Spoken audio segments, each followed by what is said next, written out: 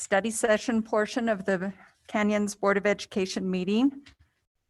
This evening we're meeting at the district office located at 9361 South, 300 East. Today is September 15th, 2020. And I'd like to welcome all of you that have joined us for this meeting. And I would like to excuse Mrs. Schill, who has left for a family event, but will be joining us as the meeting progresses. So with that, oh, and also Board Member Chad Iverson is joining us virtually. So with that, first item on the agenda for the study session is Nutrition Services Report. And we will turn the time over to Sebastian Barras, Director of Nutrition Services. Sebastian.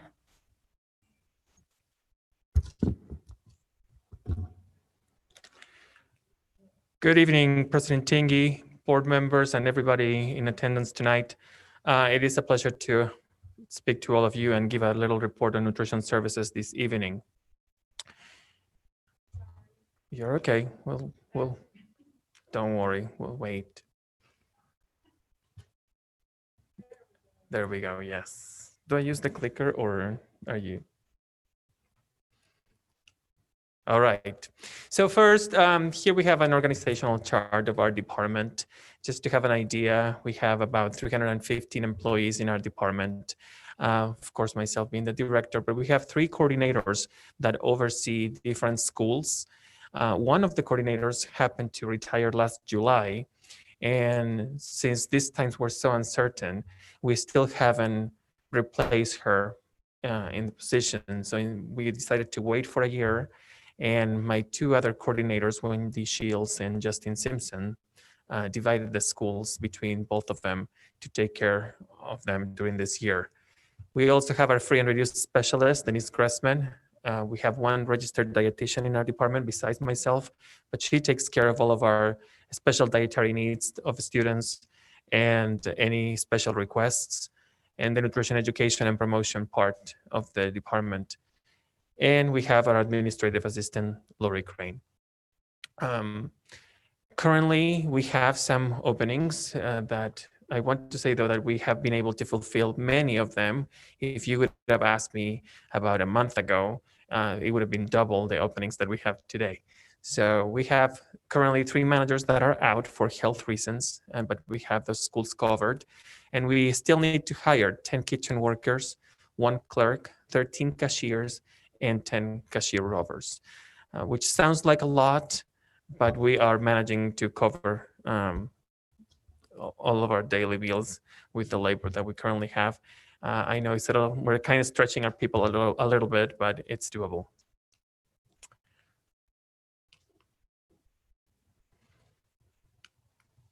Oops, went too far there. Okay, so the main program we run is the National School Lunch Program. And all of our school lunches must meet all of the meal patterns and nutrition standards based on the latest dietary guidelines for Americans. This current pattern allows for more fruits, more vegetables, more whole grains in the school menus. And they specify caloric limits between different age groups. We divide the menus between three groups, K through 5, 6 through 8, and 9 through 12. So depending on those age groups, they receive a minimum amount of calories and also other nutrients in their menus. And another advancements that we've done for the menus based on federal guidelines is the reduction of sodium in our menus and more content of whole grains. Some schools have decided to go, school districts have decided to go even farther, and we are one of them. And we always have promoted, since we started Canyons, more produce and more whole grains and healthier options within our menus. And that's because while all of our lunches have to meet federal guidelines, the ultimate choice on how we adapt menus to these guidelines is up to us as a district. Some of our popular menu items are orange chicken, homemade mac and cheese, and pizza. But here are other pictures of popular menu items. This is our chef salad that we give to our students. very, very colorful. I like that. Our taco salad, and of course the produce depends on what's in season. Here it's accompanied by fresh pineapple and Utah peaches, which happen to be in season. That's our fish and chips option. We have our bento box, which we found that especially secondary students, secondary school students really liked it. It's basically crackers, peanut butters, an egg, cheese, carrots, cherry tomatoes, and an apple. Very healthy and kind of like more of a snack type, but they like this type of meal. And this is beef and broccoli, kind of like mimicking what you would find at fast food restaurants, but a healthier, and I personally think a better version. We also run the National School Breakfast Program. This program provides nutritious breakfast for students to start the school day. We want to set them up for success. So of course, we want them to start the day with a healthy breakfast. And also these meals have to meet all of the federal guidelines set by the government on what to serve the students. And all of these changes to breakfast to make them healthier started back in 2013-14. But again, since we started Canyons, our mission was to have healthier and better meals for our students. So we started even before that. But some of the things that we have incorporated is whole grains, 0 grams of trans fats, and appropriate calories for the same age groups that I mentioned for lunch. More fruit is also available for these breakfast meals. And of course, the kids will always like what they like, which is the most popular items are the fresh baked cinnamon rolls, which happen to be whole grain though. Our pancakes, which are also whole grain, and our breakfast pizza, which is whole grain as well. We also have schools that serve breakfast in the classroom, and those are East Meadville, Mid Valley, Copperview, and Sandy. And this is a great program. We've seen that participation at these schools that provide this program has increased at some schools for 100%, which we don't really know what that tells us. We don't have any data saying that why kids are, if they are or not consuming breakfast at home. But what we do know is that when they get to school, they do choose it and they eat it. So that's what we care about, so they can have all the nutrition needed to start the day. We also run the Seamless Summer Program, and this program is designed to run over the summer months and to provide high quality meals to children 18 or younger while a school is not in session, to assure that they have nutrition and good nutrition and meals to go to when a school is not out. So for many of our students, the only assuring meal that they have is a school breakfast and a school lunch. So this program actually assures them that they will continue to have that nutrition in the summer months. However, this calendar year has been so different that we started this program back in March due to our soft closure.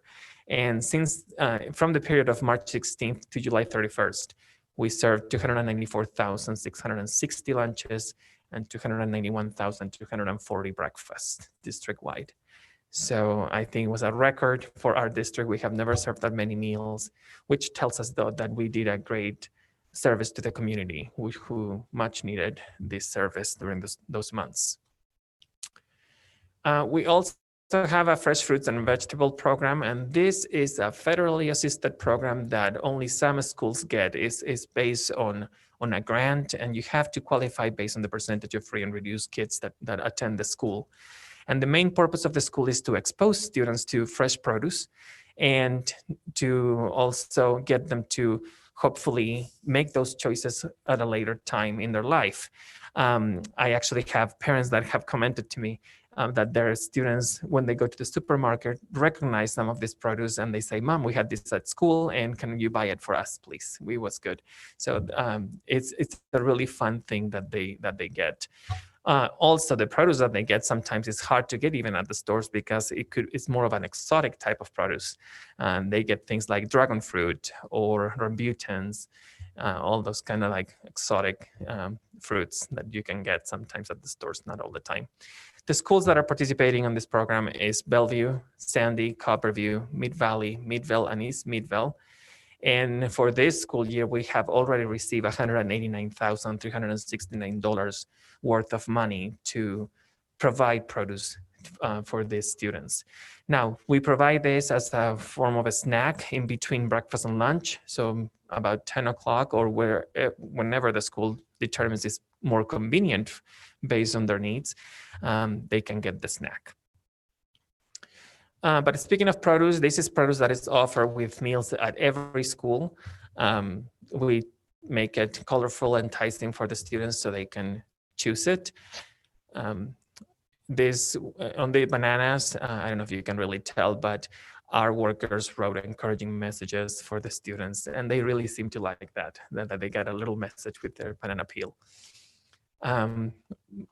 My workers get very creative. I don't know if you can tell, those are dolphins, banana dolphins, to entice the students to eat more produce. I guess they're swimming in pineapple. Or they make the serving lines colorful so they can choose that. Our department also provides the snack program, which is healthy snacks to all of the schools participating in after-school activities that qualify for this, usually when they are 50% or more free and reduced. We meet all of the USDA guidelines for these snacks as well. However, due to COVID-19, the after-school programs have not started yet for this school year, so that program is on hold so far. We also have a catering program where nutrition services can provide high quality and tasty breakfast, lunch, and dinner or snack options as a catering.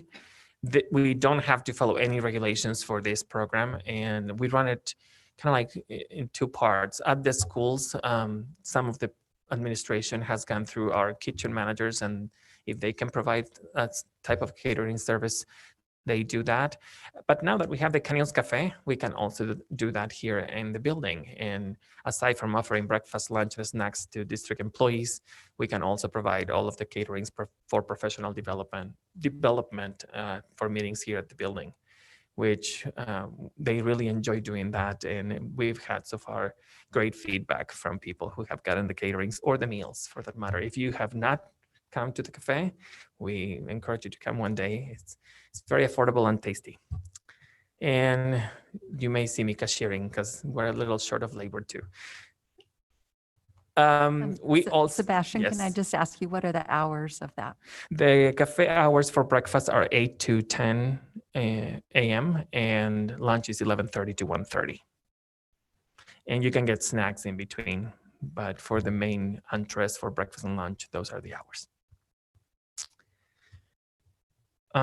We also provide nutrition education in our department. We want to make a connection between the cafeteria and the classroom whenever it's possible. And for that reason, we have promotions that are registered dietitian plans for all of our students in the district. Last year, and the theme changes every year. Last year was Eat Like a King with the school meals.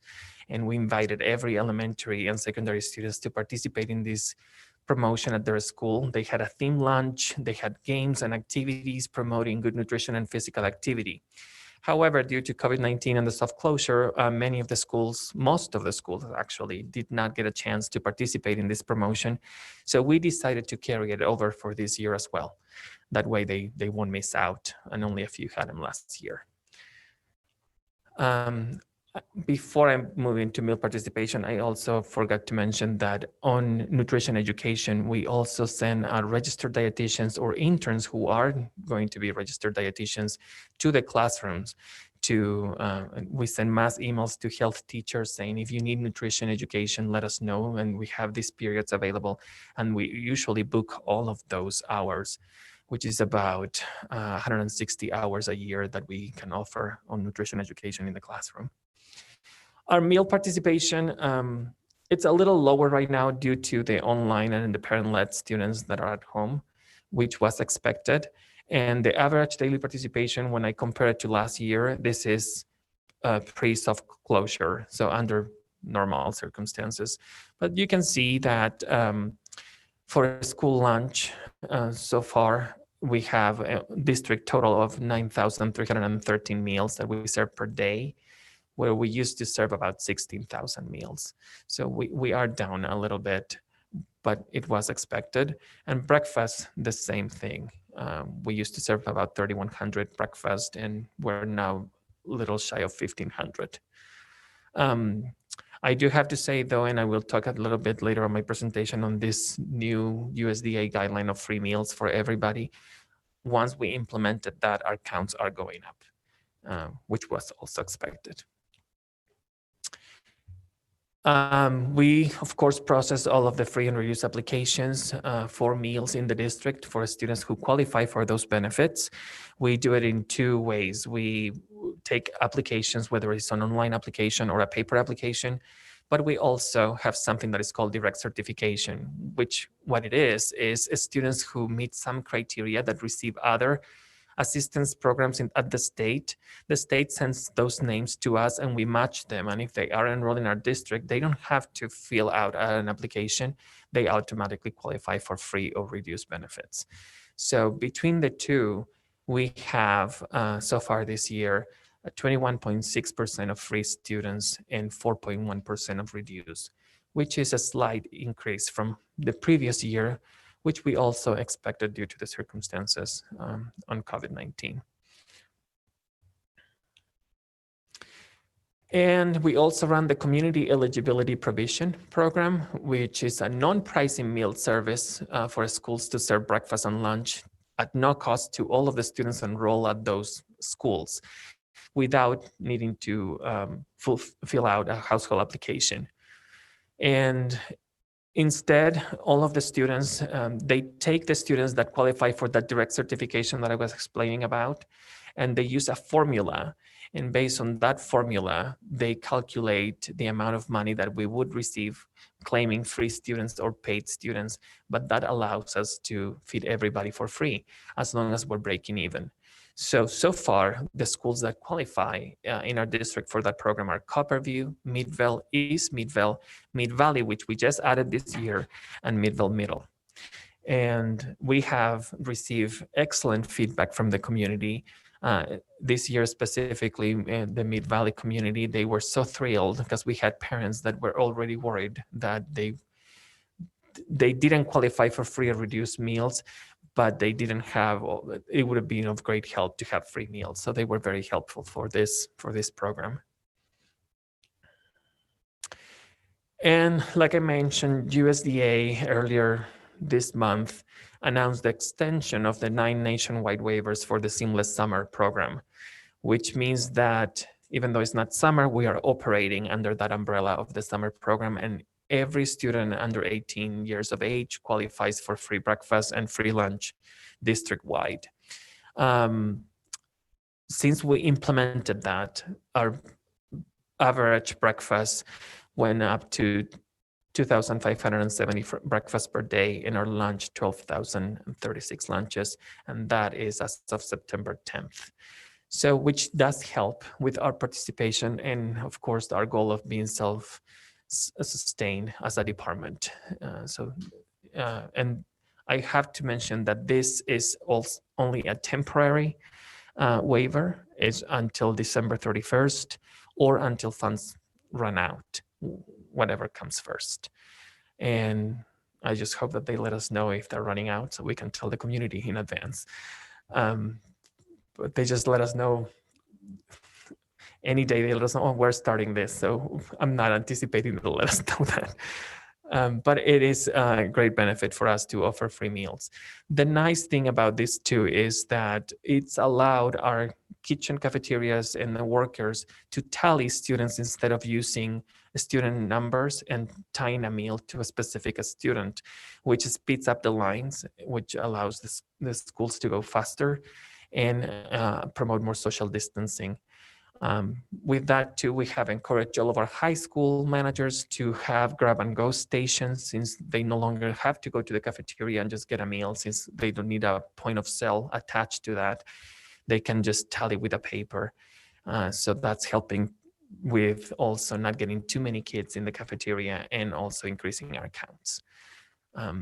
And so far, we've also received very good feedback from the community. I've had emails of gratitude from the community telling us how grateful they are for this program at this time. Sorry, I thought you had a question, Mom. We also receive a state grant for software update. We receive $111,445 to use for software equipment, which we are transitioning to a Skyward food service for point of sale. After coordinating this with IT, we decided that it's going to be more user-friendly for the parents to go to Skyward, since that's the venue they know, to connect with the schools and their students and pay for their meals and also see the balances. So that transition will happen sometime this school year. And with that, originally, before, because this has been in the plans before the pandemic, we had a plan for biometrics, meaning students would just put their finger and they wouldn't have to put any numbers or anything. That's out of the question now due to COVID-19, but we will have a scanner that scans IDs for all the students. So they will just need an ID, scan it, and they don't have to touch the point of sale to enter their numbers. And that's going to be at all levels. It will require a little bit of adjustment, especially for the younger kids, but it will be safer for them not to have a touchless point of sale. Sebastian, I believe Mr. Millerberg had a question.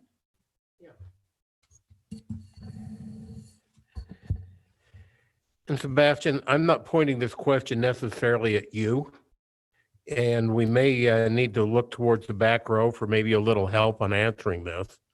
But I'm looking at what comes up on my screen is slide number 10, and it's schools with breakfast in classroom.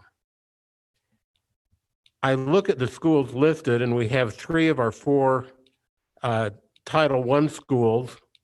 And in my opinion, if we were to come up with 5 Title I schools, that you've got the 5th one listed as well.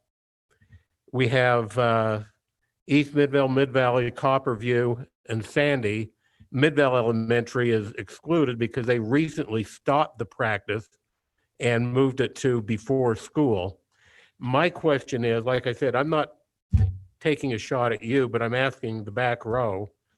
Tell me why we want to consume classroom instruction time eating. I mean, I can give my perspective, but I don't. Because, you know, we stopped that at Midvale because we felt like the increase in instructional time would be beneficial. And I think it has worked out to be that way. I think there are a number of different factors that went into that decision. As we look at breakfast in the classroom, it ensures that a greater number of students actually get the meals. This is the direction we've been given from the State Office of Education, State Board of Education, in terms of this protocol, because they are very concerned about nutrition. In terms of instructional time, it basically takes the first 10 to 15 minutes of a classroom if it's done right. And I think that was some of the challenges we experienced at Midvale when they were doing it, that it just dragged on and on. But if it's done right and those the big coolers are already at the school doors, when the children come in, they get their breakfast, and that's the beginning of their circle up time or their morning meeting times. Sometimes the teachers have a self-start that they can eat while they're working at their desk, and then it wraps up within 10 to 15 minutes. We found at Copperview, they probably have the slickest system. Sandy does it very well, and depending on, again, teacher preference, some like it, some would prefer not, but when they see the benefit that it gets to kids who come hungry, they have really liked it. East Midvale is another one that has implemented it well for the last several years. And it doesn't take a lot of class time, and the time while they're eating is when teacher is doing things like taking roll, when sometimes they're watching a review of yesterday's curriculum, they're doing check-in with individual students, correcting papers, giving feedback, or they start their morning meetings. So we don't feel like it's a loss of instructional time. So then why did we do it at Midvale? Why did we? Yeah, why did we make the change? Or are you proposing we go back? Yes, if it was up to me, I would propose we go back, because not a lot of children are coming for breakfast right now. And Sebastian could give you those direct numbers, but a lot of it has to do also with kids coming for the bus. Buses don't always get there in time. They have to go in through the back door, go in and get their breakfast, and then hurry to class. And we never have turned away kids, but it's not conducive to best nutrition and digestion to do it that way. Sebastian's office, I cannot say enough about how great they were to try and figure out how to do this before school, because there's no staff for that. And so Sebastian was coming out, even helping take tallies and take marks to know who was eating and who wasn't, so that could be appropriately charged. When it's in the classroom, when the whole school is already eligible for 100% free and reduced lunch, those kids all get to eat, not just some. And it creates a better atmosphere for learning through the whole day, because then kids aren't hangry. And really 10 to 15 minutes is all? It would depend on the structure. Little kids eat slower, so it probably takes longer there. But teachers who have a very set procedure, and when kids come in, they come into their classroom 5 or 10 minutes before the bell, depending on how that school structures. So they use that time beforehand to get their food also. Yeah, I would like to pick a random classroom with you and go with you sometime and time that. I would love to have you do that. And I would say, again, it depends on what's being served that particular day. You have to understand that too. So, but would be happy to do that. Yeah, my fear, as I stated earlier, is that you are taking away instruction time. And I'm all about feeding the kids physically, but I'm also all about feeding them educationally. And I don't want that end to suffer, especially with the schools that are probably our most difficult elementary. And I also understand that if I'm hungry, I can't learn very well. And I think you've hit the nail on the head. That's the number one concern that we have. A lot of the kids may not have eaten dinner the night before. And so this ensures that they have something nutritious to start the day and move forward. And they don't have to eat it if they don't want to, but it's there if they want to. And I was just wondering if the cafeteria wasn't there 10 minutes earlier too. Well, that's what they do at Midvale. But again, that depends on busing routes. Not all the buses get in there in time for kids to eat, so it's rather difficult. And then again, it's the extra staffing in the lunchroom. We don't have resources for that, and for supervision. And so you'll always find one or two administrators in the lunchroom or in the breakfast room before school at Midvale to monitor that, when they would prefer to be doing things like meeting with teachers or having faculty meeting or doing IEPs or meeting with parents, whatever And that is. I'm just basing it off of conversations I've had with people at Midvale that tell me how much nicer it is to not have that in the classroom. And when they come to the classroom, they are ready to start learning upon arrival. I understand. And again, I would invite you, pick a class, any class, and let's go. But again, I'd like you to look at it from the perspective of what's best for the students, because teachers may not like it, because then they have to clean up and they have kids do it. And it's one more thing, but it's better for kids. And I think most teachers would agree with that. Yeah, for the teachers, that's a lot to get done in 10 to 15 minutes. Well, let's go look, because I will guarantee you it's not like at home where you're pouring a dish of cereal and pouring milk in and having to clean all that up. It's not that kind of a meal. So let's go look, and then we can see. You know what? Thank Those kids need that food or they can't learn, period. Those teachers are taking roll. They are putting in the lunch count. They are monitoring the kids for that 5 minutes, 6 minutes. They can give up that few minutes of time. And even that, they could still do things while those kids are eating. They can pretend do phonics and say, broccoli. And there's many things that they can do while those kids are using that time to eat that still help supplement academics. They can put on the times tables on a audio, and those kids would still be repeating times tables in their head on the audio. I just know, because I've been in schools where we had probably 80% of the kids below income, they just need that food. And they already have research out there long time ago about if you would just feed kids juice and some protein before they even took their SAGE test or RISE test, whichever we're going to call it this year, that they scored much higher on the test because they had that protein and juice in their system before they took their tests. And so you can go on, you can have fun, but I totally support the fact that they eat in the classrooms and they use that time to do that. Yeah, the question that we're talking about is not whether or not they need food. I acquiesce that one right up front.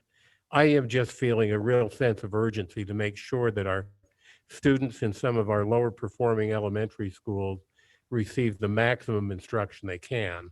Yeah. And if you can move food out of the classroom 15 minutes before, that feels like a better model to me. But And then I- again, I'm not an educator. Well, I would just say that we integrate it. I would not say that it stands alone. They only eat and don't do anything else. It's integrated with the rest of their class procedures and so on. So let's go visit and maybe you'll change your mind, maybe you won't. But yes, there is quite a bit of concern actually that Midvale goes back to having breakfast in the classroom because so many kids don't partake of it and they're 100% free and reduced. So I'll just lay that out there for you. And I love a fritter at an early morning meeting as much as the next guy. Good. Yeah, so thank you. I think, yeah, we'll have some follow-up on that later. And Thank you. Karen, thank you. That was a very good explanation. I just want to add maybe a few things only. One being that I love the idea of you to visit a random classroom, but we also have seen teachers that do it right and they do it efficiently. I would also encourage you to visit those classrooms as well, because then you could see that it is possible. But another interesting fact is that this year, the state of Utah passed two legislations that actually affect breakfast. One is HB 16, which allows the state, if they have fundings available, to allocate some of those fundings for the breakfast program. And HB 222, which affects this directly, which means that schools that are high on free and reduced, they have to adopt an alternative breakfast model other than the cafeteria based on thresholds. And those are, if the schools are 70% free and reduced or higher, they have to adopt that alternative model by the end of this school year. If they are 50% or higher, they have to adopt the model by the end of next school year. And if they are 30% or higher, they have to adopt an alternative breakfast model in 2022, 21, 22, no, 22, 23, the following year. So that is something that as a district, we will have to determine and see. I know the state also with this legislation, they did provide a waiver. However, it's not clear what that waiver will look like. But I think it's worth mentioning that that legislation was passed and we will have to look at this and see, because it will affect Midvale Elementary specifically, because technically, if we go by the legislation, they should go back to this alternative breakfast program by the end of the school year. I think they're just too busy with COVID right now and they haven't given us any more guidance. But as soon as we receive it, I'll make sure you know about it. All right. Oops, went too far. Okay. I also want to follow up and let you know that we did meet with Emerald Spencer, our very impressive student from Corner Canyon who proposed the reduction of waste for meals. And just a little summary of how that meeting went. It went very well. We gave her a background of what, as a district, we have done to put pilots programs for waste, reducing waste at schools, and the pros and the cons and the things that work and didn't work. The best model that we've had so far to reduce waste from students' trays has been implemented at Midvale Middle. And they started as a pilot due to some students that came up with this idea, and they implemented it last year. So we gave her that background. We discussed our program requirements and said what we could and we could not do.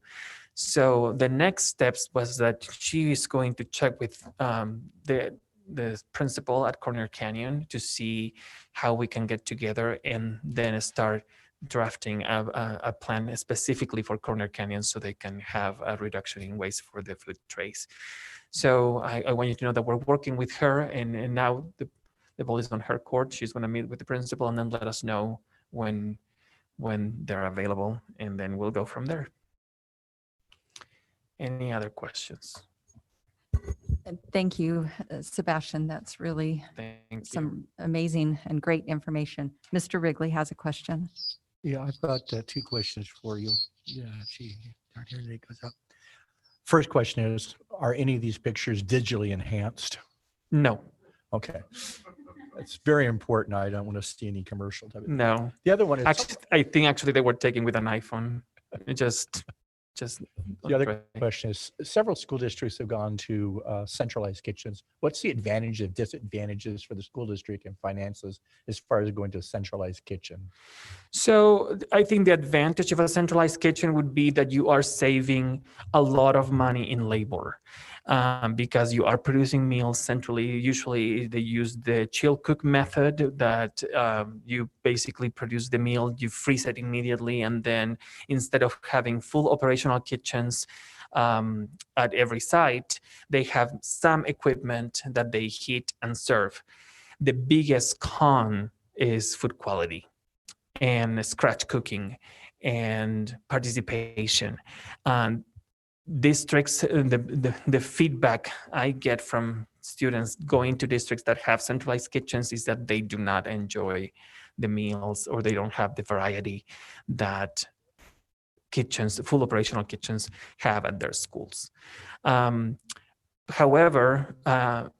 when you look at a normal year, not this year or the previous year because of the situation and all of how it impacted finances, when you are able to have a self-sustaining program with fully operational kitchens in every site, I personally believe that's the way to go. It will encourage, you have more control of the quality of meals on your HACCP plan, following step by step how that meal was produced from the moment it was ordered, received, prepared, discarded, and then you can offer more variety and better quality food for the students. Is there any districts that have done a hybrid model where you'd have what could be done mass production wise and what needs to be made homemade? Here in Utah, not that I know of. Okay. Any other questions? No?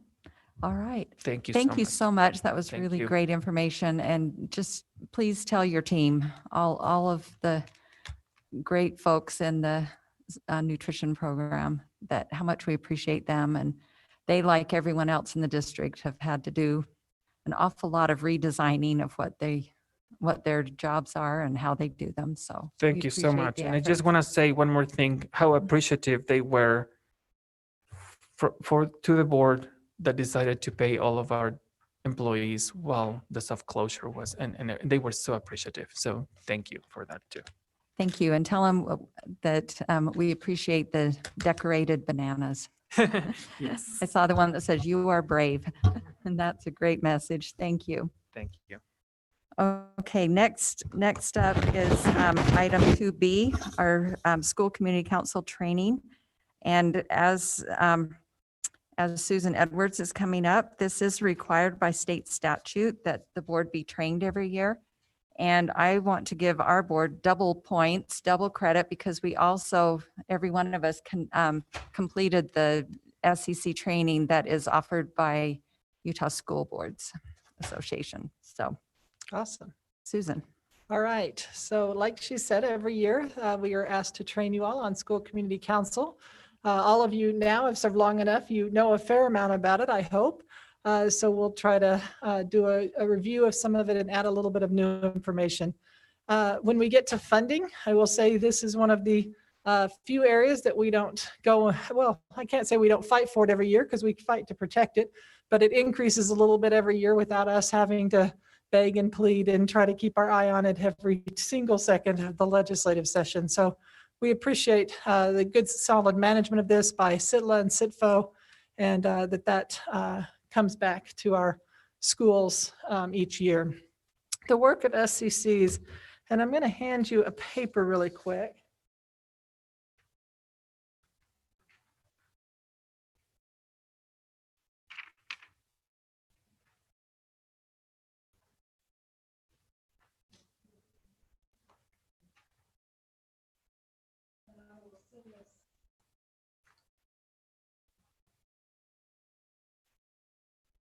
what I just gave you is a little bit of a work in progress that we're developing for school community council training, but has a pretty good synopsis. And the reason we're developing that is because every year things change. The legislature, the state board, even you, like to ask of the school community councils for feedback, for input. And so there's a few things that are new. So I wanted to synopsis it for you just a little bit differently and for our SCCs. And as those of us that plan training started taking a look at this and actually worked with the state office some on this as well, to try to make sure we are keeping track of and documenting all the different things the school community councils are asked to either actively be involved in or to give advice on, or at least to have it roll an eyeball over before it is passed up to you, the Board of Education. And so that list grows a little bit, and we're going to talk about a few of those things. As you know, the TSSP plan was added in a couple of years ago when Teacher Student Success Act was passed. The School Land Trust Plan is the oldest and most consistent and steady part of what school community councils do. The School Safety Plan, last year was the first year for that. And if you recall, we piloted a little bit of what that looked like in the method that we went about doing that, where we send out, very similar to the Digital Citizenship Plan, we send out a district report to the schools and the SCC. They review that. It's a very comprehensive plan, and we are just about ready to send that out this year. They review that, and then they go through and discuss as a school community council their school safety concerns and document their top concern, and have the ability to document 2 or 3 if they want. At the end of last year, you all asked for kind of a review of, well, what did you do with the things that they came up with? And we hustled and brought that to you in May. This year, that will just be part of what we do. We'll ask for that review. It's kind of broken into 2 parts. The school identifies what their safety concerns are, and if they have a method of addressing it. Sometimes it was as simple as holding a meeting with their parents to talk about something. Other times it required action on their part, maybe something to do with a school drop-off or pickup, or various things. Other times it came in here and needed some work by the district, either in budget or just in practice, that they needed some input from us. And so we divided that up between the various departments that would oversee those areas. And by May, generally, we knew sort of where those answers were headed, if we had done anything to address those concerns, or if not, why, and got back to the school community council and to you. So we'll put that into practice again this year with the addition of the follow-up in May, and that will come back to you. Same basic format with the technology and digital citizenship plan.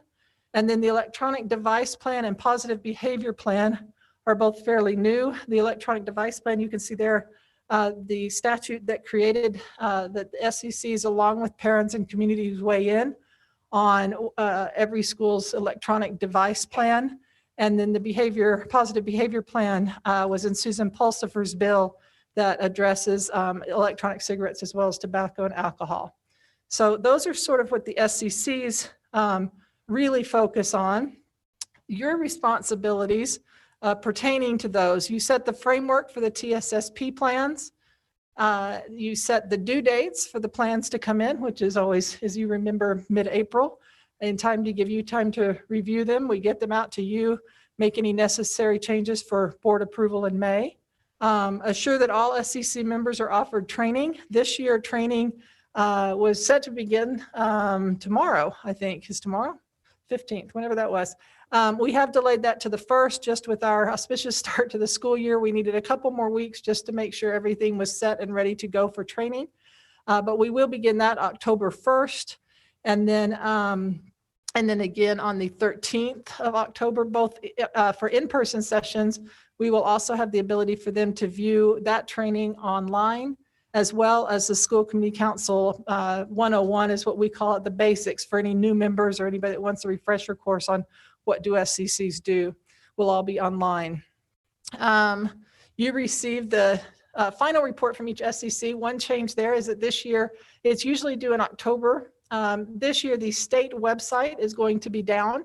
And so they are moving that deadline for the SCCs to review and submit their final report to January, February timeframe. So you won't see that yet. It'll be after the first of the year, but we will synopsis that and get that to you at the time that those come in. Review or receive the digital citizenship and school safety plans, as we talked about a moment ago. And we will add that follow-up report in May. You then read and approve those plans. I think you guys are pretty familiar with that now. And encourage dialogue and sharing among the FCCs and the local Board of Education. Many of you attend your school SCC meetings. You know kind of what they're thinking and how they're feeling about different topics. Our board is probably as good as any board in the state at referring items out to the school community councils for consideration. And so I think you have an excellent rapport with our school community councils and take a lot of input back from them. And then disperse funds for approval. Leon does that for you. And then, of course, when you visit or when you hear about them, that you celebrate the school successes. You determine or you delegate when things are due in order to meet state deadlines. Again, that training has happened.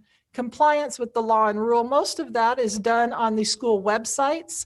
If you visit any of the school websites, you will see under Community School Community Council. On there, you will see the state mandated compliance, and we audit that a couple of times a year to make sure that they have that up to date on your behalf. The signature page that you do also includes for TSSP that the SCC members have not only are aware of it and are signing it, but they actually also have participated in that discussion. That is set by you all. And then kind of the same discussion that we had on the others, that you provide the rubric for the land trust plan, the framework for TSSP. And then the last one is one something we'll visit in the next little while. We've requested from IT some discussion on possible platform for electronic voting. We have not had that. It's much more complicated than you believe to make sure that only every parent gets only one vote, but every parent that's supposed to get a vote gets a vote, and different things, that it's secure, that it's anonymous. There's several reasons that it becomes a little bit complicated, but we have requested that we visit that during this year and see if we can come up with a possible solution to bring back to you to approve an electronic elections process for our school community councils.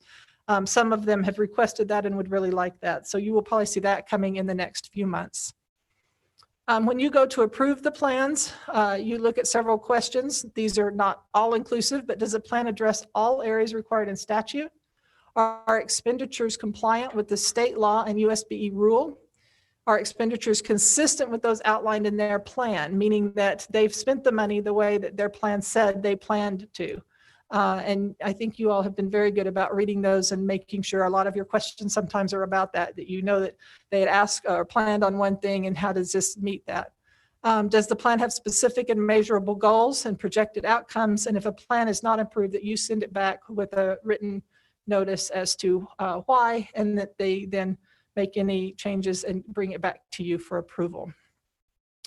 SCC expenditures, this is kind of not changed in this section. The next slide will give a couple changes. It should be used for data-driven, evidence-based practices and services.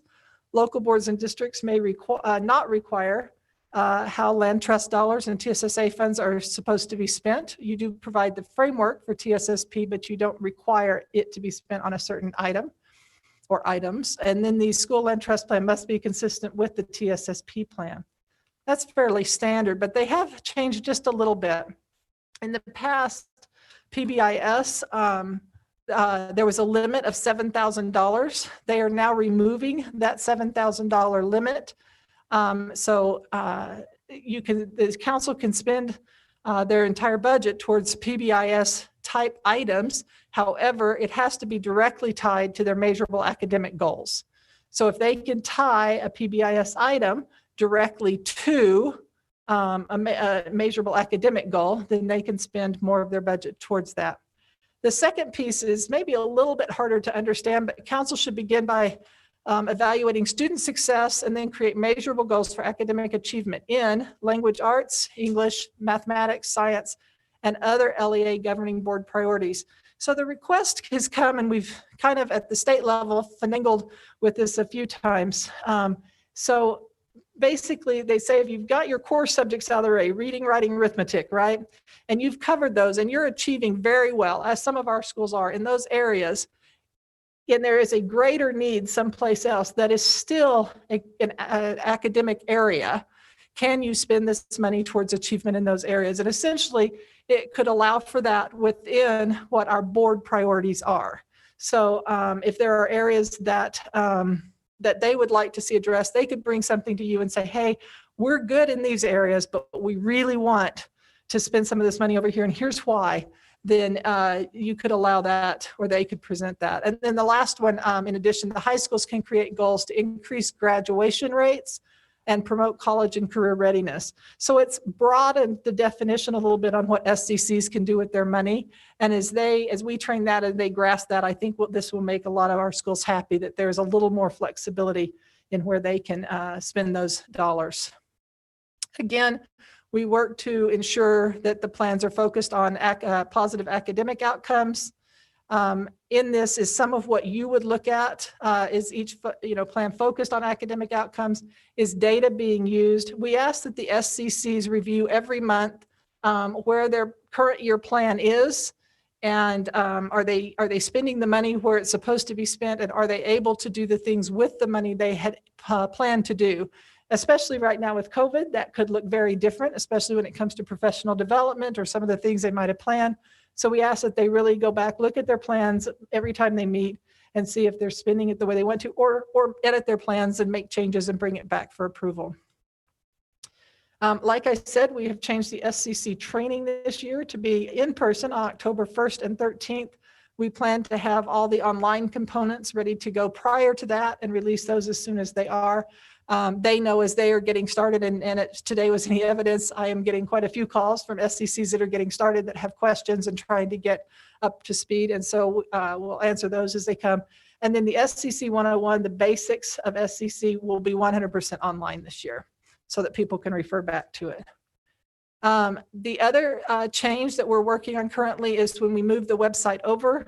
We have not yet moved the SCC websites over. And so we hope to have that up within the week, at least by October 1st, but hopefully within the week, that we will have the new SCC website up and live, ready to go for them to use. With that, are there any questions? Questions, board? No, that was great training. I just want to also clarify that the in-person training will be conducted in a room where there's space for limited to 30 distancing and people. limited number of people. So Correct. will you be conducting some like signups or registrations or? The Sign Up some Genius sort. went out this week to all principals and chairs, where we have the chairs' names, and then to all the SCC members that we have rosters for have received those, and we are getting quite a few signups already for those slots. Okay. So And I suppose we could try and add an additional time if if needed, it's needed. yes. Okay. And I'll keep my eye on that. So far, it's not. There's plenty of slots open still, but we'll see as we progress and get closer to it. If that's needed, we can. And if board members wish to attend one of the trainings, should Just they let just me know. contact you? Contact me or you. Either way, I know you usually work with them to Mhm. coordinate who's presenting at that particular meeting. So either way, Okay, let us know when and if you'd like to attend. great. Thank you. Absolutely. Thank you. Thanks for your great work, and thanks to all the school community councils out there. Okay, next item is our policy update. There's a few policies there that are up for first reading, and we'll turn the time over to Mr. Jeff Christensen, who is Assistant Legal Counsel. Thank you, President Singy.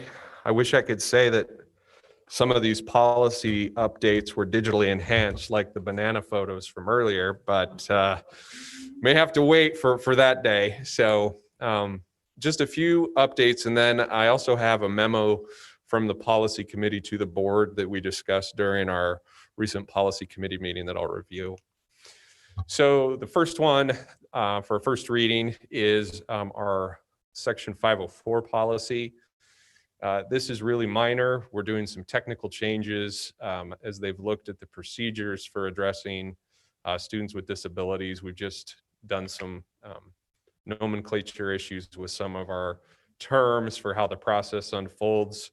But we felt it was important to bring that to the board so that those processes have board approval in terms of renaming some of our documents and the process.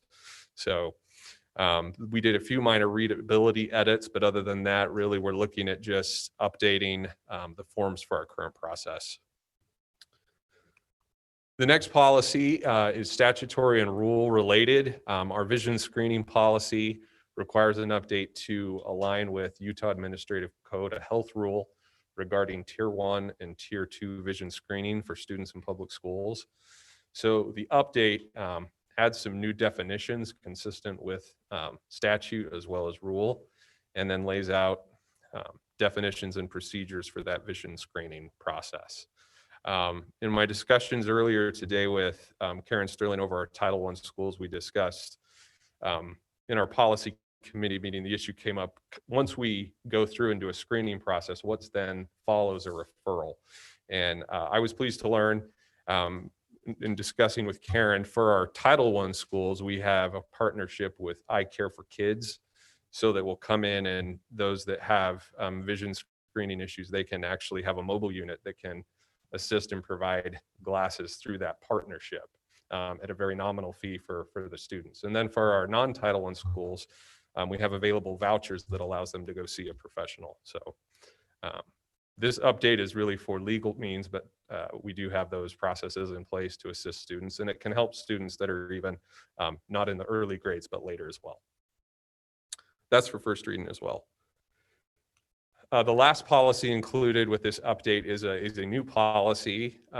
Currently in our board policy section, we don't have a board budget principles policy. We have several that deal in our finance section with fiscal accountability, investments, accounting, and other issues.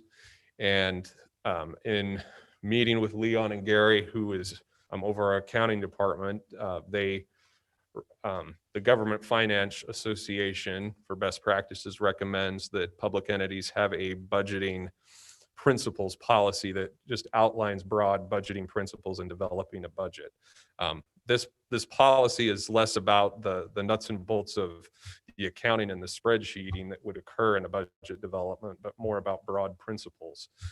So this is presented to the board for consideration for first reading, and this would go through that first reading process. And the principles in the PowerPoint above just sort of outline generally what's included, focusing on student achievement, grounding decisions in data, and looking for best value through the rest of those principles. Any questions regarding those policy updates at this point? Okay, board, these are for first reading. And at this point, do you have any questions or feedback that the policy committee could then consider before bringing them back for a second reading? No? Okay, All right, thank and if you do think of something in the meantime, please get a hold of Mr. Christensen prior to, I think we're meeting again in a week or two, or 10 days, 2 weeks. I can't remember now, but in the next little while. Thank you. Thank you, President Singy. The second item I'll address is, it's really not in my PowerPoint here. In meeting with the policy committee, in light of this time period we have both as a district country in terms of a presidential election year, and looking at the upcoming election, we've already issued through our annual processes reminders regarding political speech to our employees. Both the Human Resources Department and Legal Services issued a policy memo earlier this year. In light of that, in meeting with the policy committee, we felt it important to once again just reiterate some of these principles of political neutrality in the classroom. And so prepared for you in your board doc materials is a statement of review of political neutrality in looking at our policies that was reviewed over the last several weeks, and as a statement prepared, just reiterating some of those same principles. What we set out to do in this is, one, really thank students and patrons and volunteers and employees for their support during this difficult time of opening schools. And then also just recognize that within the classroom, we're cognizant of diverse points of view at this time, particularly among students, families, and employees. And then throughout the document, we just reiterate that in multiple places in our policy manual, we reiterate the neutrality for the public school classroom, recognizing that these issues at times do enter into the classroom, but must be addressed in a balanced and delicate approach for age-appropriate matters with students. We've referenced in the statement provisions of Utah code that address that school employees may not use their position to endorse, promote, disparage a political or particular political, religious, sectarian, or denominational, agnostic, aesthetic belief or viewpoint. And then, at the end, we just remind all to be thoughtful, kind, and considerate and balanced and civil in our communications with parents, patrons, and coworkers. And we hope that these reminders for us as employees, as well as the community, will help us navigate from now through this political season as well into the future. With that, that statement is provided for the board's consideration and from the policy committee. With that, I don't have anything further. Okay, thank you, Mr. Christensen. I believe Mr. Millerberg has a comment. Yeah, I'm just one person on the board, but I would request that the memo you've addressed to the Board of Education also be shared with the building administrators throughout the district, just so that it's closer to the ground level than we are, Absolutely. because that's where the rubber meets the road, is in the schools.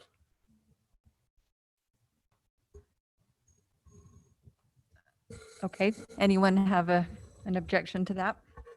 So just kind of share it with the building leaders, the principals, and with the request that they,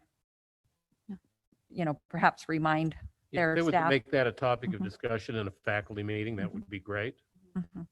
Okay, great, thank you. Mrs. Oakes, did you have a comment? Yeah, I was just going to say, I would like to see that faculty get a copy of it, but I think it is probably even more beneficial to have a conversation with their school administrators. So I think that's a good suggestion. Okay.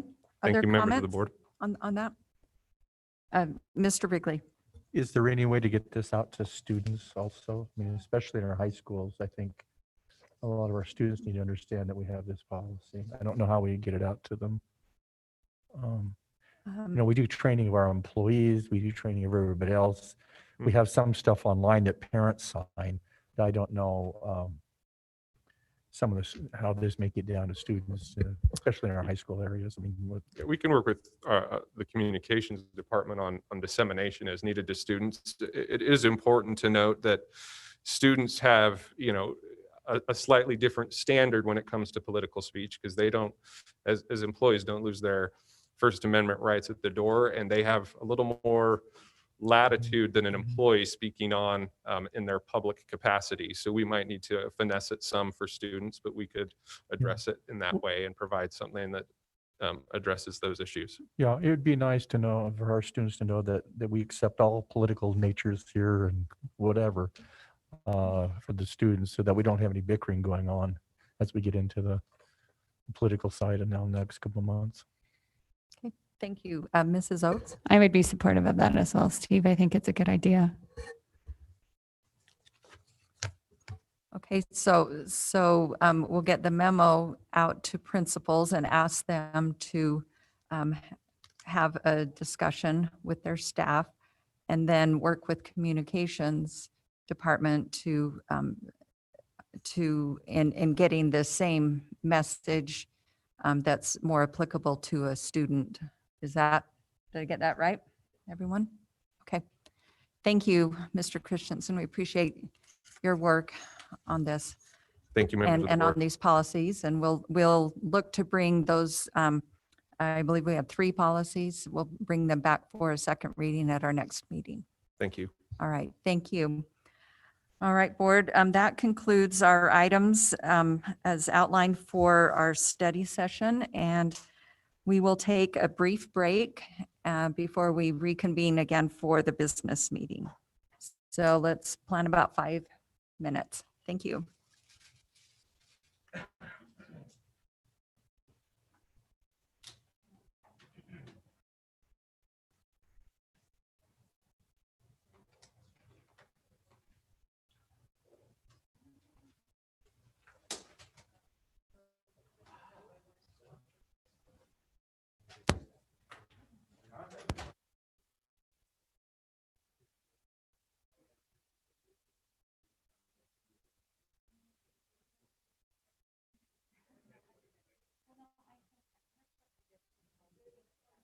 Eric, are we offline now? We're not texting, we're not.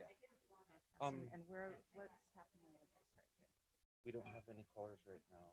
Okay. And yeah, I mean, I got a list that has a few names. yeah, I just asked Kristen. She said nobody is in queue. Nobody's in the queue yet, but they'll probably be joining us. We have, I think she said 5. I'll go double check. No, she gave me the list. I'm good. Okay, cool. Yeah. Okay. Thank you. Thank you.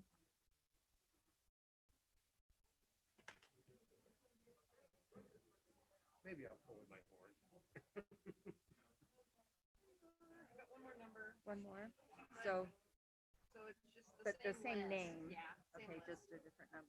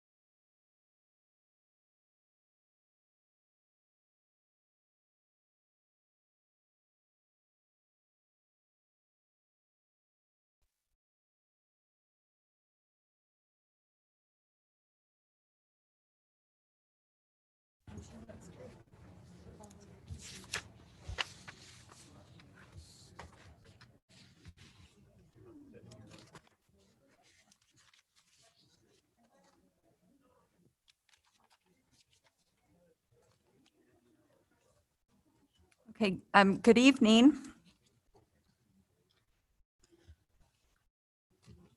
I'd like to welcome everyone to the business meeting portion of the meeting of the Canyons Board of Education. Today is September 15th, 2020, and we are meeting at the district offices located at 9361 South, 300 East. Mrs. Schill has asked to be excused, and she will likely be joining us during the course of the meeting. And also board member Chad Iverson is participating virtually in the meeting. So with that, our first item is to approve the agenda for tonight, September 15th, 2020. I will entertain a motion for that. I'll make that motion. I'd like to approve the agenda for September 15, 2020 as so stands. Thank you. Is there a second to the motion? I'll second it. Thank you. And is there any discussion to that motion? Seeing none, I'll call for a vote. All in favor, say aye. Aye. Aye. Any opposed? That motion carries, passes. Thank you. We will now be led in the Pledge of Allegiance by Dr. Robert Dowdle, Assistant Superintendent.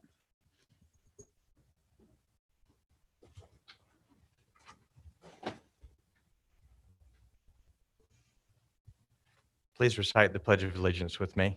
I pledge allegiance to the flag of the United States of America and to the republic for which it stands, one nation, under God, indivisible, with liberty and justice for all.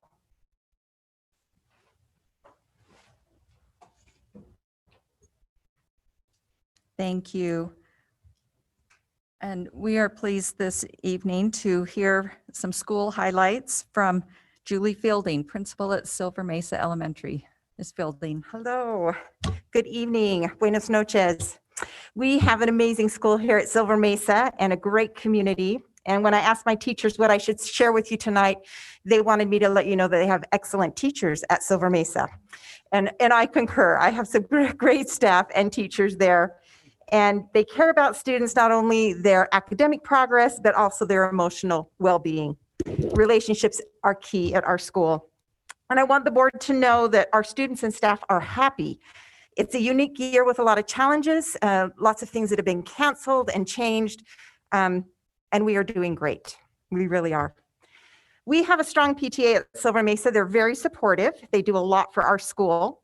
We have 2 huge evening events each year that they sponsor, a STEAM night that includes a science fair and tons of activities with hands-on science and technology and math, and a literacy night with a very cool Harry Potter theme. And our school is transformed into Hogwarts, and there's magic in the air. We've got people dressed up as characters. Do I need? It says it's on, the light's on. I'll keep going and I'll try to speak louder. But that's really a wonderful event too with our literacy night. Silver Mesa has an accommodated core classrooms at our school for students who need some extra support. And we also have Spanish dual language immersion at our school. And the first cohort that started years ago as first graders are now juniors in high school. We have 4 teachers from Spain currently teaching in our school. And in years past, I've had teachers from Peru, Mexico, Colombia, and Venezuela as well. And we love the culture that they bring to our school. One of the culminating events we do with our dual language students is a micropolis.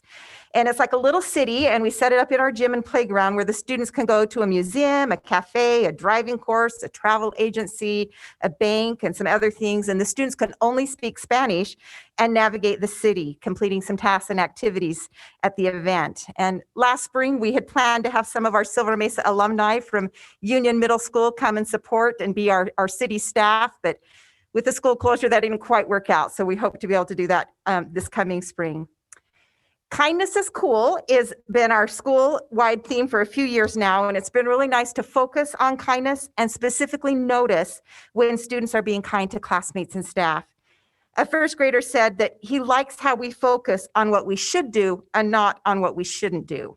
And I have to say, I agree with that first grader, and that the focus on the positive helps our school feel great. Our student council was just elected last week, and they look for ways to provide service to our school and bring some fun. And one of their duties is to choose Spirit Days each month to help unify our school. And this month's Spirit Day was a difficult choice. Usually they love to have Mustache Day, but with our masks, it makes it a little tricky. So this Friday, we are going to be having Unibrow Day. So I invite you all to join Silver Mesa's Spirit Day this Friday and sport a unibrow. So thanks for giving me this chance to talk about my school. Thank you, Principal Fielding. And will you please take our appreciation to your staff and your students for all the great things that are happening there at Silver Mesa. We appreciate your being here and sharing that with us this evening. Thank you. Okay, next item, we will turn time over to Jeff Haney and Kirsten Stewart from our Communications Department for some recognitions.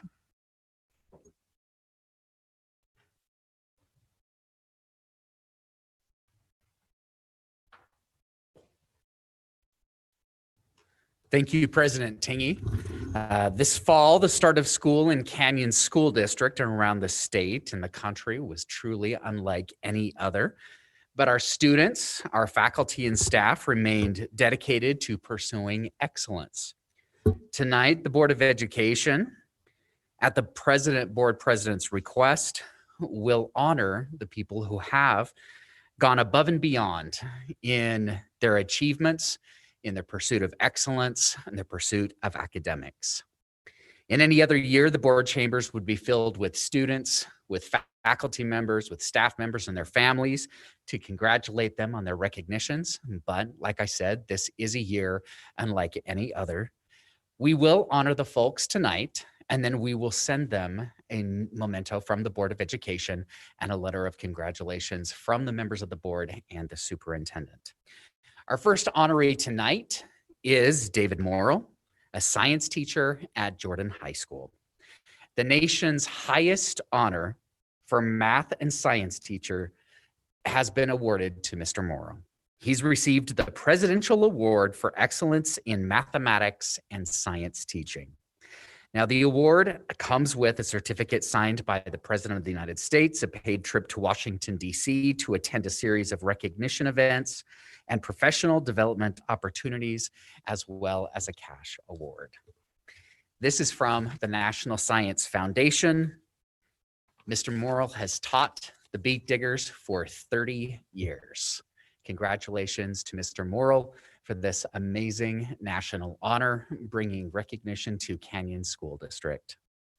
Our next honoree tonight is Ms. Emma Moss from Eastmont Middle School.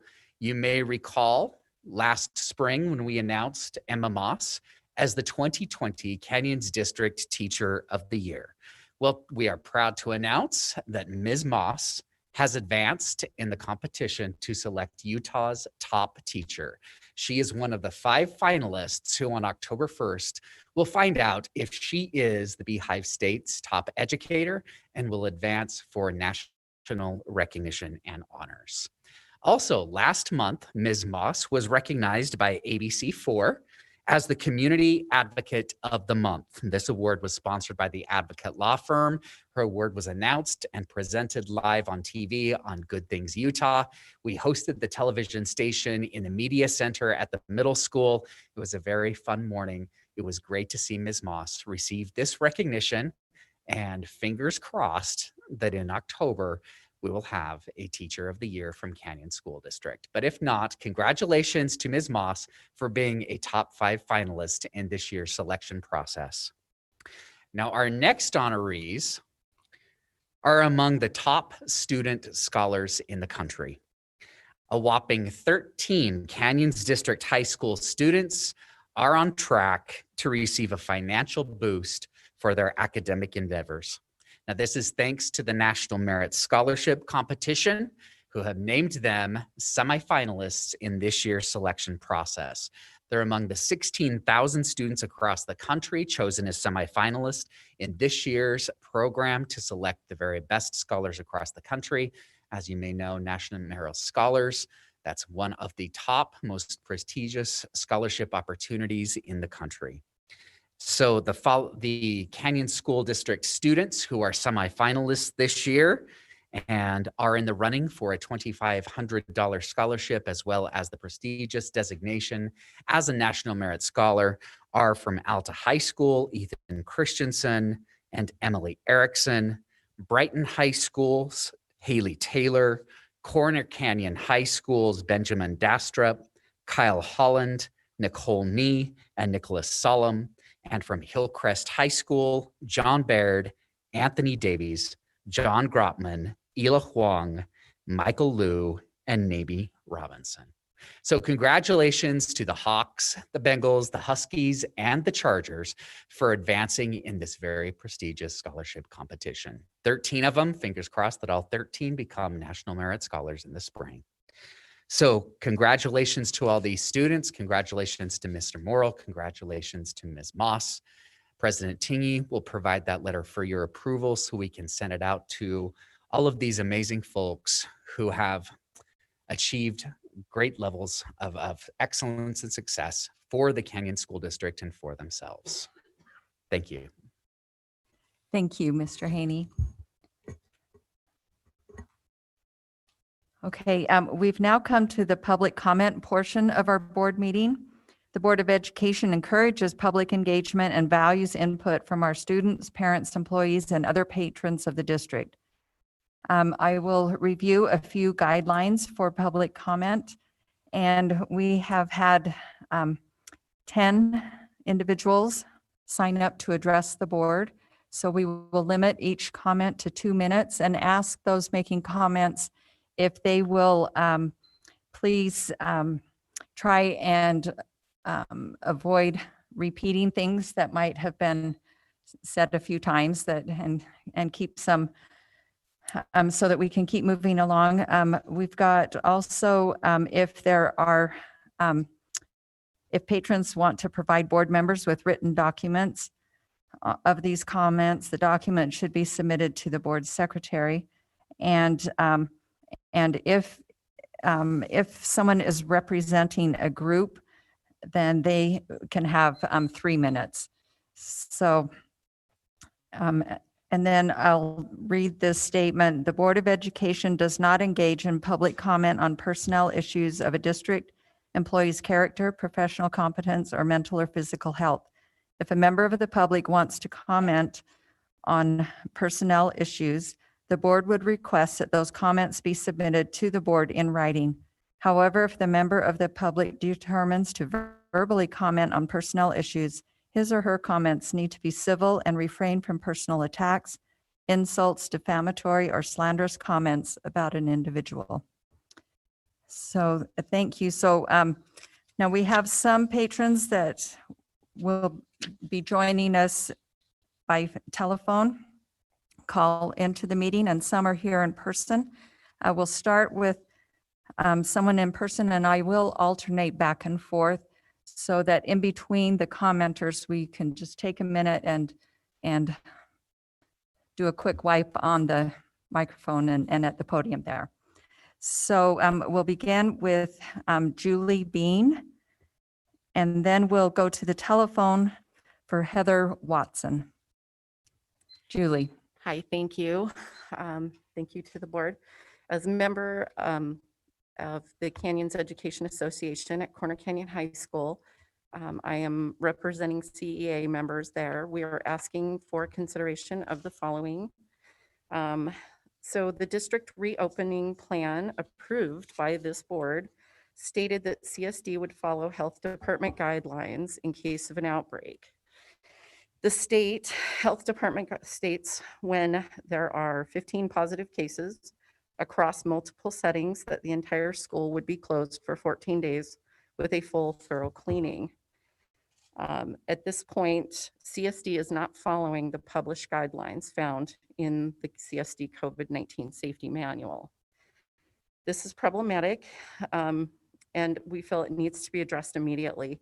Not following the guidelines presents many issues, including it doesn't inspire confidence in CSD's ability to make decisions regarding COVID-19 outbreaks. And disregarding your own reopening plans erodes trust in the board. So I think that's important that we maintain trust. We no longer know what to expect when an outbreak occurs in our school if CSD does not follow their own written guidelines describing how to respond to an outbreak. How can we know what to expect for the future in terms of consistent or reasonable safety measures? This concern is valid at our school as well as schools across the district, since this precedent is being set here and now with Corner Canyon. CSD published how they would respond to an outbreak under their own definitions, and this was before we accepted the terms of teaching during a global pandemic.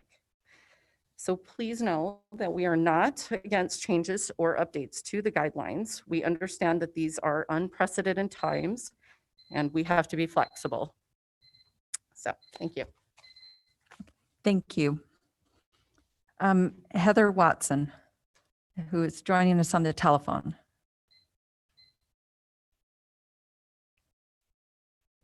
Heather, are you there? Can you hear me? Yes, we can now. Thank you. Okay. Okay. My comments are also on the subject of the previously stated guidelines that Canyons District has said that they would follow and the lack thereof with Corner Canyon High School. Because so many of my points were already made, I would just like to relay a few quotes. I'd like to relay a statement that was made by Superintendent Robbins during the last September 1st, 2020 board meeting. Superintendent Robbins said, "As I've been out in the schools, I've been so appreciative of the vigilance our teachers and staff are taking, and we cannot lose that intensity. I think as human beings, we tend to lose sight of that." He continued on and said, "I can't say it enough. If you are sick, please don't send your students to school. And employees, if you are feeling under the weather, please do not come to work. We can do so much. We talked about this in the beginning, about self-responsibility and self-accountability. And I think it's worth re-emphasizing that tonight."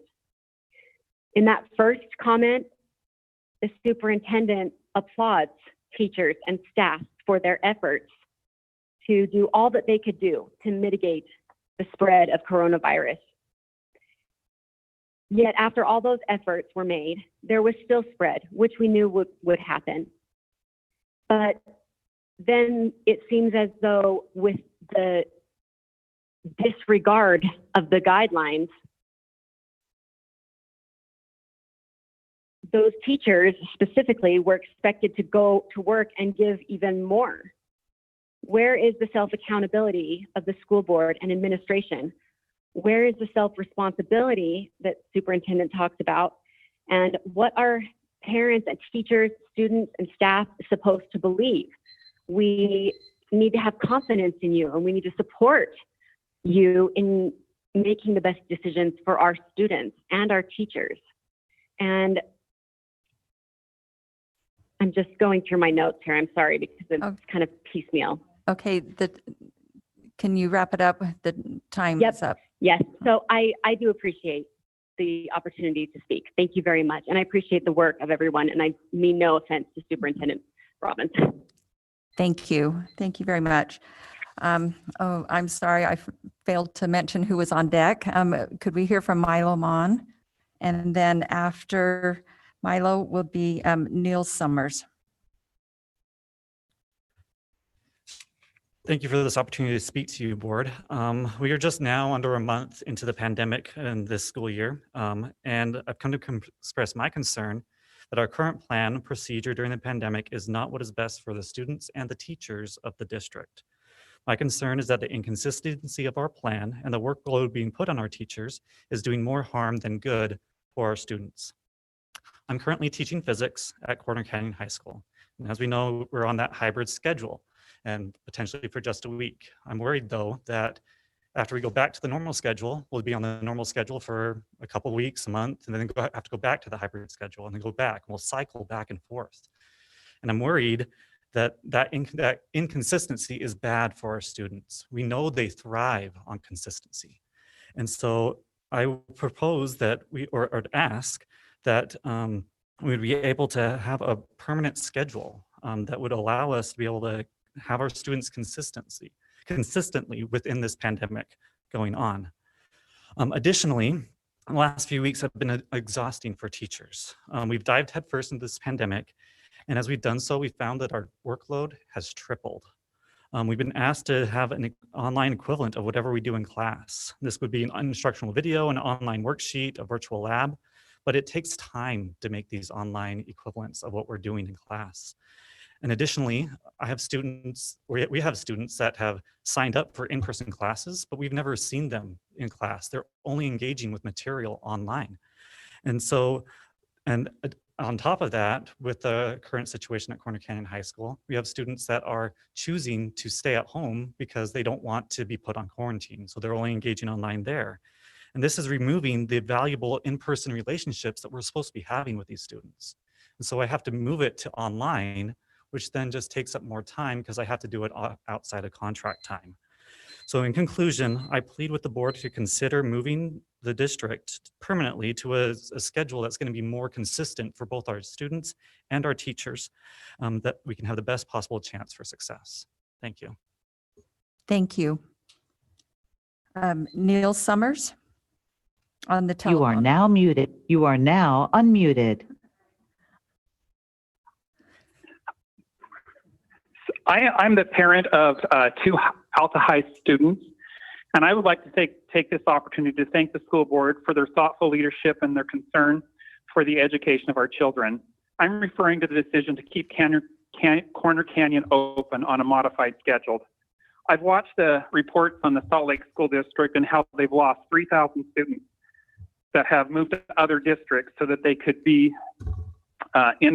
do in-person learning. And I worry about the associated funding for the loss of those students. It is nice to see the school board and administration and teachers working together to keep our students in school. My kids don't like masks, but they do not complain because they want to go to school. My oldest son has said he will do anything that's required to stay in school. I realize there's risk. There's risk in every day when I get in the car to drive to work, but I buckle up, stay focused, and drive the best that I can. I realize there's risks as we're going to school, but if we wear our masks and we're all smart about our actions, then we'll arrive safely at our destination. Thanks again for your leadership and to the teacher. Thank you for your leadership and to the teachers and to all the school staff to doing what it takes. Working together, we can get through this.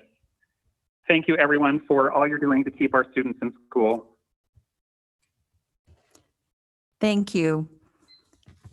And again, I failed to say who was on deck. Erica Bradshaw would be next. And then following Erica is Holly Neibauer.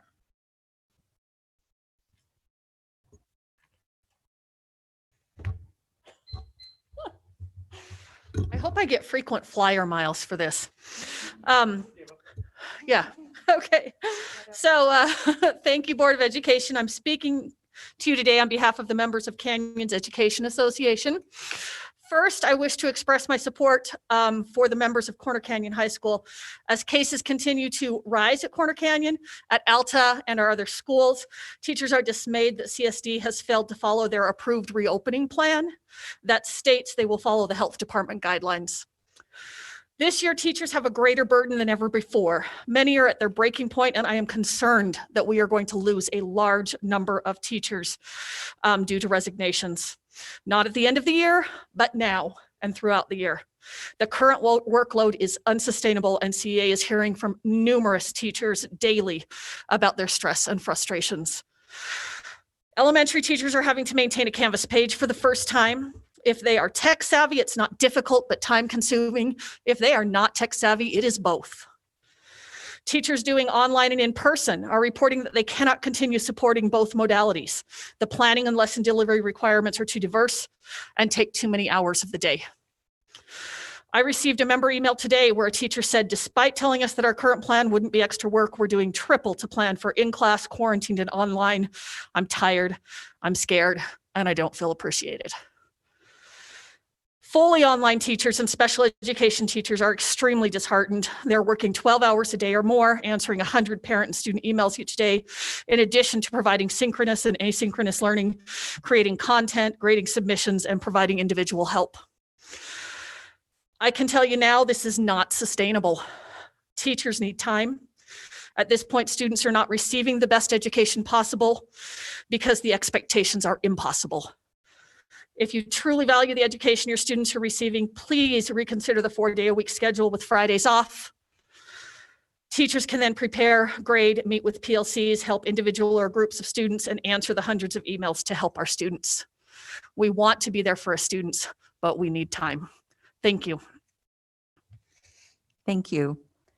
Holly? And then following Holly is Emily Ord. Yes, can you hear me? Yes, we can.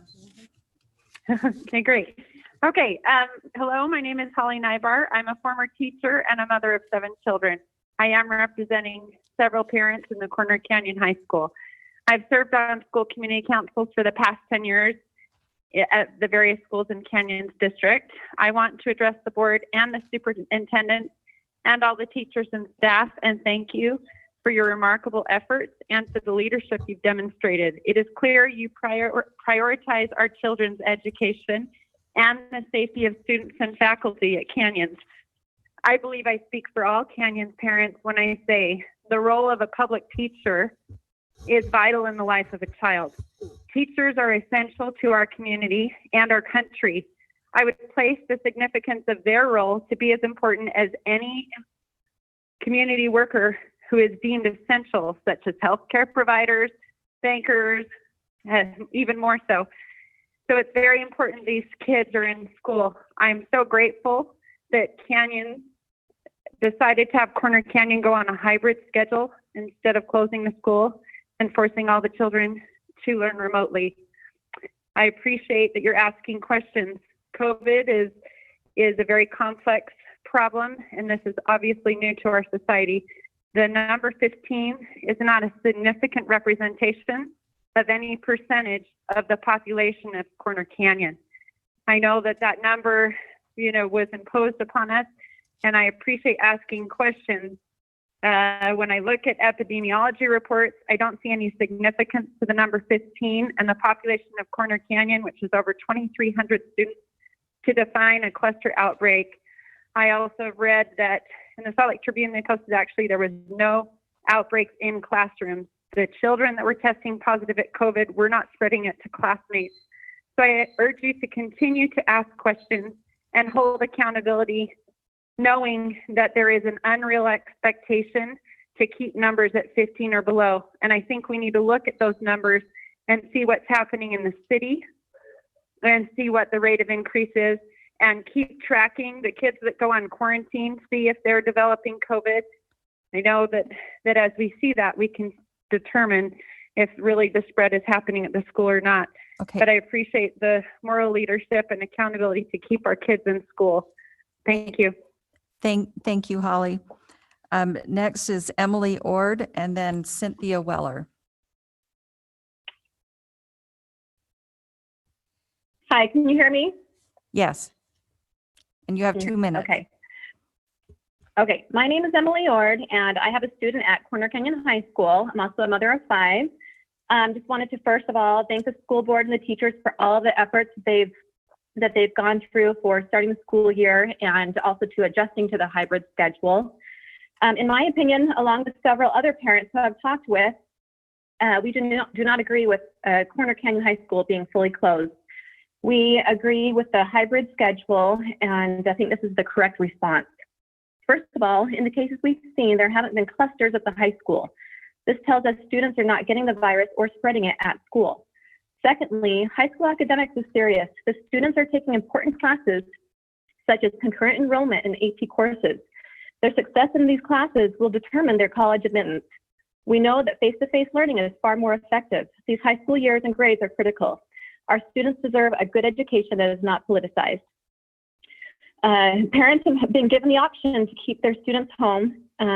Teachers also have an option. Let's continue to focus on putting what is best for our students first. I agree with Holly in saying that the threshold does need to be updated according to the population at our school of 2,300 students. 15 students as the threshold does not seem correct. Thank you so much for your time. Thank you. Cynthia Weller.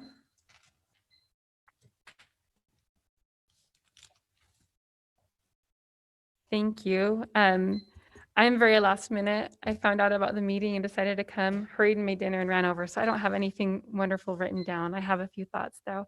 I echo a lot of the things that have been said already about the numbers of the school and the concern for keeping it open. I also really appreciate the comments that the teachers that are being represented here tonight have said. And I feel like there's a great compromise that can be made as you guys review things and look things over with numbers and time to keep the school open. What I did want to say in general is thank you. And then my understanding is that parents, students, and teachers have all been given the option of going in person, doing hybrid, and completely learning online. My daughter, last year when we did online, she's a junior this year. Last year she was a sophomore. She had physics with tech. I can't even help my elementary school kids with their math.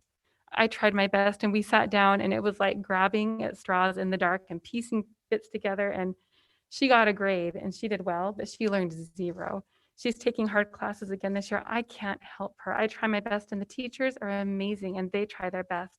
But online learning did not work for my children. And we're all very nervous about even the hybrid schedule. We'll take it over all online. But we would love to have the children be able to maintain school and we are willing to take the risks.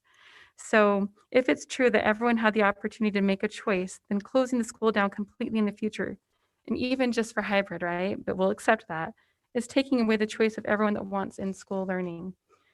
No one is being forced to be in person, so please don't force us not to be. I also just want to end by telling you thank you so much, and I'm really impressed with the people that have spoken tonight and all of you and your consideration, so thanks for your time. Thank you. And I'm sorry, next is Charlene Miner, and I'm sorry I didn't give you a minute, so if you need to take a minute, and then following Charlene will Michelle Alstrom.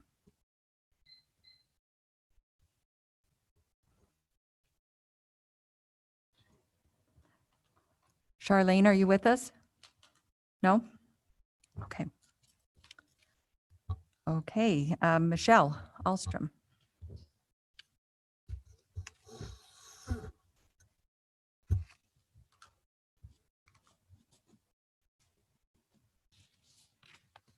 Hi, I am also a mother of children in Corner Canyon High School. I have 2 at Corner Canyon. One's a senior. And I worry about the social and emotional health of our students. I understand completely what you're doing here. I also echo what other parents have said about the numbers not really matching how many students we've got there. And I'm also hearing what the teachers are saying, that you're overworked and overwhelmed with trying to do 3 different modalities at the same time. I worry about these kids socially because they're getting really depressed. And I'm seeing that in my own kids, and we're a pretty healthy family. But I worry about kids who don't have the support of their parents at home, who their parents work, full-time or even 2 to 3 jobs. How did those parents help their children if we're to go completely online or even a hybrid? So I worry about that. That's not my situation, but it is many other people's.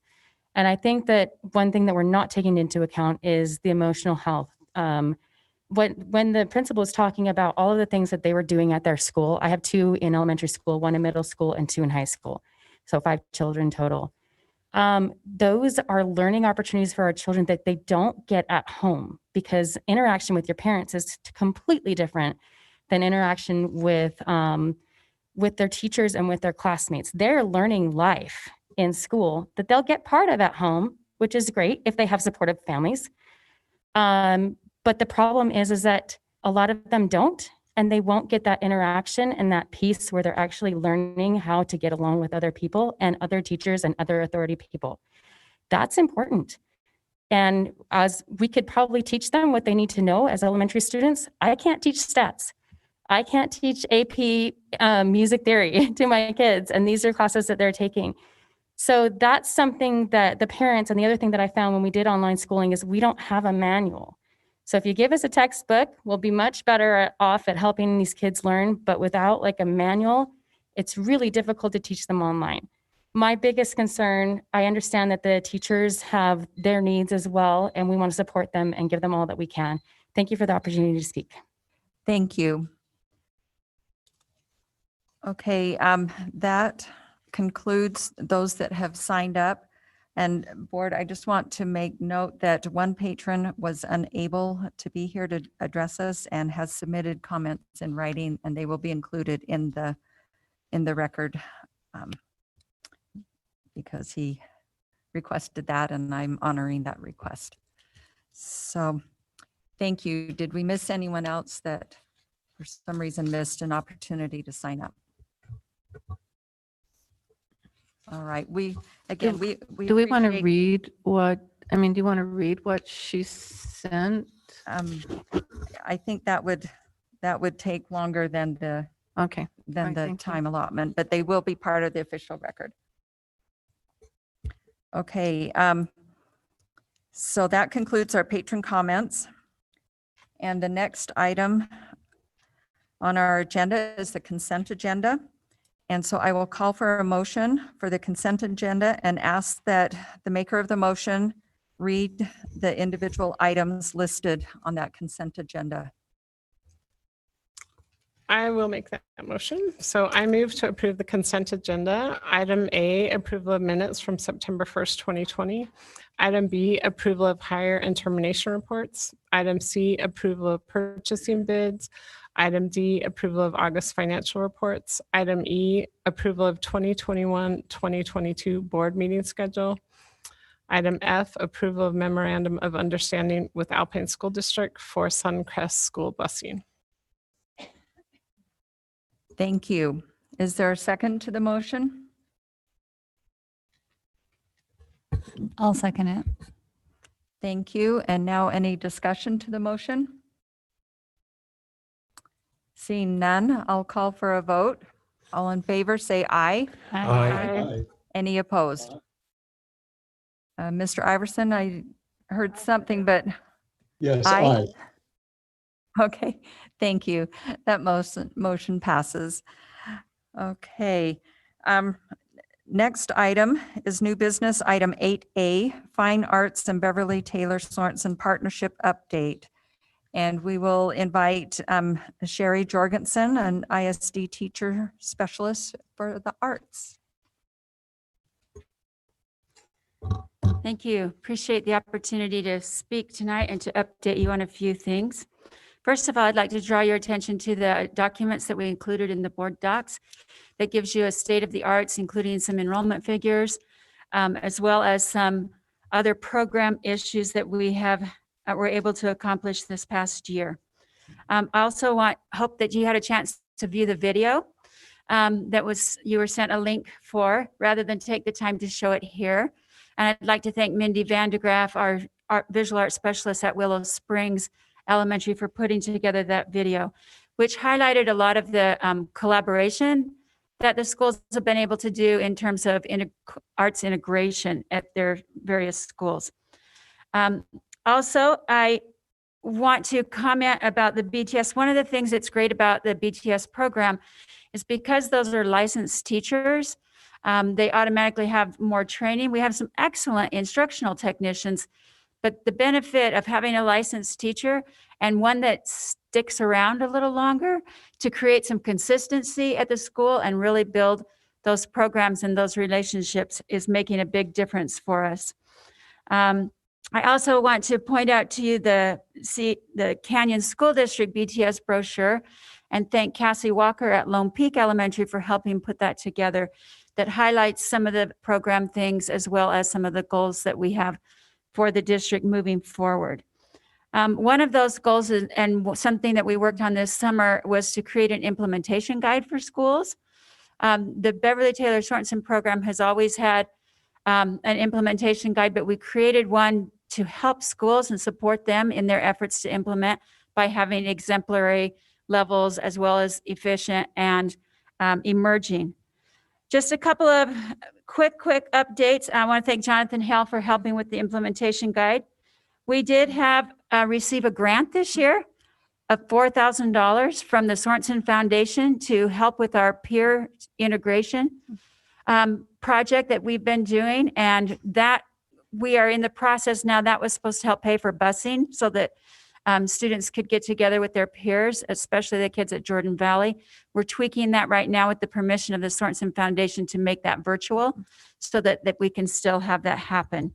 I also want to point out really quickly that we also had a Beverly Taylor Sorensen Legacy Award winner in Brian Cox at Indian Hills Middle School. And we've had a winner from Canyons every year, except for the first year that program's been in its inception. I just want to thank the board for the support in the district in the PPE specialty items needed for the arts. And we are happy to be the social emotional support that students have been craving and wanting. We're happy to be making music, to be dancing, to be making art. And we're just thrilled to be back. I can't speak for all students and teachers, but from what I'm hearing, most of them are just thrilled to be participating again in their art form. Is there any, just ask if there's any questions. And Okay, I was just wondering, I know that on board docs, there's some really great information that you've put together on this program and the updates. And I didn't know if you wanted to reference anything additional in there. Well, one of the things is in the brochure, you'll notice it's about 13 pages long. There's some things in there that the district has supported us with in the past for like additional 2 hours that schools can apply for integration. That is continuing this year. We were also able to move one of our schools from a 0.5 FTE to a 0.75 because of the increase in size at their school. And that's at Willow Springs Elementary. So we were able to do that so that they don't need those additional hours anymore. So that kind of can free up some other schools that might need those. And we really appreciate that support. I think our implementation guide will really help, especially new principals or new specialists who come to the district. It's a guide similar to what the district put together when we first started the BLTs, our building leadership teams, where it kind of gave schools some indication of here's what you can do in this area to be emerging. Here's what you can do in that same area to be effective and then to be exemplary. And so it takes those recommendations from and those standards that the BTS program requires as part of the grant, and it kind of spells it out for schools, what the teacher can do, what the principal can do, what the classroom teacher can do, and specialists to help them in their implementation. And I think that document will really benefit our schools, especially those as principals come on board and are new. Okay, board member comments? Mr. Wrigley? And then Mrs. Schill. Just want to thank you for all that you're doing during a time when COVID is here and we're constantly in fear and we're mostly just having to do hardcore work in many cases. Having the arts is probably a blessing to many of our students' lives to be able to get away for a little while from the world and create and think and sort of get outside the box. What's happening and how are you dealing with COVID and the arts in the schools? And the second question is, what are we doing online for those kids that are online? Is there anything, if they're not coming into class, that we're able to do for them in their home that shows online education for right now? First of all, to answer your first question on the things we're doing to try to mitigate the cause of the virus, as most of you are aware, the State Board of Education specifically singled out choir as being problematic due to some statistics and data. There are several organizations, National Federation of High Schools, as well as the National Association for Music Education and the National Association of Music Merchants, and over 100 other organizations that commission studies specifically to find out the risks for those kinds of classes, music and aerosol studies. Those came from the University of Colorado in conjunction with the University of Maryland. And we have been following those recommendations thanks to the support of the board and the district. It's not all of that PPE has arrived yet, but it's trickling in. That would include masks for all wind players that have openings in them so that you can actually play your instrument with a mask, bell covers, and things for instruments as well to mitigate that aerosol spread. It also includes some very sophisticated HEPA air filter purifiers for those rooms that can clean the air 3 times an hour, and help in mitigating that as well, that we're providing for music and theater. Theater sings as well, singers masks, extra aerosol sterilizers for mouthpieces, and puppy pads. And they're not for your puppy, but they are for emptying spit valves. And I know that doesn't sound very glamorous, but we need a place to empty spit valves. And so we're providing those that the kids can, use and then just toss them and throw them away. We're doing lots of extra cleaning and things like that. And we're following those recommendations from those studies that have come out on aerosols. And in the meantime, we're doing some other things to mitigate as well that we can do as far as physical distancing, playing in chunks. We're adjusting our curriculum. You can see that, that most of the schools have moved their musicals to the fall, or from the fall to the spring, so that we can hopefully still have opportunities for students and things like that. Your second question, now I'm not sure if I remember what it was. The second question is, we have some students are on online only. Correct. If they're not coming into choir and stuff, is Right. there any options for them for the So arts at in the any way? elementary level, there is not that I'm aware of, unless classroom teachers are putting some things that they can do and creative suggestions. Our elementary arts specialists are prepared to support if schools do have to go online. They're prepared with lessons that they can add, just like they did in the spring, that students can access. In our secondary schools, we do have some online arts options. They're mostly in visual art, not very many in the performing arts, for I think more obvious reasons. We are continuing with elementary orchestra, and we've had a really good turnout with that so far this year. Our secondary schools, again, a lot of students are coming just for their electives and then doing online classes. And again, all the teachers are prepared to support anybody who has to be quarantined or is out, or if a school closes, all of the teachers are prepared for that. They've worked together extremely well. We had a task force this summer that worked together to make recommendations on safety issues and mitigation issues. And the teachers have collaborated and continue to collaborate and share ideas, and things are going quite well in terms of face-to-face instruction. And then those who are working online, we do have several that are teaching face-to-face and doing some online things as well in the secondary schools. Thank you. Mrs. Schill? Okay, so I was happy to see that the teachers are collaborating with the BTS teachers are collaborating with other teachers and helping them integrate some of the things in their classrooms. So I'm just wondering, kind of at the end of your presentation, you had kind of requests, I would say, or recommendations. Mm-hmm. So is that something that the board, we would need to give money for, or are you just saying you're going to allow, I mean, it kind of mentioned that different schools could ask for more hours. I'm just kind of wondering how that would work, or what that would look like. We would probably ideally love to get to the point where we can offer extra hours to schools to do some of the collaboration because as you know, the program that we work within the Brain Booster schedule for the most part, although some schools have been pretty creative to work outside of that schedule as well. And so we would love to hope to continue that type of thing and have that opportunity for all of our schools. And that's really in just finding a lot of flexibility.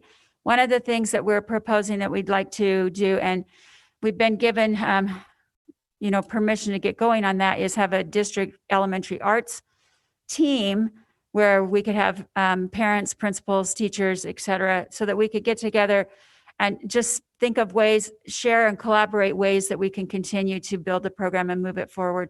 The Core Collab integration has proven to be so beneficial for students. And elementary age kids naturally learn that way through creative opportunities. And so we want to really continue to build upon that so that we can be supportive of those core concepts more and more. And the more classroom teachers who sign up for those opportunities or who get involved in those, the more they're seeing the benefit. It's kind of one of those things where you almost have to see it work, and then you will never want to go back. Okay, well, I was just really excited to read that, and I just appreciate everything you're doing. So I hope we can just continue to grow that program. So thank you. Thank you. Other comments? Mrs. Oaks.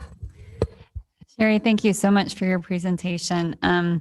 I got a phone call, or actually an email from Miss Stacy over at Lone Peak Elementary. And at first, when I saw her name in the inbox, I thought, oh no, beginning of school under COVID, this is going to be a stressful message. And it wasn't at all. Actually, she invited me to come to their school to watch how well things are going with their art specialists and how much they're integrating. In fact, their Brain Booster teachers have asked to have their own PLC together as a group, and they've just had enormous success. And what Tracy's comment was on that was that she has been amazed that in a time when children are unable to hug each other or touch their teachers or interact in the same way that they would physically, she has seen them fed in a different way altogether through the arts, and how meaningful that has been for their entire student body. And so I took the opportunity to stay back and watch their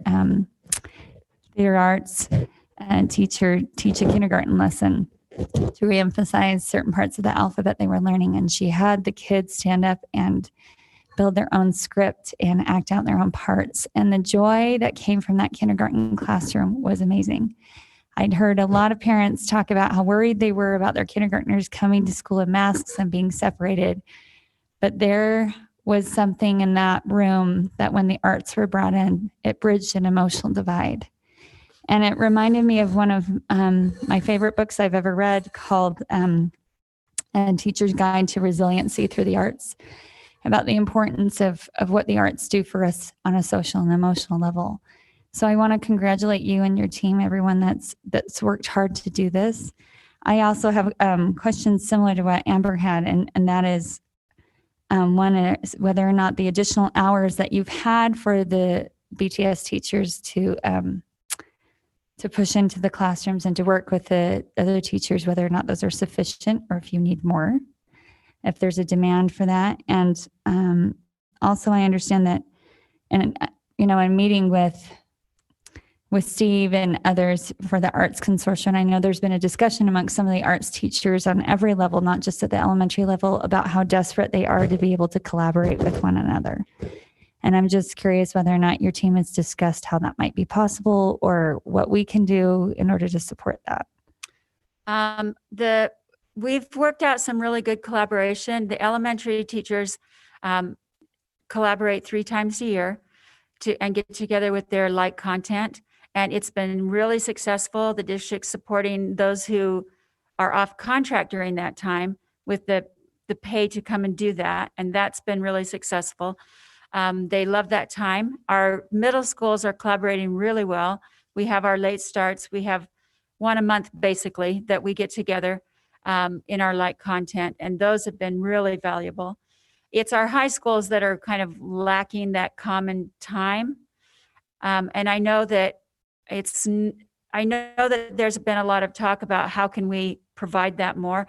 We actually have a Zoom meeting with the high school instrumental teachers at 7:00 on Thursday, because that's when we can all get together, and since we're doing a lot of things virtually right now, well, it's a Google Meet, not a Zoom, but to discuss some things and some adjustments to the course catalog and different types of things that are going on right now. We would love a more common time at the high school level, because as you know, the only subjects that really have more than one teacher in terms of the arts is visual art, usually at the high school. We usually just have one dance teacher. There's a couple situations where a couple schools have more than one theater, but we have one teacher for the most part, one choir teacher, And they would love that time to collaborate together. So whatever we can do to kind of work on that. We are doing some things via a Canvas course and some Google Meets currently to try to work on some of those issues. As far as the Beverly Taylor Sorensen program, we just want to be able to continue this arts inclusion project that we started a few years ago that Jonathan Hale began with the help of the University of Utah. And he did present the results of that to the Kennedy Center back in Washington, D.C., and that it was well received. And we've had a lot of great results from that. And we want to be able to continue that. Thus, we got the grant money this year to help continue to pay for that. But whether or not we have grant money to continue that program and expand that each year remains to be seen. So that might be a possible topic for the future. Yes, Mrs. Oaks. Just as a follow-up to that, I'm curious. I know that Beverly Taylor Sorensen has certain centers or locations. Ours is through the University of Utah, where they do professional development for teachers. I've attended some. They're amazing. It's magical. When you see this done well, it's completely transformative. The takeaway that I had this week when I went to Lone Peak Elementary was that those skill sets really can be taught to most teachers. And I asked the theater teacher about that. She said, that's the goal. But I'm just curious whether or not the district has ever, administration has ever had discussions about how to be able to disseminate that on a broader level so that the teachers are more familiar with it across the board and understand how to apply that into their core instruction and bring life into it. One of the things that we've been talking about, again, some of it is scheduling, conundrums that we're trying to work through. But our director in ISD, Amber Roderick Landward, has got us working on and has requested, and we've started working on a side-by-side standards document that we hope will help elementary grade level teachers see where the two contents do overlap easily, and we can work on our integration more with that type of a document.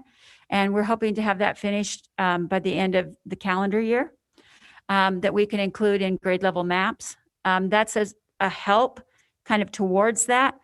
And I think the extra collaboration time and the extra integration time that we're getting to on a lot of these schools is going to make a big difference. And I'm hoping that things will just kind of snowball and grow exponentially as we start to see those things. It is a little bit problematic when there's a school where it only works within the Brain Booster schedule, because then you have to creatively find times for those teachers to actually push into the classroom so that the classroom teachers can see more of the benefit and what's going on. Those trainings you mentioned at the University of Utah are available sometimes for classroom teachers. And I would be thrilled if some were able to take advantage of that and attend some of those PDs with their specialists in their school. And I know most of them are between 3 and 5 o'clock. So substitutes aren't necessarily required for a lot of those. Thank you.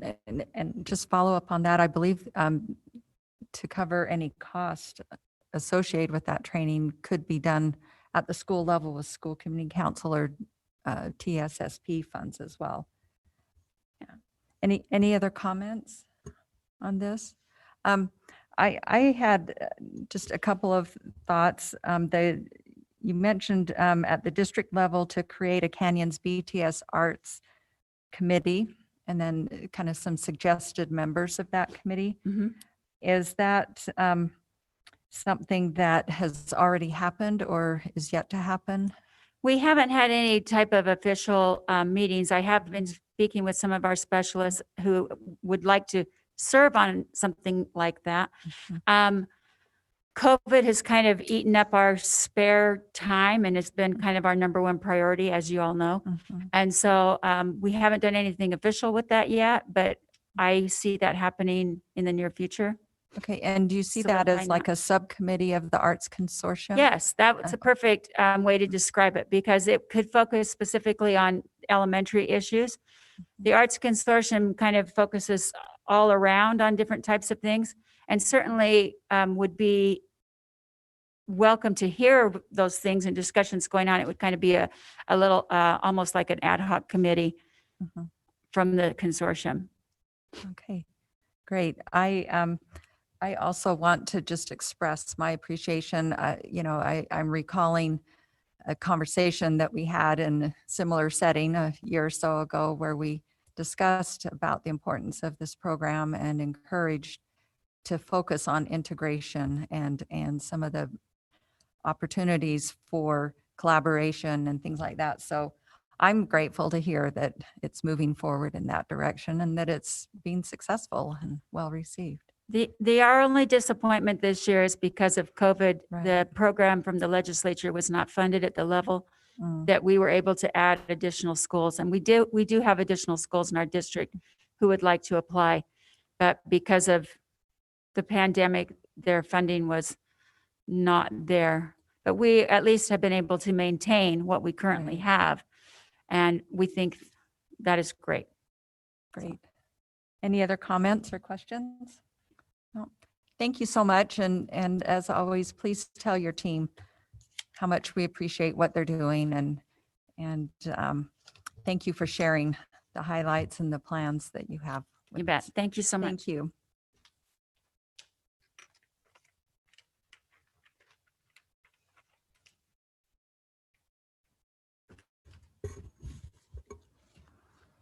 Okay, next item on the agenda is item 8B, update on school reopening plan. Dr. Rick Robbins. Thank you, President Tingy. Just before I start, I'd like to also express appreciation to Sherry and everything she does with Beverly Taylor Sorensen.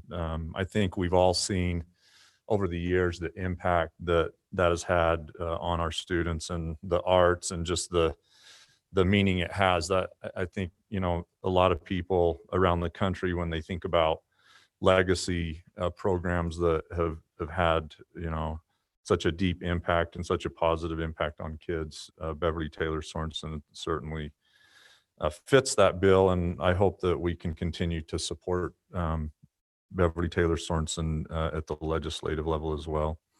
Also, just would like to share my appreciation. There's everybody that's participated tonight. Want to just express deep appreciation. Congratulations to Mr. Morrill and Miss Moss and all of the Merit Scholars. Just a tremendous honor. Last year, I actually had the opportunity to attend the Presidential Math and Science Award ceremony in Washington, D.C. And so I know the company that Mr. Merrill is keeping with that award. That's just pretty amazing and awesome.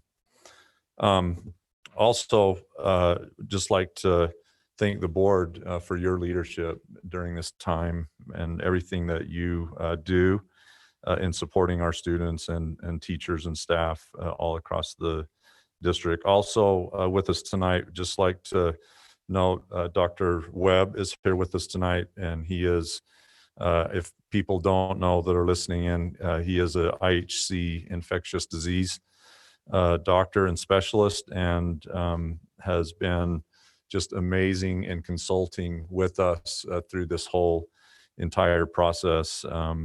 And I just appreciate all of his support. So I have a few thoughts to share, and then I'll be asking the board for some guidance. As was mentioned, I feel the weight of the moment and the time that we're in, and we're really entering a new phase of this whole situation. And so with that, I just want to recognize the gravity and the weight that our teachers feel, our families feel, our students, our staff, administrators, everybody all across the district. I think it goes without saying that the unknown, the uncertainty, the fear, everything that has come along with this horrendous pandemic and the impact that it's had on all of us. I think it's important that we recognize that. I know even within myself, these are new emotions. These are new feelings. This is new stress levels that we're all going through. But through that, I think it's also important to know that we're in this together, and we will get through this together, and that we are committed to our kids. We're committed to their future, and we know how important it is. And I love and appreciate the fierce commitment and the fact that we're all pretty much willing to take on this heavy load to achieve that goal of making due on our promise to our students. So I'd first like to just update the board and talk a little bit about the Corner Canyon situation, because this is the first high school and first school in the district that has experienced this increase in COVID cases. And so it does set a tone and a direction for the future that we'll likely be dealing with. So a little bit about the history of what happened over the last few days to kind of get everybody up to speed. Thursday, we were aware that there was this beginning of an uptick in cases at Corner Canyon High School. And by Friday evening, cases were above 20.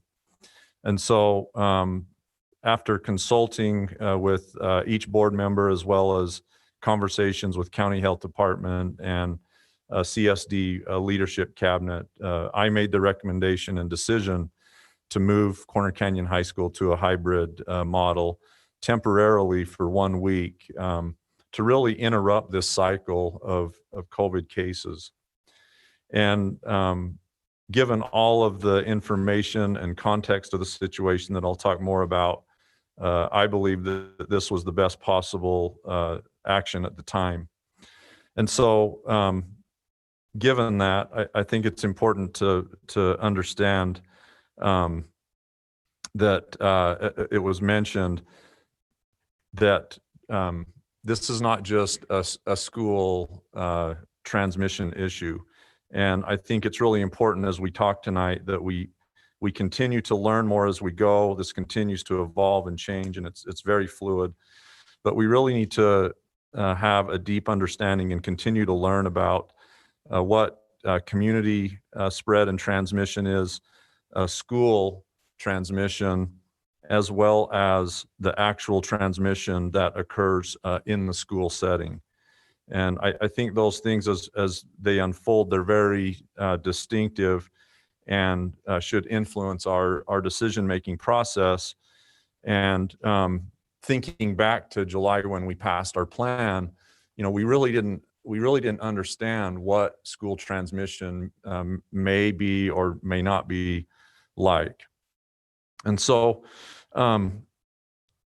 fast forward to today at Corner Canyon High School, with those cases and making that decision out of abundance of caution to move to a hybrid, I think it's also important to understand that in the community, Draper City has experienced more than triple the cases over the last 3 weeks, as well as experiencing a high of positive cases of 22 on Friday. So that sort of sets the stage then for the decision going forward. And as of today, the positive cases at Corner Canyon High School are at 42. So that means only 2 additional today, which is positive, a positive sign, but likely understanding the virus, those cases are likely to increase before we plateau or decrease. And so with that, I would also recommend that the board consider keeping Corner Canyon High School on the hybrid model through September 25th. That also mirrors the 14-day incubation period and gives us a little more time to understand and study the situation. So let's talk a little bit about the process and some of the challenges that were highlighted through this. And I think it's already been mentioned tonight, but there, in regards to the decision to the putting in place the hybrid model in relationship to the Canyons School District Handbook. So as I mentioned, in July, the board passed the reopening plan. And then in early August, the state and county released a safety handbook. And so the board plan had already been passed. Then Canyon School District staff adopted the language from the state and county handbook that created the thresholds for 3 positive cases in a class and 15 in a school. Those were set by the county, not by the district, but that language was adopted. And I think if we think back to that time, not understanding what transmission may look like, that seemed like that may be appropriate. But going forward, we've learned so much, right? In the last 3 weeks, we've learned that transmission in the school context is actually very low. Across the district-wide, there are only 4 cases that are attributed to a school exposure. So, and I say that because I think that's important to complement everyone's efforts in doing everything that they can at our school sites to keep our students and our teachers and staff as safe as possible. I also think it's important to note that at Corner Canyon High School, since the beginning of school, that we have quarantined over 400 students. So through that, again, only 4 confirmed cases across the district that have been associated with actual school positive tests from school exposure. So that takes us back to the number 15, right? And the recommendation and direction from county health in the handbook is to completely close a school at 15 and the entire school quarantine for 14 days. The recommendation by the county health department was to go virtual for 14 days as well. And the number 15, I think it's important to understand where that actually came from. According to Gary Edwards of the county health department, he has told us that number was derived by the state health department based on the goal that Governor Herbert set of 400 positive cases average in a 2-week period in comparison to the entire state population. And so from that, the number 15 was derived, and he put it in another context that I think is important. Whether or not we have agreement with that, I think that's up for debate. But according to Gary Edwards, if you look at the 15 count against the total population at Corner Canyon High School, that's less than 1%. But that same metric in Salt Lake County would equal 7,000 people. So according to him, that would be more than the highest surge level in July. So, you know, it might be in how you look at it. It might be a bit arbitrary in how that number came about. I don't see the county changing that number. And so it really is up to us to decide, you know, what level of risk and how we're able to work with that, to do everything that we can to keep school open, but also maintain and support everyone's safety.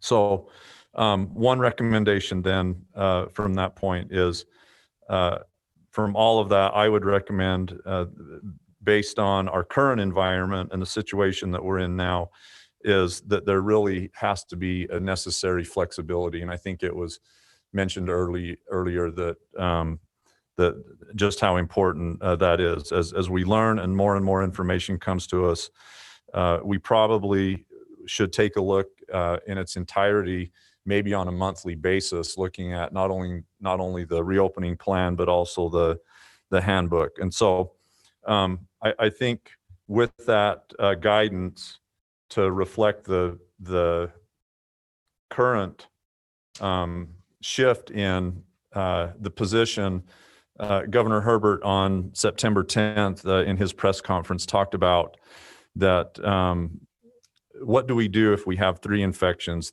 Recommendations that have been given, standards that need to be followed on what the health departments have said in conjunction with plans of local school districts have been put into place will trigger, if you had 3 infections, for example, in a class, this should trigger a review of what we do to quarantine. His education advisor, Tammy Pfeiffer, also stated this, is that we have already seen the need for some schools to implement their contingency plans, their remote learning plans, as they have experienced these cases of COVID on their campuses. As the governor has mentioned, the state and local health departments have put triggers in place for schools to have these conversations with their health departments. They are working with districts and charters to support flexibility in their reaction to these triggers with decisions they make. In the same press conference, Dr. Angela Dunn, state epidemiologist, stated that the decision for a school to go virtual or take other actions to prevent the spread of COVID in their setting is really a discussion between the school, their school board, and the local health department. They are working to make sure they have flexible plans in place that allow for the protection of students, teachers, and staff.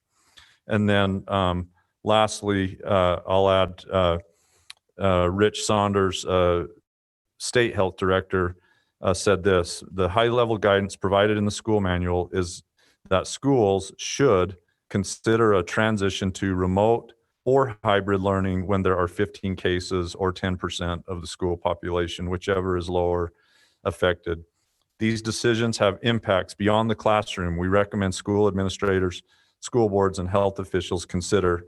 And he goes on to talk about social, emotional, economic, academic well-being, disease transmission trends in the school and the community, the ability to provide remote learning, as well as recognizing the hardships of remote or hybrid learning that may present on students and families. So I think that's been well stated tonight. So along those lines, and I have a copy for you to take a look at when I get to this part, but I have some language that I would recommend that we come back to that the board may consider for adoption in our not just in our school handbook, but possibly in our plan if you see fit.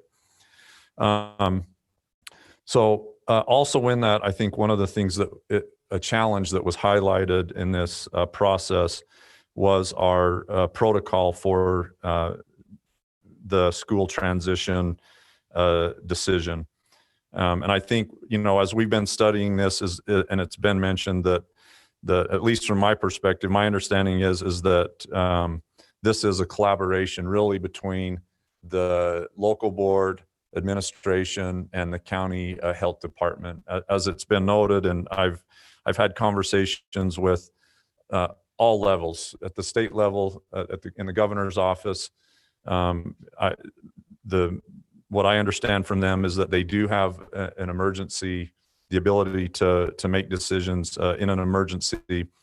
The state also has the ability to make or direct health orders in the event that they choose to close schools.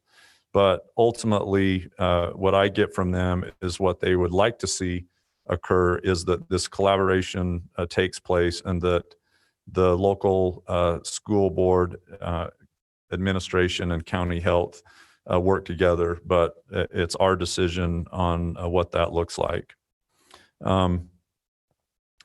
So having said that, I think what I would recommend in the language is something along these lines: that in decisions in regards to a school transition, that will be made, these decisions will be made by school administrators in collaboration with local school board and health department, as well as the CSD Board of Education reserves the right to delegate the final decision to administration. So just keep that in your mind as we talk through this, that ultimately you would have the ability to either, if you felt like a certain school needed your complete agreement and you needed to meet to make that decision, you could do that. Or if you deem necessary, you could delegate that authority to administration to make the decision on the transition of the school that may be in question.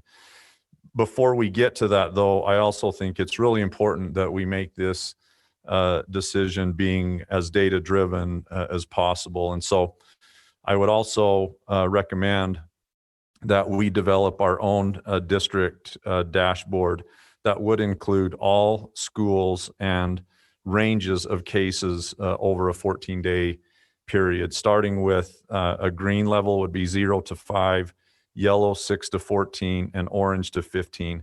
And I think this would be very helpful, one, in transparency to our parents and our public, but also to the board and administration in really giving us those early warning signs when we start to see cases bump, and then understanding what types of protocols and mitigating strategies we might look at. So for the data perspective, I think we would want to look at, I would recommend, and this isn't limited, these are just the things that I would recommend from the data that we currently utilize, a 14-day average. We would also be looking closely, as we have community spread data from the Salt Lake County dashboard. We would also be looking at the school community positive cases and doing a deeper, detailed contact tracing on those cases to understand where exactly those are coming from. Because I think that's important. It was, as it was mentioned, right now, it's very difficult to pin those down, and our nurses are working overtime. But as you can imagine, the number of cases that they take on, it's an overwhelming task. So that may be a place that we either seek help or some additional support. And we would also continue to isolate and look at the school-associated positive cases. And right now, as we mentioned, we only have 4 from school exposure at school that we're aware of and are confirmed. We know that there may be asymptomatic cases, but these are confirmed. I think it's also important we look at attendance rates, right, to understand some of these issues with students that are missing school that was mentioned earlier, or may have a certain fear level with their families and are not attending a school. I think it would be important to understand what that looks like and how we can support that. Looking at quarantine data as well as resulting positive cases to continue to understand that. I think it's becoming clear as we moved into this new phase that the heavy workload that this is really creating for our teachers and staff to be able to shift and move across those platforms and modalities is a very difficult task. And I just, I appreciate the passion and the effort and dedication our teachers have. I mean, they want to do the very best that they can in every single modality, but this is something that we should be taking a close look at. Along with that, as we get closer to a time period for FTE allocation. So dependent on how our students switch, I know that we committed to a grading period, a timeline to allow students to switch. But as we're finding out as this goes along, for a few reasons, one, the challenge in shifting a teaching position in the middle of the quarter, as well as our SIS system Skyward is not as adaptable as I think we'd like it to be. That's going to continue to be an issue that we will want to take a look at. And then lastly, just the element of remote learning itself and really building that capacity. And I think we're moving along that line. we're training and coaching up the best that we can with our teachers on Canvas. But, it's a different element and a different environment for teachers to feel comfortable in. So I think along those transparency lines on the dashboard, I would also recommend that we allow our principals to share their exact number of their cases over 5. Currently, we know that County Health has released exact numbers to the press in some cases already, and so in larger numbers. So it may be to our advantage to, if it's over 5, principals would be able to share that. If it's 0 to 5 in their schools, which we have many schools that are still at 0 cases or just a couple of cases, that I would recommend that our principals only share a range of 0 to 5. And that way, or in the dashboard, that way it does communicate transparency, but it also protects privacy. So schools in the green category, they would continue on, right, with the current mitigating strategies and all of the protective factors we've put in place.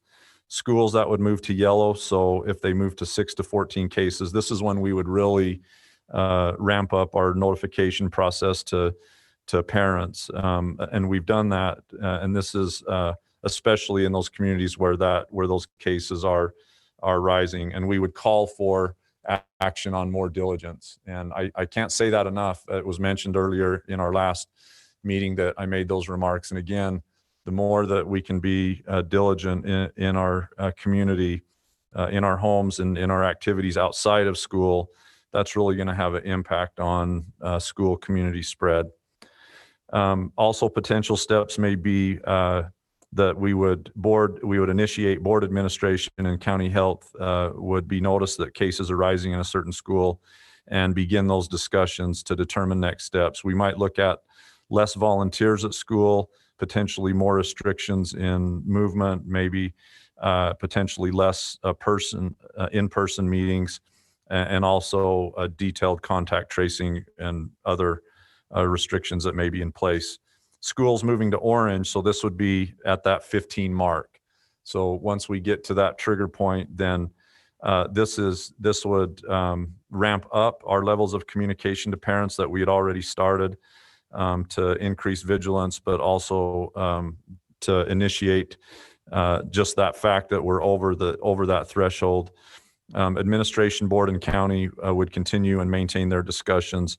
And at this stage, we would begin discussions about a decision to be made in relation to transition to potentially remote learning, hybrid, or remain with in-person instruction based on all of those factors.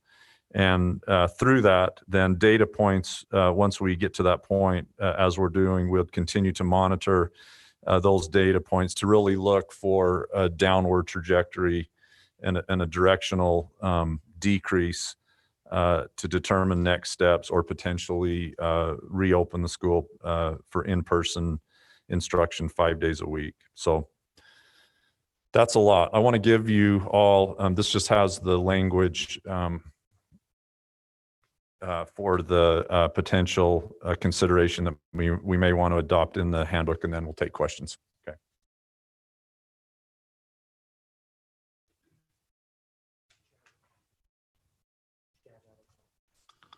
Hey, Rick, can you share that electronically, please?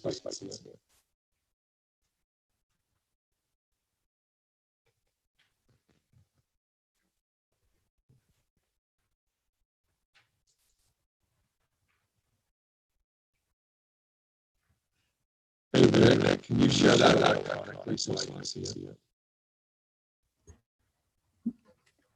Chad, we were not able to understand what you just said. Sorry. Electronically so I can see it. We're still not hearing or understanding. It's very garbled. Eric, are you around? Okay, Julie and Eric are working on it.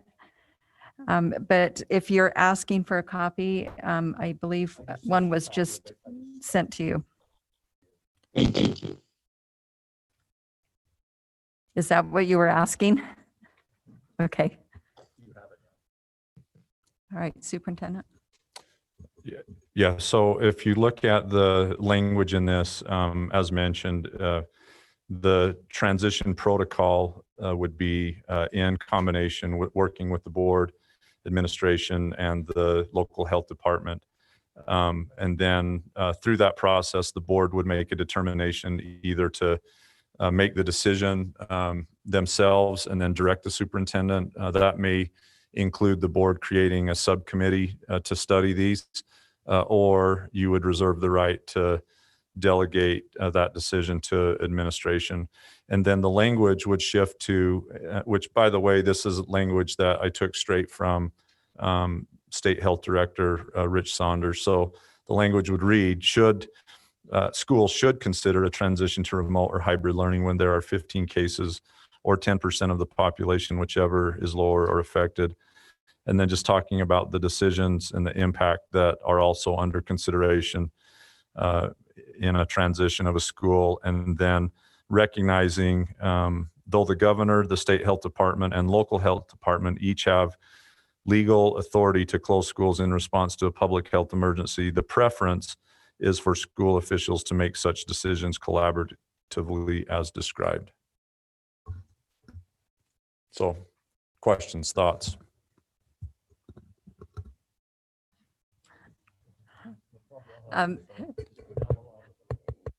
Yeah, so do you want just any comments or questions that they have, or something specific? Well, I think the guidance that I'm seeking is one is with this document, so the transition protocol. So if the board has some direction on how you'd like to handle that going forward, I have Okay, and- questions that I need answered Okay. before I Okay. start Before you get talking there. about. Okay, but We can can I start with just, questions. can I just clarify that what you're suggesting is this language would be used to update the manual and Correct. not the board-approved plan, Well, or both? I actually think our reopening plan, as I read through it and reviewed it, it does have flexibility built in, but there are lines in there that may say will follow guidelines. I think we have followed guidelines. This was a recommendation by the county health department, but if you wanted to make it more explicit that way, then the board may consider adopting that in both. We would replace that language in both documents. Okay, thank you. Go ahead, Mrs. Arnold. So there's several clarifications. When we first spoke on, I think it was Thursday night, and then many calls during Friday, and then trying to decide whether to have a special board meeting or not, I could see very quickly that this becomes a very chaotic, chaotic's not even the word. Communicating becomes very complex. That would be the better word, very quickly. And so just for some clarifications, we talked tonight about that there's only 4 cases that are derived from school exposure. How many of those are Corner Canyons derived from school exposure? I think BJ 2 or 3. Okay, 3 of those of the 4 are Corner Canyon. Okay, so as we're talking back and forth, and we've been given numbers of, there are 14 and we need to really look at this close, and the next thing we're giving 19. And then some of these are from the community spread, that we didn't even, I didn't even know that a community spread is different from a school spread, which, like you just said, there's just this terminology and what they're doing at the health department that was quite surprising and almost took me back a little bit, that they could start counting numbers that were from the community but not really from the school, if I'm making myself clear. And so when we start talking about What are we going to do at other schools? I'm just kind of go down your list and then people can go down their list, I think is probably the best way to do this right now.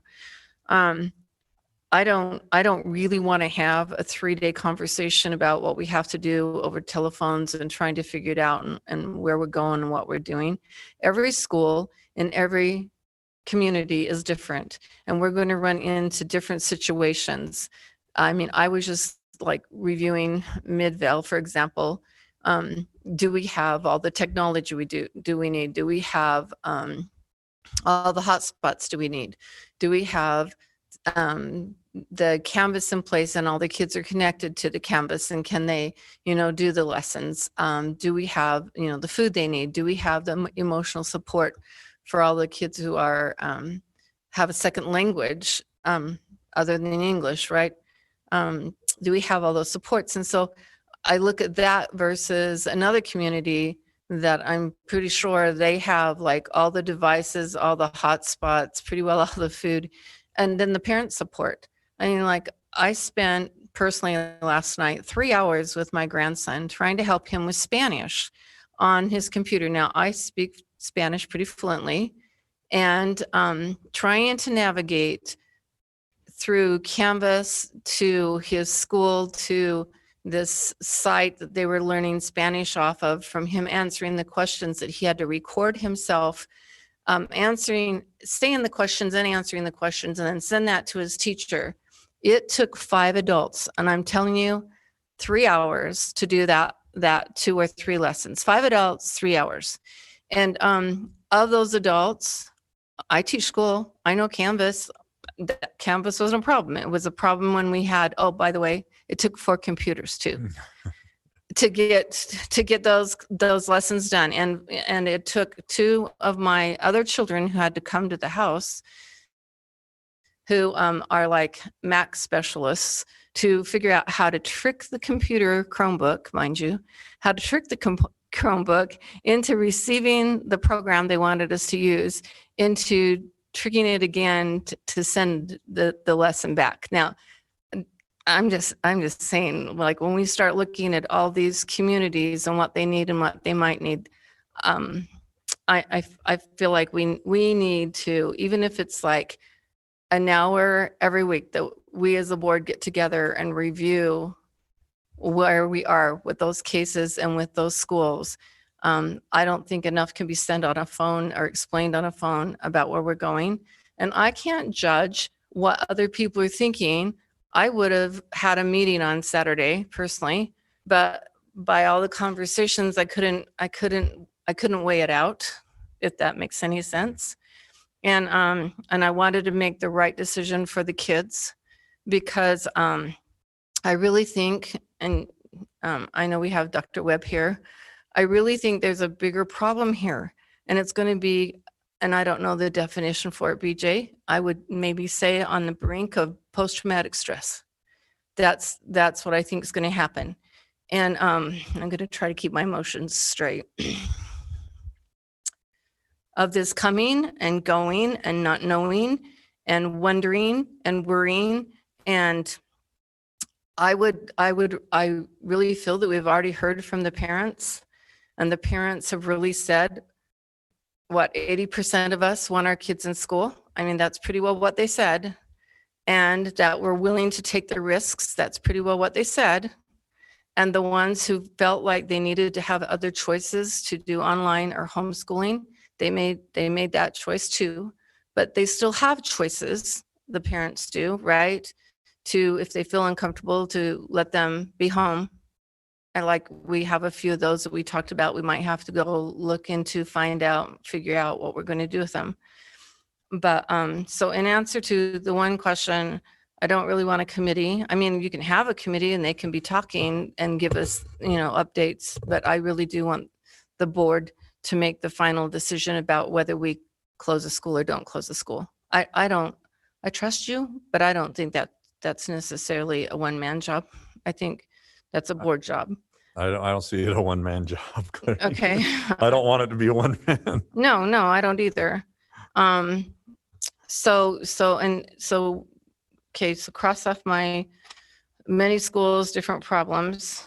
I had a little note here. The psychology, the kids and their emotional concerns. So many people wrote to us and said, you know, that they felt like we didn't follow the health guidelines, that we should have done something different. And I just want you to know this is really complex, and everybody knows it is. But CDC put out a paper, and it's called The Importance of Reopening Schools. And I don't know how many people read it, but it essentially says that, and it goes through it many times, that the best place for kids to be at schools. It's safer than being home. And it's safer. I mean, it's more safe being in the school than catching COVID. And if you have the school environment and we're wearing our masks and we're following the procedures, the chances of them catching COVID are less than if they are at home. And I feel like what we just did Corner Canyon is what's now these kiddos have freedom, and they're not going to be in their home, and they're not going to wear their masks. They're not wearing their masks before school, during lunch, or after school. And now they're not in school every other day. And I really think that we would have been able to keep them there and match the curve. I mean, it would have gone up a bit, but then it would have stopped. But now we got 14 days of kiddos running around doing whatever they're going to do and trying to keep up with their lessons and trying to keep mentally and emotionally straight with everything. And I really hope our health department is like listening. But the CDC writes in here, aside from a child's home, no other setting has more influence on a child's health and well-being than their school. An in-person school environment does the following: provides educational instruction, supports the development of social and emotional skills, creates a safe environment for learning, addresses nutritional needs, and facilitates physical activity. It goes on to tell us on every one of the paragraphs in here, extended school closure is harmful to children. Next paragraph, we also know that many students' long breaks from in-person education is harmful to student learning. Goes on. Finally, remote learning makes absorbing information more difficult for students with disabilities, delayed development delays, and cognitive disabilities. Goes on. School plays a critical role in supporting the whole child, not just the academic achievement. In addition to the structure of learning, school provides a stable and secure environment for developing social skills. Goes on. Additional extended closures can be harmful to the students' mental health and can increase the likelihood that children engage in unhealthy benefits. Every beginning paragraph in this 6-page document is all the harmful things that happens when kids aren't in school. And it even says that that COVID's less harmful to them than not being in school. And I know we all recognize that. And yet here we are fighting this fight again that we fought 2 months ago when we decided that we would go to school 5 days a week. And I really still stand behind the 5 days a week, that they need that structure, that they need that safety, that they need that education, that they need that well-being of feeling someplace secure right now in this unsecure world. So back to, I'm sorry, I'm losing myself a little bit, but I'll find myself again. So I heard the governor's recommendations. They were recommendations. They were not mandates. There were a mandate of wearing a mask. They gave us options, and we took them and we voted on them and we decided them. I'm sorry that I missed the point that we sent out the health paper. I've been reading everything, and I have it like in here that we've sent out and done. And I've read it more than 3 or 4 times, but like you said, now we know. And so now we can take another look. I heard the health department, what they said was recommendations. They did not say it was mandated. And with the board, I plan on working collaboratively with both the governor and the health department. And with our board, we have 7 amazing people up here who have great perspectives about life and they all care about kids. And we have an amazing district. Like, it is our family. And we would all feel really, really bad if we, I don't know, we hopefully don't make really bad mistakes. We're doing our best we can. And we have Dr. Webb, who helps us with these decisions. And so when people out there are going, you didn't take the time, you weren't thinking through it, you didn't follow your own rules, I just want you to know we did. We did all of that. And we worked really hard trying to make the best decisions for those students with all those things in mind. I'm going to pass the mic on for a minute because yeah. Okay. Thank you. Thank you. Other comments at this time? Mr. Wrigley? I'm going to take this off where you can see my face. Dr. Webb, question for you. H1N1 was a pandemic. It is now a flu. Will this eventually become a flu? Because it's not going to go away.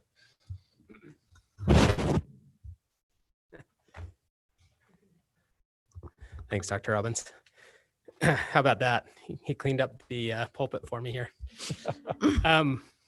The question is, will the SARS-CoV-2 virus enter a phase where it becomes one among many of multiple other respiratory viruses? Annual flu. Including influenza, but there are others, RSV and others, that cause significant disease in children and in adults.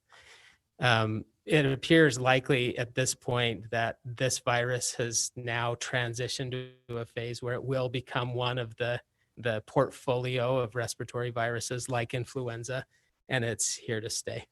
Because according to the CDC, if on the flu guidelines, I'm looking at school closure, it's between 3% and 4%, based, I think it's 4% total, 3% in one day on absentees. So even on the flu now, they're giving about a 3 to 4% of the school before you really have to look and close a school or do anything more than that. May I comment on that? I would caution against applying principles that apply to influenza, for which we have years of experience, we have proven therapies, and the behavior of influenza is it changes, it shifts from year to year. Correct. And some strains are much less impactful in terms of the community impact, and as well in terms of the case fatality rate. So while there are some things that we can extrapolate, I would caution against applying the application of epidemiology of influenza and how that impacts schools and absenteeism to how SARS-CoV-2 behaves and how it impacts the population at large, how it might, how it has the potential to overwhelm healthcare systems, and how the case fatality rate in those that are high risk can certainly exceed that of influenza by several orders of magnitude. Okay, appreciate that. Yeah, I also heard a little bit, in fact, today that the flu virus of this last year was actually pretty low.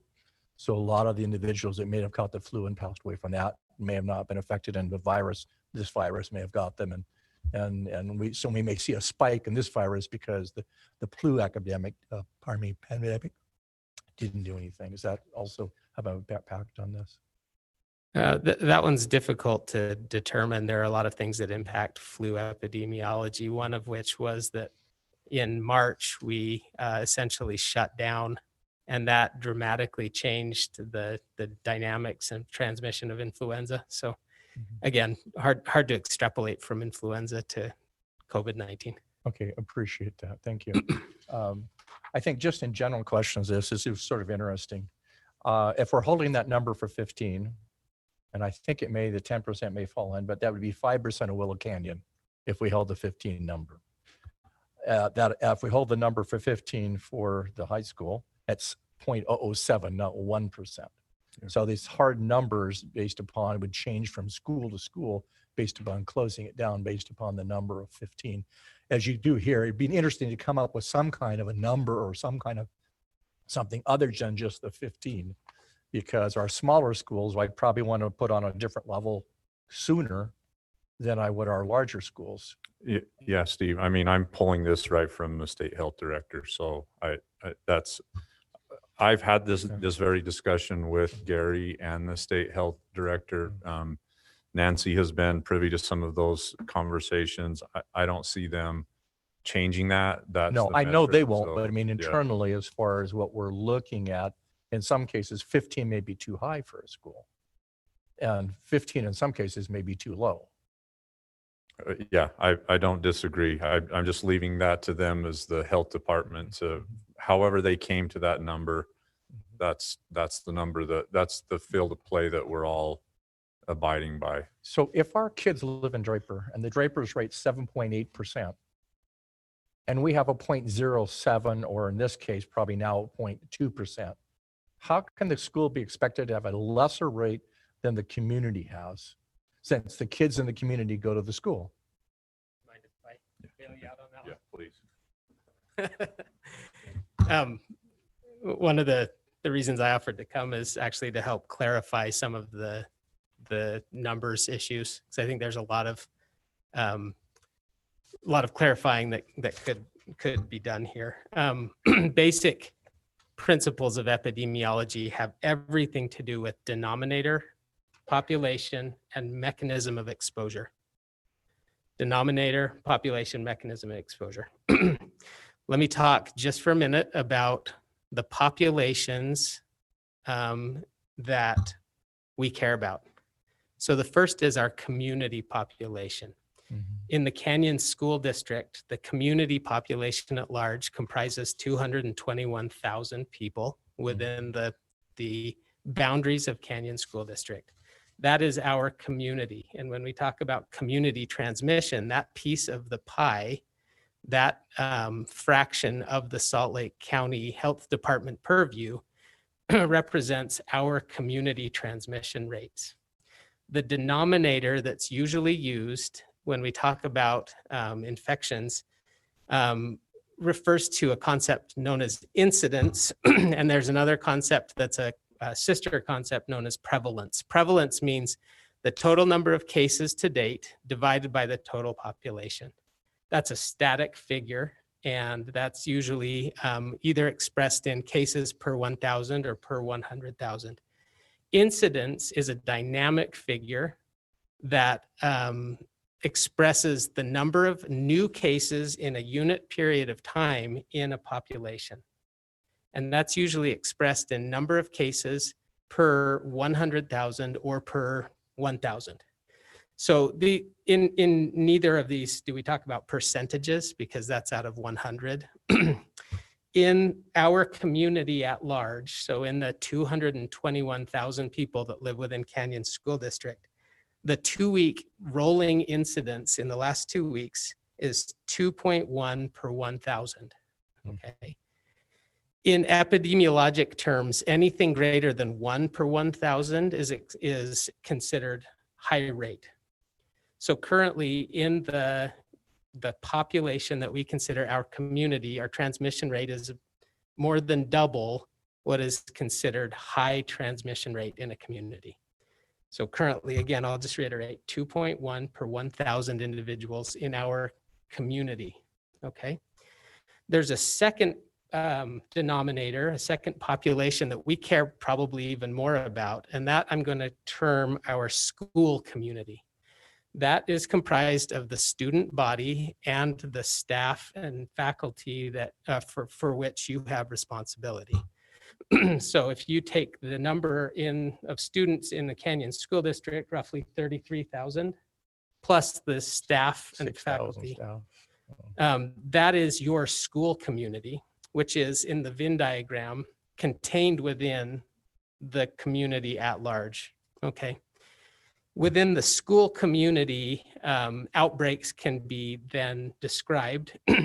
Right now, we're not talking about a Canyon School District outbreak. We're actually talking about an outbreak or a spike in cases in Corner Canyon High School. So the school community that's comprised of Corner Canyon High School boundaries is roughly 2,300 students plus faculty and staff. Currently, we have 42 cases reported in the school community that comprise Corner Canyon's school community. which actually equates to 18.3 cases per 1,000. 18 times higher than is, established as high transmission. But I make that distinction because that is a population for which you do not have direct responsibility. That's a population in the community for which the health department has responsibility. That school community spends time within the walls of Canyon School District's environment for which you do have responsibility. We have influence, but not direct control, if you will, over the school community. So in that school community, we have, thank you, in that school community, currently, there is a large spike because demographics are such statewide, and actually this has been borne out across the country, that in the population of 15 to 24 years old, the largest number of new transmissions nationwide is occurring in that demographic. That doesn't necessarily mean that that's because of what's happening within the walls of the classroom. It doesn't mean that it's school associated. It means that the school community, comprised of those students who actually are in the population at large, are transmitting the virus at a higher rate than they have in the past. There's a lot of behavioral reasons for that, but largely it's probably because they are spending more time together outside of school. They are socializing more, they're connecting more, they're mobile. And that also probably explains why we're not seeing the number of cases in the other school age populations as well. So community, school community, and then finally, school associated cases. These are transmission events for which no other more likely mode of transmission is identified, and for which a known exposure took place within the walls of the physical plant of a school. Okay. So school associated cases are cases for which the mode of transmission appears to be no more likely due to something else than it was due to a known exposure that took place within the walls of the school. And within the school associated cases, currently the denominator again is 2,500 or 2,300 plus faculty and staff. We have 3 school associated cases out of 2,500. So currently 1.2 out of 1,000, which is roughly half the community rate. The other thing that's important is the attack rate among the exposed. And that's very important as we continue to have a collaborative, common purpose dialogue with the health department. The attack rate among those exposed reflects the number of our students who are identified based on seating chart exposures, if you will, quarantined, who ultimately test positive. Those are the cases that then become school-associated cases. And as we dialogue with the health department and communicate with parents and with the media, I think it's really important to communicate what numbers, what denominators, and what mechanisms of transmission we're actually talking about. Because right now, our attack rate among the exposed is 1%. And that is very similar to what we've seen in the healthcare industry and are actually very proud of, because what it speaks to is that all of the tremendous efforts that have been done as part of the reopening plan to provide PPE, to physically distance, to create plans that allow for correct ventilation and cleaning and all of the logistics. And even as Ms. Jorgensen pointed out, covering the bells of instruments and puppy pads or whatever, that is tremendous effort and it's paying off. I will submit that the data right now suggests that because the attack rate is 1%, you're on par with what we're seeing in the healthcare industry, which means that the school district's efforts are paying off. And yet, in the school community incidents, we're seeing in that demographic of 15 to 24 high rates of transmission. I'll close and appreciate the time. I'll close by sharing 6 principles, several of which I shared last time I was here, that have been tremendously beneficial for us in the healthcare industry as we've combated this new entity. The first is a quote that was coined by a Prussian field general in World War I that is very, very salient to today. and that is that no plan survives first contact. We live by that in the healthcare industry. It has been our motto in COVID-19, and it bespeaks the importance of flexibility. It's true that no plan survives first contact. It doesn't mean that the plan dissolves and goes all for naught, but it highlights the need to be committed to continuous learning and improvement.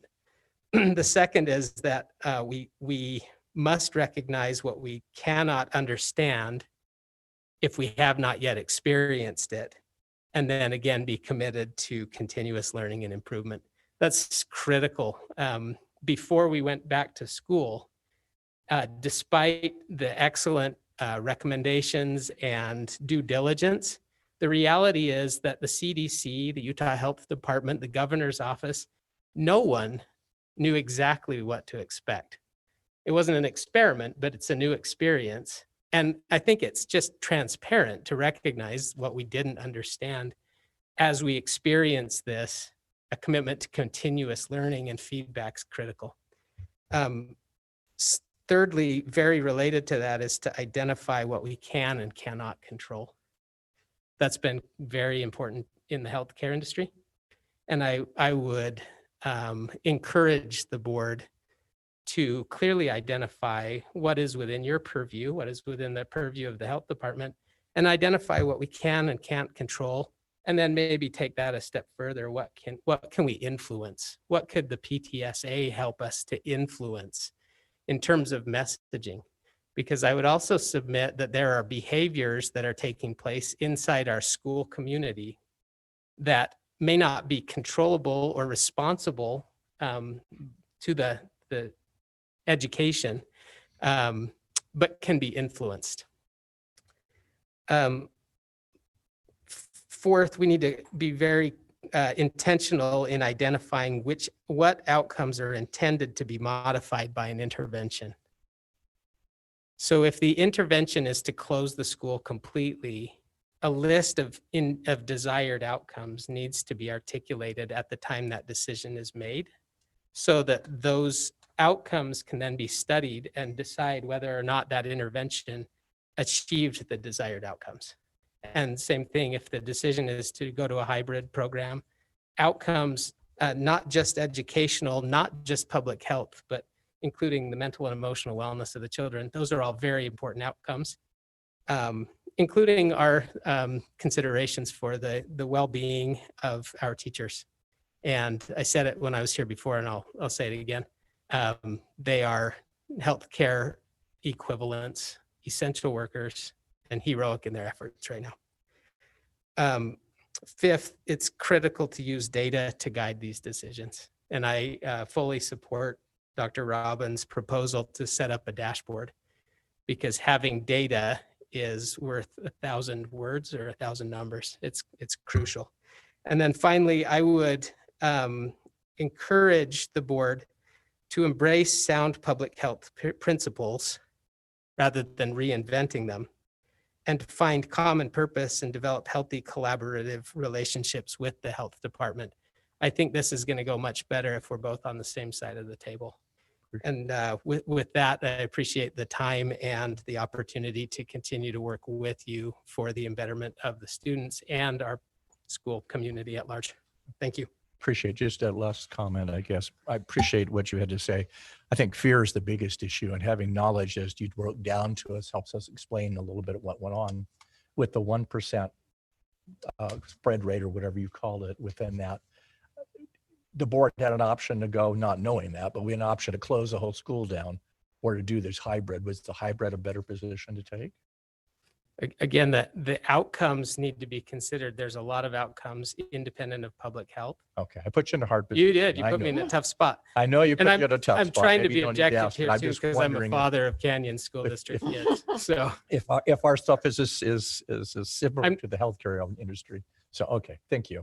Yeah. I just had a couple more comments, and just one of the things, Dr. Robbins, is, and it's been pointed out, the health department came with a 15, and we're trying to follow that. We did. When we came up the 15, it started raising red flags, and we started taking action. The governor's COVID school manual, which is a gospel that he has for COVID for the schools, is a little interesting. It's a little bit more vague, I guess. First off, it talks about 3 people, but it talks mostly about how many people being tested. It doesn't really say close the school down. In fact, you get to the final page where it says, who will decide if school transmissions from, will transform from in-person learning. And it talks about the decision to transform from in-person learning to hybrid or remote learning be made by the school administration in collaboration with the high school, the local school board, and the health department.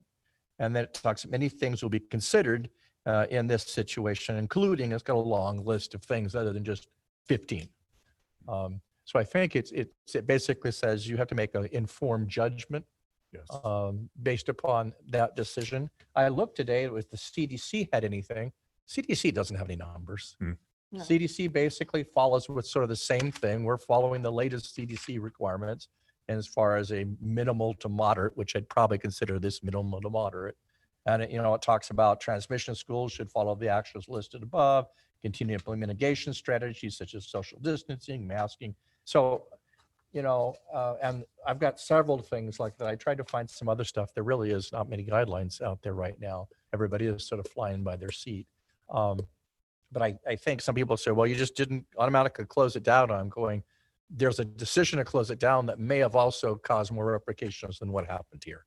I think what we decided to do is pull back quickly, give it a week, take a look at the numbers. We also heard that the numbers coming in last week were affected by the holiday and the power failure. And so the numbers we started getting in by the end of the week may have not been as accurate. It'll be, the numbers are starting, are they still trending down now? Or are they, or what? They're still going up. Yeah. It'll be interesting to see. Sorry. One other thing that's important to consider is that it's almost futile to quibble over 15 because of the way the virus behaves, the reproductive number transmission rate is around 2.5 to 3, which means that for at any given moment when about X number of cases, there are roughly 2.5 to 3 times that number of cases that will yet be diagnosed unless the cycle's interrupted. And I like that Dr. Robbins is speaking the right language when he mentioned interrupting the cycle, because that's how we change the dynamics of a spike, is by doing something that interrupts the behavior that's causing the cycle. So if we start seeing above 5 cases in a population, there are probably 15. And when there's 15, there's probably 45. And that's exactly what we saw. Saturday, there were 15, Friday, there were 15, and now there's 45. Until we are clear that the interruption of the cycle has done what we have hired it to do, we don't know yet how we've actually changed the dynamics of that. And that's why quibbling over 15 or 10, all of those percentages are significantly higher than the background rate in the community and represent the tip of an iceberg. So acting and then making a new plan is really important in interrupting the cycle. Appreciate that. I know the last comment I want to make is the CDC also points out there are repercussions from everything. For example, going home to online, who takes care of the kids? Grandma and grandpa. In many cases, the same kids were tried up there. So in some cases, it may be safer in the schools than it is actually in the home and the community. And we've been weighing that, trying to figure out if we let kids go out of the school where we're very controlled as far as, I haven't seen such a sterile environment. In fact, I worry about our immune systems not being able to deal with other stuff now that we're being so sterile. So thank you so much for your comments and your help in there. Thank you. Other comments? Mr. Millerberg.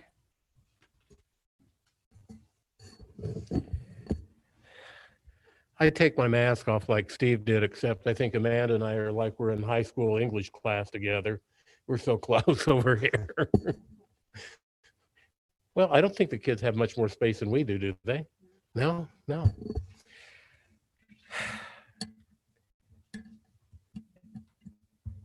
I'm going to start out by saying, kind of the main focus that I look at is what it takes to keep the schools open. And so, Rick, I commend you for putting together, and I know you didn't do it alone, but for putting together a plan for a hybrid. Hybrid's got a bunch of good things about it, and hybrid's got a bunch of bad things. It's probably got all the good of the 5-day week, and it's probably got all the bad of closing the school down too. You know, I was very happy, Erica, to see the Canyons Education Association support the hybrid method, the hybrid school schedule. You know, the emails I read, most of the teachers were saying you're in violation of your own policy, close it down. Most of the parents are saying keep the kids there. And I think you have to be sensitive to where you don't have a parent at home in every home during the work day, that this creates a big concern for parents as well. And it has a horrendous economic effect on what goes on in the community. Our students, I believe, are very resilient. You know, some people have elderly family members that the students come home to. Some of us are the elderly family members that the students come home to. I found it, I'm still stuck on this 15 student deal because, you know, if I was in a math class and somebody said if you have 23 students at Corner Canyon and we get 15 kids, what percent is that rounded to the nearest 0.5%? That rounds to 0.5%, not to a full less, you know, it's less than 1%, but it's a lot closer to 0.5% than it is 1. Our governor made the statement that you can't legislate stupidity. You know, my gosh. I don't know why he wants to legislate stupidity anyway. I would go the other way and legislate against stupidity, but that's what he said. But I think that when we start looking at 15 students in a 150 student elementary school, that's 10%. As I just said, you're close to 0.5% by the time you get to a high school. Probably you can't legislate it, but through executive decree and policy making, you can get real close to it. You can get real close to coming up with the stupid.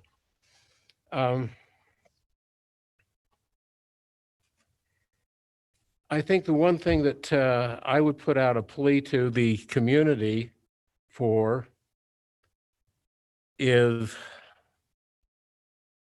please be supportive of what they've asked you to do by wearing a mask in public. I walked into Costco last weekend and I looked around and I said to one of the Costco employees, so when did masks become optional at Costco? Some of us don't have kids in school anymore.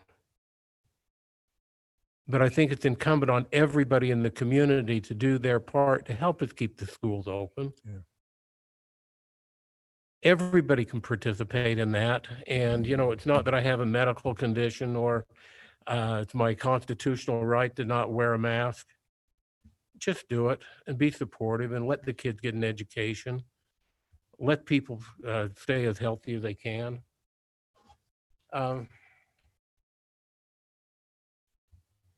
We talk about students not having as much parental support, but I think that your hybrid method is what I would call parental support. It is giving the parents support from the school district, and that's what I would call parental support. I think there's wisdom in trying to break the cycle and see what happens.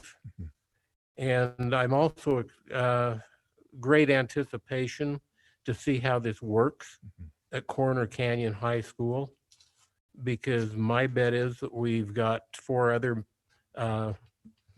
comprehensive high schools in the district that are probably not far behind. And this model will help us as we move through the district with other schools. So, yeah. Rick, I appreciate the green, yellow, orange, and red guidelines of our own making. you've got my support on this, and I just hope it happens, and I hope it works well. Okay, thank you. Thank you. Other comments? I just have a question about what Mrs. Arnold? Mont just brought up. So to Dr. Webb, actually. So based on the information you just gave us about the numbers and the percentages of, I mean, where we are, knowing that we broke it out to the hybrid, is there an expectation that before we go down, we're going to go up in numbers because we're at 42? Like, those kids are still, I mean, we've half the classes, right? But the numbers will go up before they come down, do you believe? I mean, we're going to have to wait a bit before we can see. And how long do you think the wait is, knowing the statistics you've seen, like in your health industry? Yeah. I apologize for the long-winded first pass at this. Let me make it really simple. Our rates of transmission in the school are very low. What we're seeing right now at Corner Canyon is not associated with the school. And so cutting the number of children down in the walls of the school may not impact the numbers of new cases in that demographic. Because of what's happening in the community, What's right? happening outside the walls of the school, which means that if we want to keep the school open, we need to think creatively about how we can influence that demographic to behave differently to interrupt the cycle. And conversely, whatever decisions, hybrid or not, are made, the outcomes that are desired are to decrease the number of cases. The number of school-associated cases right now are low, and we're grateful for that. And we want to continue to do everything we can, because that's what we do control within, the purview of the Board of Education, superintendent, school administrators, is the school-associated cases, which are low. But the bigger problem right now is what's happening in the school community. So I guess that's, how do we address that? We talk to the mayor, I think, to Dr. Webb's suggestion, I think, a full court press with every association we can, PTA, maybe the mayor, I mean, any community groups, religious groups, I mean, all the above, I think too, Clarine, to that point, I think one hope is the hybrid, there is messaging in that, right? That, hey, this is real, this is happening, and we have to get control of this. I think not addressing it, also has a message in that to the kids too. So yeah, I think we engage all of our partners, and we do everything we can at the community level to raise vigilance and awareness. So one of the things that was out there was that there were some things going on too in the community with the students, particularly like parties, team parties, and sunrise parties, and activities like that, and I feel bad because then the greater amount of kids are being punished for the lesser amount of kids, so to speak. I don't know if that's a good way to put it. But like you said, maybe this will help people take a look at it again and realize that this is really important, that we all be in school and we all get to have the opportunities to be with everybody, versus a few people get to be with people on weekends and before school and after school and going out to lunch together. I noticed that the lunch counts that we were given today nutritionally, I'm pretty sure those kids are jumping in cars and going out to lunch and not eating lunch, and going out to breakfast, not eating breakfast at school. And that those need to, Dr. Webb, go ahead. Those need to be like maybe corrected. I don't know how we correct that. I love what you just said, and I apologize for interrupting. I think it's also really important to recognize that not all of the transmission in this demographic is due to carelessness. And I think 15 to 24-year-olds can legislate stupidity.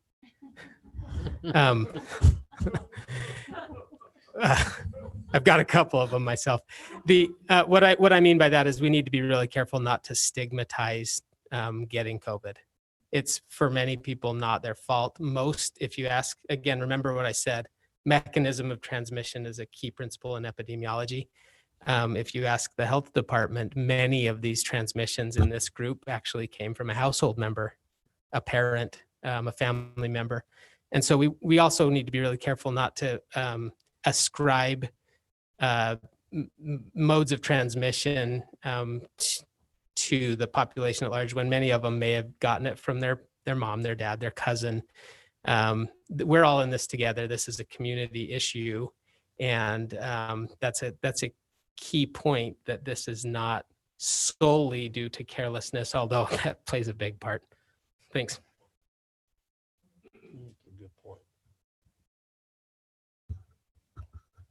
I think just to Dr. Webb's point, a lot of our cases in Canyon School District are household related. So that's true. Okay. I do have one other thought about schools. We have schools have 0 cases.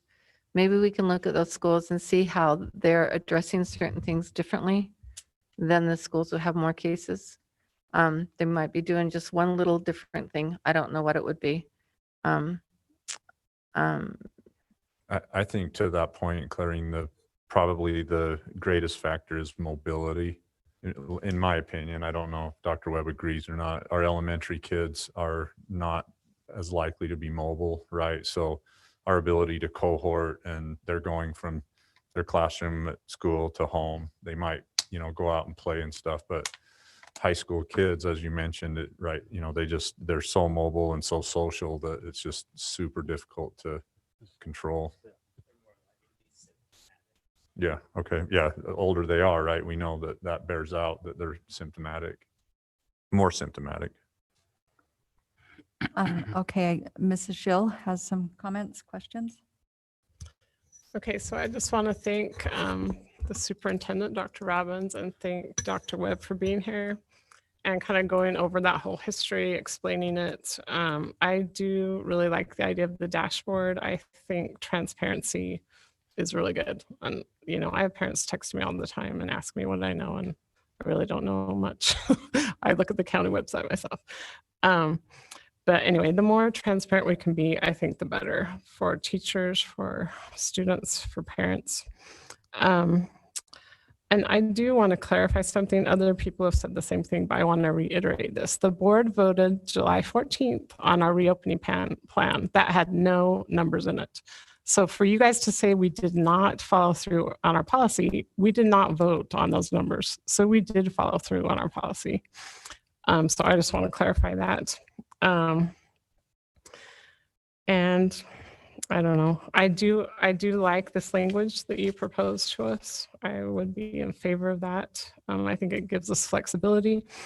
I mean, our job as a board is to make policy and to have the administration follow through on that day-to-day policy. So I'm in favor of that. And that's all. Thank you. Thank you. Mr. Iverson has some comments. And Chad, let's kind of test out the audio. Yeah. Go ahead. Yeah. All right, it's not coming through very clear. Mr. Wrigley, I think will call on your phone, if that's all right with you. Yeah, that's fine.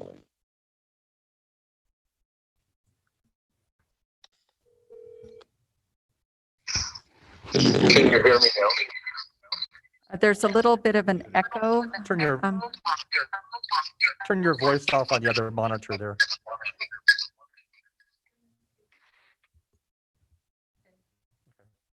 Is that better? Much better, yes. Okay, perfect. So this is an interesting issue, very challenging for all of us. I've really struggled over the last several days to understand who has the authority to close a school and who has the authority to keep a school open. it was very unclear, at least my understanding, for us as a school district late last week to understand what our roles are and what our responsibilities are, and where we have responsibility versus where we can just influence. And my understanding of reading state statute and from what we've been told from our legal counsel and from the county health director, who I talked to today, Gary Edwards, is that similar to what Rick has said, that the state government and the county government would like to collaborate with us in decision making on whether to keep a school virtual or whether to move a school hybrid or keep it face to face. But at the end of the day, they're the ones that have the decisions. And so I kind of feel like we're just, this may sound a little harsh, but we're all just playing a little game. We're playing pretend epidemiologist, and we're getting lots of, it's kind of like playing Fisher Price. It's like playing doctor. We're getting lots of data, and, you know, although the data is all verbal, we're not seeing any of it, and it's text. And I feel like I haven't been trained to be an epidemiologist. I don't know the rest of you have. We've even got, and no offense, Dr. Webb, but, you know, we bring you in as an expert. I don't view you as a pandemic expert. And the person who, you know, the people that would be making the decisions to truly close Corner Canyon aren't even in the room. It's my understanding, it's Gary Edwards, it's Angela Dunn, it's Governor Herbert. And so we can continue to play Fisher Price epidemiology, but I think we need to make some decisions how far we're going to go. Are we going to, like the recommendation, the red, yellow, green? Everybody's got red, yellow, green. I mean, it's just in vogue, right? The state does, the county does, the government does, or the federal government does. I don't feel like the recommendation really does a whole lot for us, candidly, because it doesn't really say what we're going to do once we get to 15.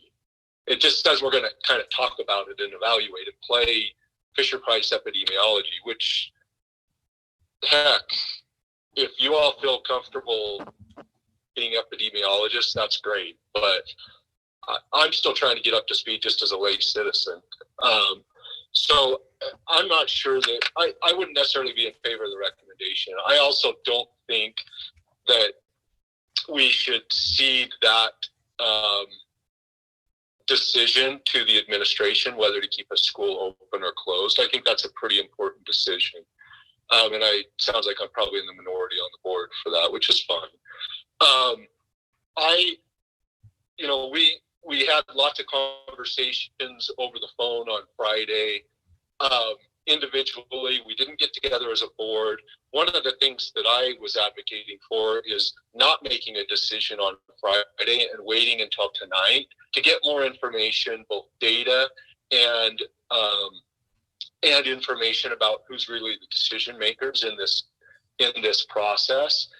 And one of the things that I was told was, well, we think we need to make a decision today because the county health department's putting pressure on us to do something. And if we don't at least go to hybrid, then we're going to continue to get pressure from the county health board. So to me, that continues to say, we're not the decision makers in this. We're just playing Fisher Price epidemiology. And I would really like us to, I like the idea of a dashboard. I like the idea of, really starting to analyze the data and sharing that, even more than us analyzing it, sharing that information with the public. People are asking me the same questions about cases, and all I've got is a few verbal comments and a few texts. I don't really have anything that I can sink my teeth into. Most of the time I'm getting my information from the Salt Lake Tribune these days, which as a school board member, that's not necessarily the best place to get my information. I do think the 15 number is potentially flawed, but I don't feel like, I feel like we should either say, we're going to make this decision and really get aggressive and say, you know what, we're not going to close the school until we get to 10%. The number right now is 15%, 10% or 15 cases, whichever's lower. Heck, let's be really aggressive and let's say, you know what, the 15 case thing, I don't know who came up with that, but we think it's flawed for our district. Let's get rid of it and let's just say 10%. And so we're not going to close Corner Canyon until it gets to 250 students. And really make, if we're going to act like we're decision makers, let's really make some decisions versus put out a red, yellow, green. And then once it gets to 15, it gets really, and again, I got to reread the language because it's not on board docs, but it just feels really nebulous and we're not really putting a stake in the ground. I'm not suggesting we do put a stake in the ground, but we're kind of acting like we're epidemiologists. Let's put a stake in the ground.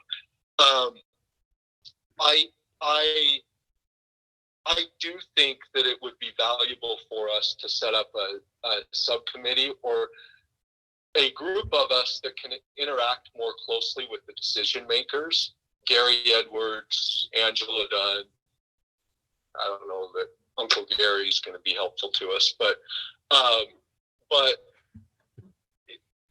feel like, again, that Gary Edwards is the man behind the curtain right now, and he's never come to board meeting. We've got Dr. Webb who's opining on epidemiology, but he's not the one that's making the decisions.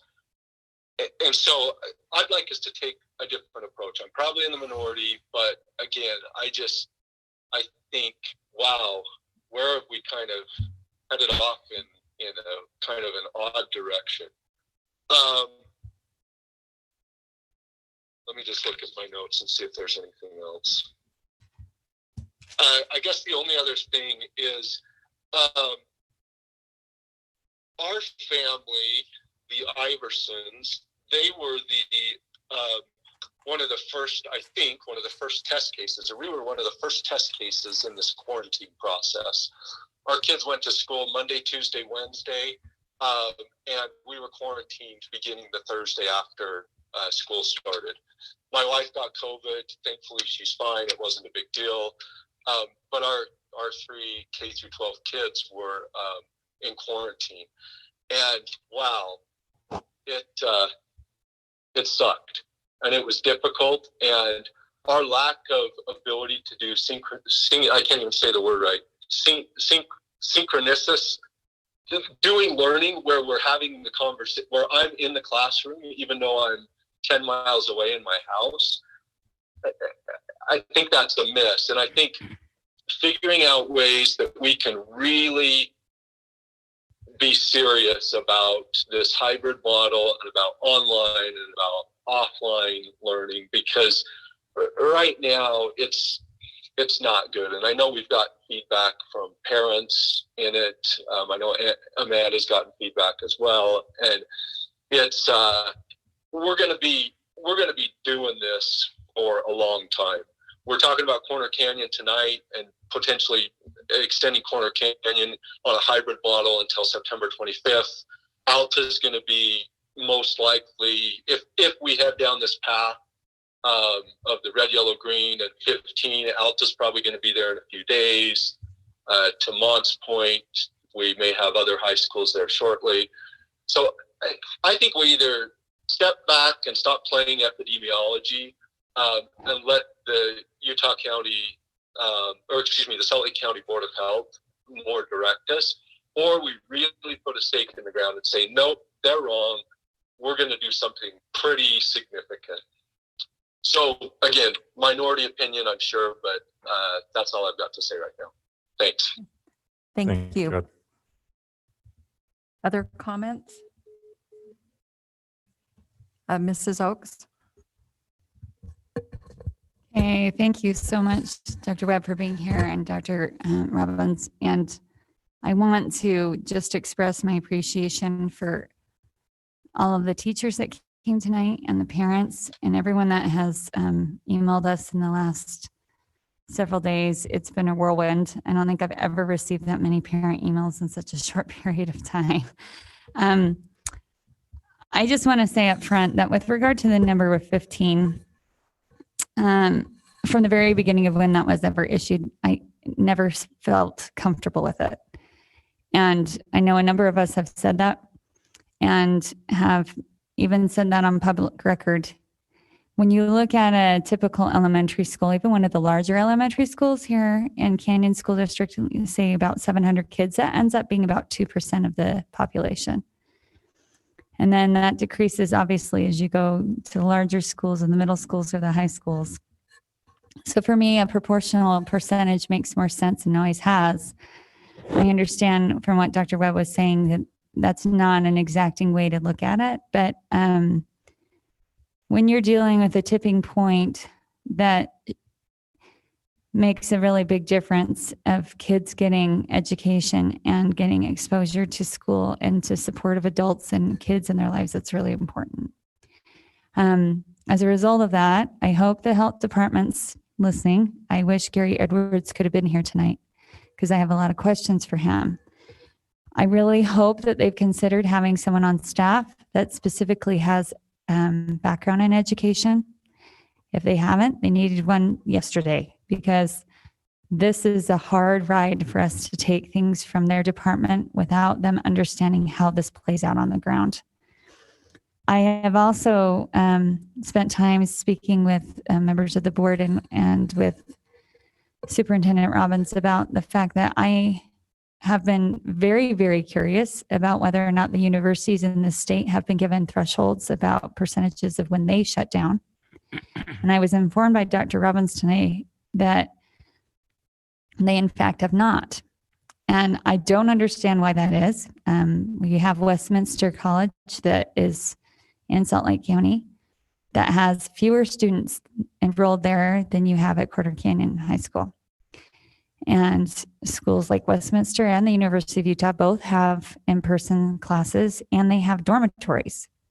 So I am having a very difficult time as a public school board member understanding why we are being held to such tight constrictions when universities not far from here with dormitories and cafeterias and all of those other things haven't been given any of those guidelines, and they are also publicly funded.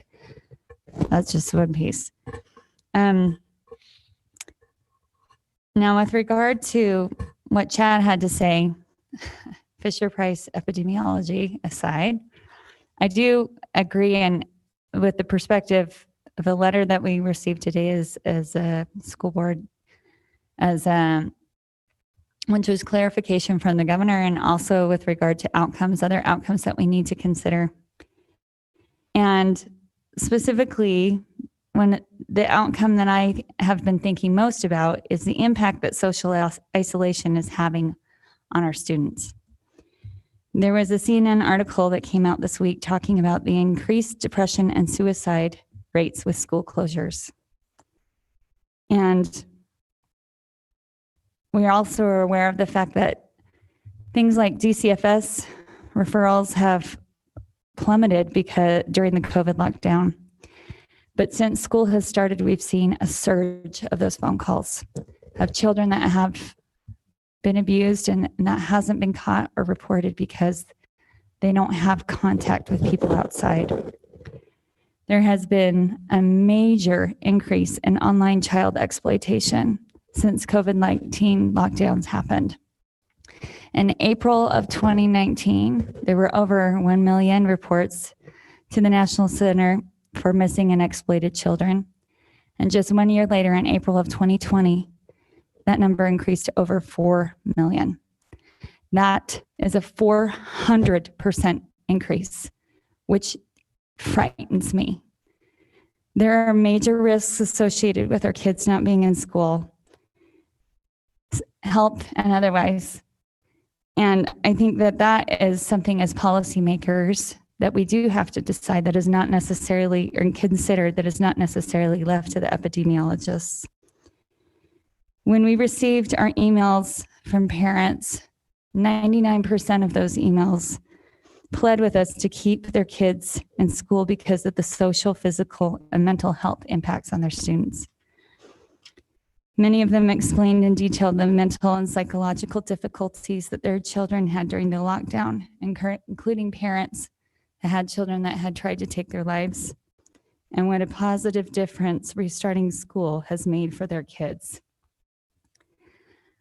As a result of that, many of them repeated over and over again the importance of the fact that they consider teachers to be essential workers in the community, more so than any grocery clerk, banking clerk, or other dining staff that they'd ever come in contact with. That teachers had become a critical and crucial part of their children's development.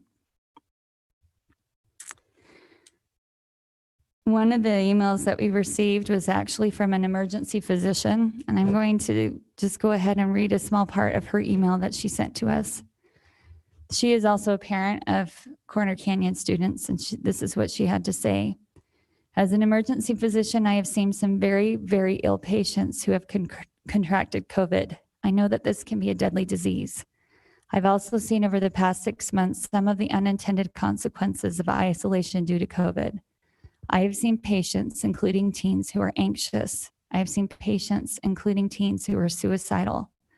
I have seen teens who are struggling with the lack of social interaction. I have seen teens who are struggling with online school. I've seen teens that have lost physical stamina due to increased screen time and lack of physical activity. The American Academy of Pediatrics collectively issued a statement stressing the importance of in-person school. I wholeheartedly agree with that statement based on my personal experience. Teens need to be with other teens. Teens need to be in school. Both Stanford and USC and a number of other sites, including the CDC, have discussed that through the studies that they've conducted, it's been demonstrated that COVID-19 deaths were significantly lower than previously assumed. In fact, 20 to 30 times lower than what was originally predicted. This is a scary epidemic, I recognize that, but it is not what we originally thought it would be, thankfully. But my fear is that the epidemic of the mental health of our students is significantly larger than any of us have predicted. And I feel like as a policymaker, it's my role to balance some of those considerations in all of this. With that in mind, however, I also recognize that just as Dr. Robbins talked about, there are other things that our teachers are really struggling with, and I want to recognize and bring honor to that. I can't even imagine how difficult their jobs have been these last few weeks. And some of the emails I received from them were very heart-wrenching about how much time they're taking to teach in this way. I would be open to the idea of allowing them additional time or assistance to be able to help them manage that load. I recognize that we need to give the schools a better way to manage COVID data, whether that's we hire people to assist them just with the data aspect, and whether we outsource or do something else, I don't know. I mean, that's up to the administration to figure out, but I think it's really critically important that we figure out how to support them so that they don't get burned out and that their mental health isn't completely demolished as well. So I would submit that I am also supportive of the language here that has been proposed by Dr. Robinson, and I would agree that the number 15 to me still feels a bit arbitrary. So I don't know whether or not that's just like, that's the initial part where we start having those conversations. And again, we're looking at whether it's school spread, community spread is going to make a difference. To me, I was a little bit dismayed that the health department was counting an adult visitor that came briefly into the school as one of our cases. That to me doesn't make any sense. And so considering some of those different pieces, I think it is going to be more of a nuanced discussion rather than a hard line in the sand. But I also, one more thing, we did receive an email from another parent that brought up something that I thought was helpful. And I'd like to ask Dr. Webb this question about whether or not it would be appropriate to allow a student that has already had COVID and has, could even demonstrate that they have the antibodies. Do they still have to be quarantined when they've been exposed to another student?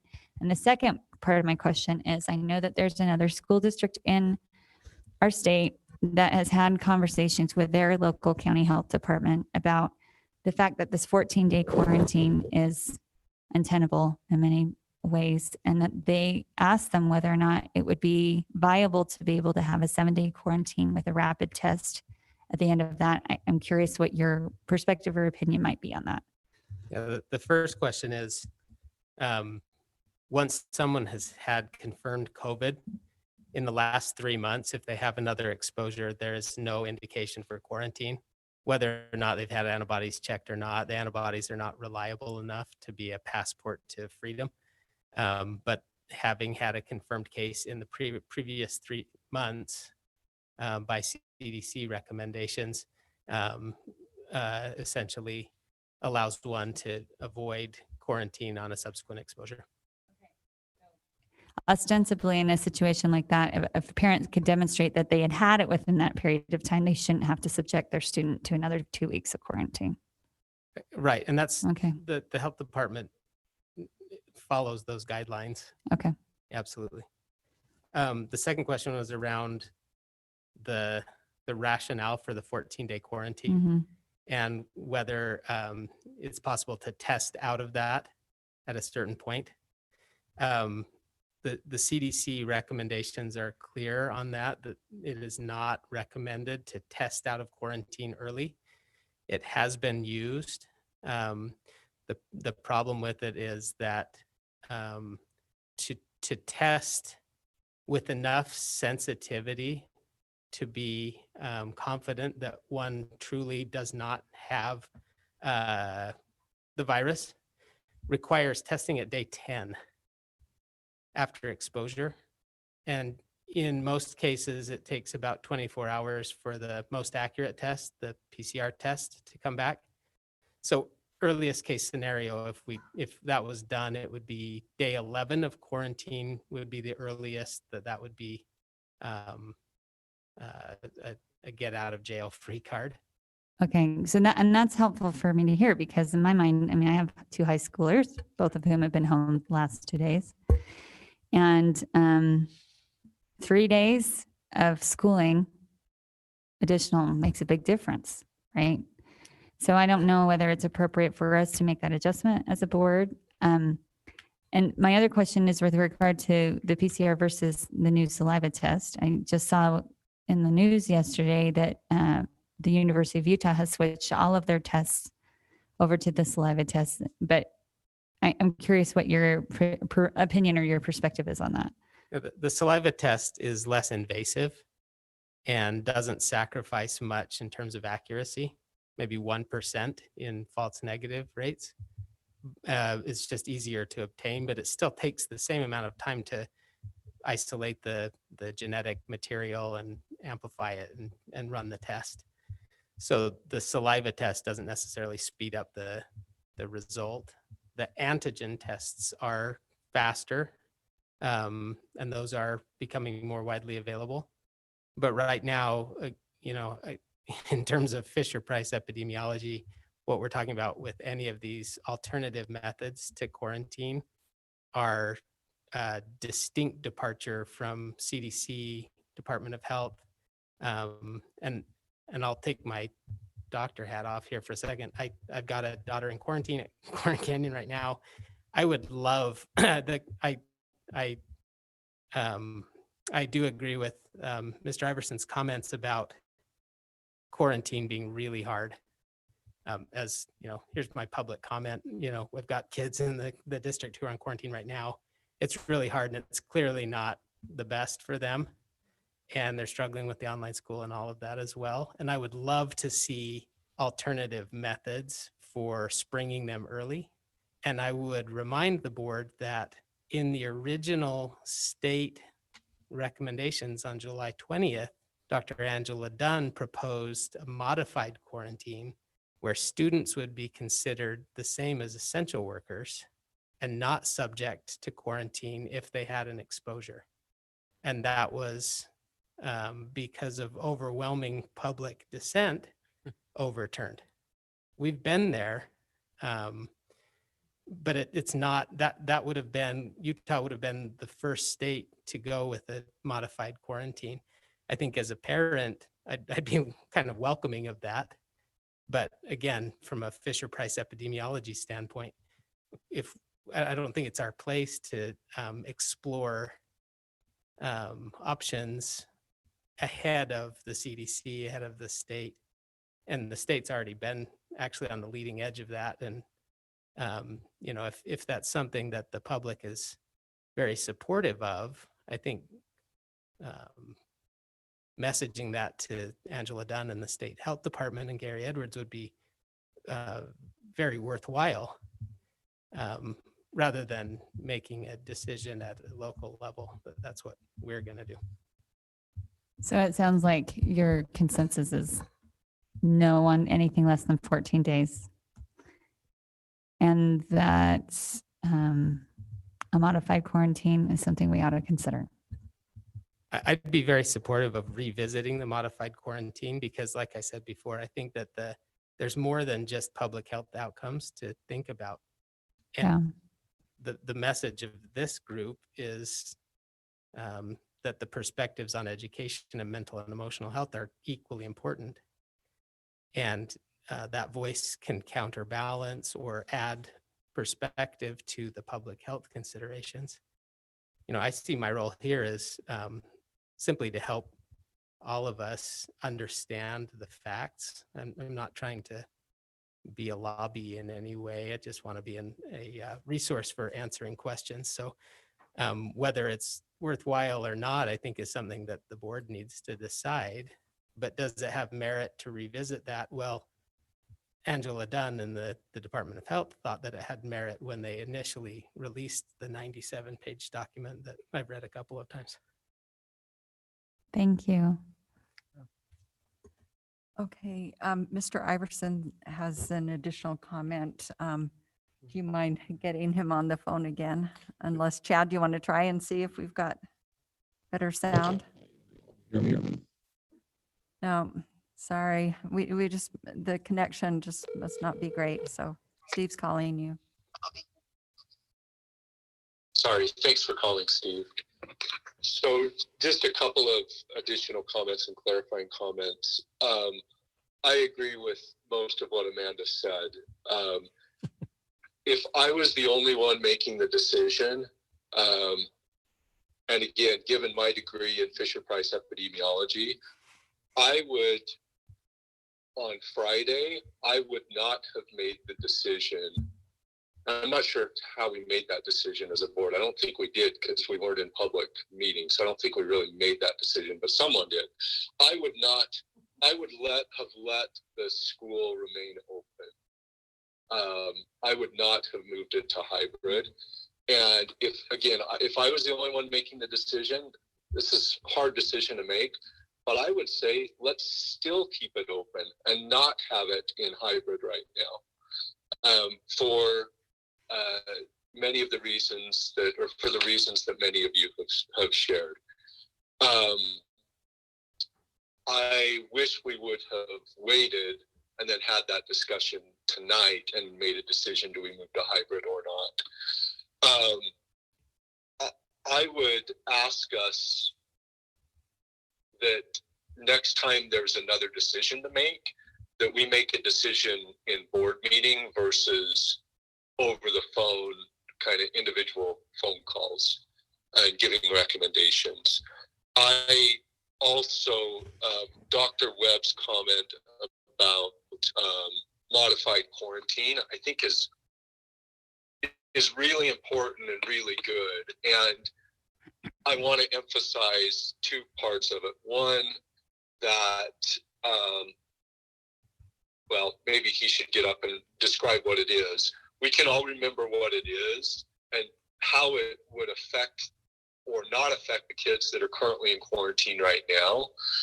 And then number two, he wasn't, correct me if I'm wrong, but he wasn't suggesting that we make that decision, but he was suggesting that we go to the decision makers and lobby for that decision. Because again, remember, we're not the decision makers in this. We're just the puppets that, as long as we don't go too far off the reservation, they won't slap our hand.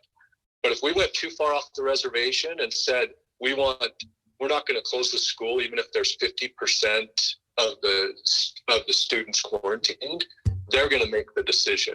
So I would suggest we save a lot of our time and efforts and bandwidth to talk to the decision makers and get more integrated with the decision makers and have the decision makers come to our board meeting, because they're the ones that are making the decision at the end of the day.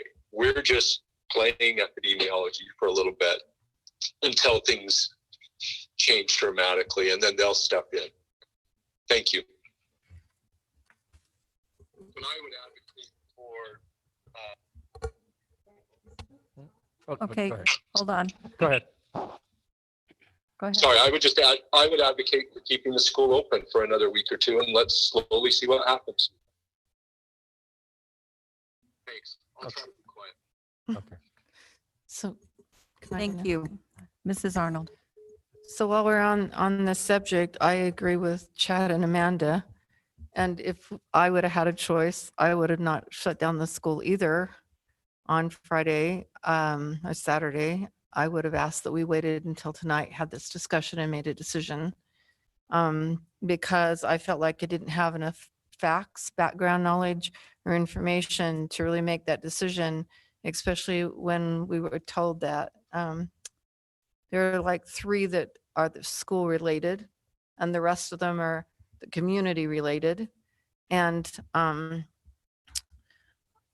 didn't know how the 15 played into how many have to be school related or community related. But if we're closing it on school related, we only have 3, and we're 12 off from shutting down that school. If No, we're they talking. counted all those together. Huh? They counted those as school community. Those are all one. So. Okay. So. By county health, by their standard. Yeah, by their standards, right? Yeah. So the other thing is I would also, I don't know if you want me to call you Nancy or President Tingy tonight. I would also suggest that we talk about having a meeting before we do make these decisions anymore, because I really think there's a lot lost in the communication of telephone calls.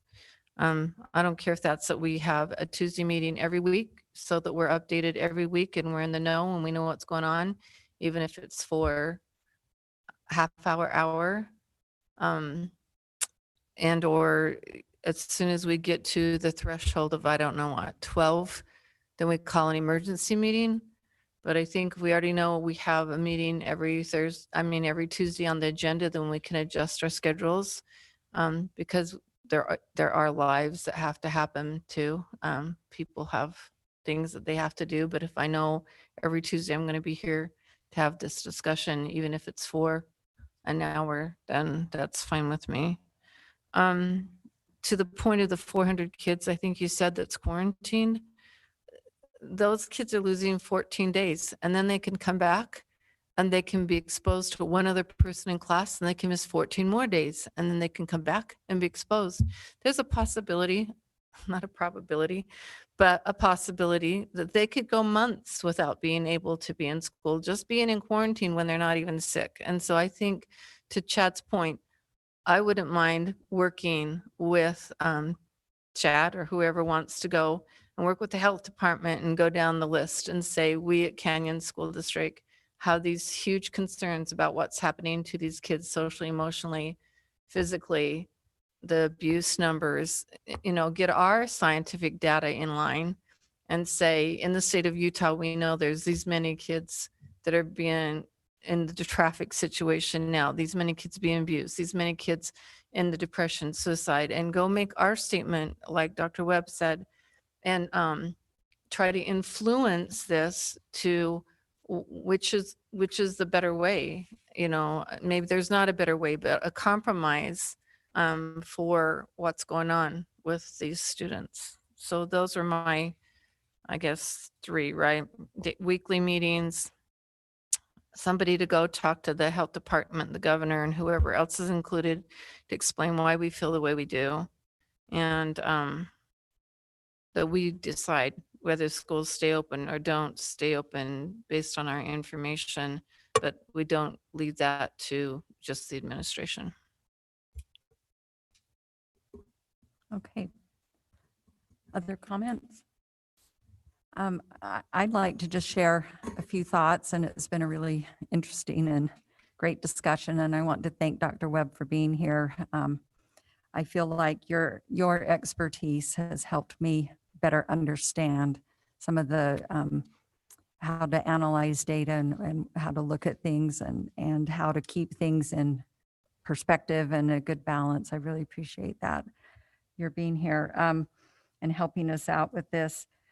I agree. I think that 15 number is it's one data point, and I think that what it does is it should trigger then additional actions and not just an automatic, you know, hit that number and then this happens, but it triggers the conversation. It triggers looking at things maybe a little bit differently. But I do like the idea of the dashboard that Superintendent Robbins proposed, because I think, like he mentioned, that gave us some early warning, or it could give us some early warning information for the larger community as well as the district. And I feel like this situation snuck up on us. I mean, it really came rather quickly. I know for everyone, right? I'm not blaming anything, but I feel like if we can pay attention to the numbers, and I like the idea of ranges, because also what we found is that, you know, those numbers, they take time to verify, they take time to decide whether it counts against the school or not, and then the next day it might change because some have dropped off they've completed their 14 days and things like that. I also feel like looking at a larger data set of data, and that I think you've listed several really good points, because I feel like almost each case should be given what I call a Q number, or how many quarantines resulted in that, and then take a look at those quarantines as a school community and about the school community spread. And that as we're talking about the modified quarantine, there was a major public pushback on that one, but I'm kind of half wondering if now that people have lived it a little bit, they might understand what some of the reasoning behind the original proposal was. And it might be something that could be revisited, but I agree it should be revisited at the health department level. And then I've heard too that in regards to, and first of all, I just want to say I agree too with the suggested clarification and addition of information to either the plan or the manual, or both, that you've suggested, because I feel like it broadens the discussion beyond that number 15. And I feel like it gives a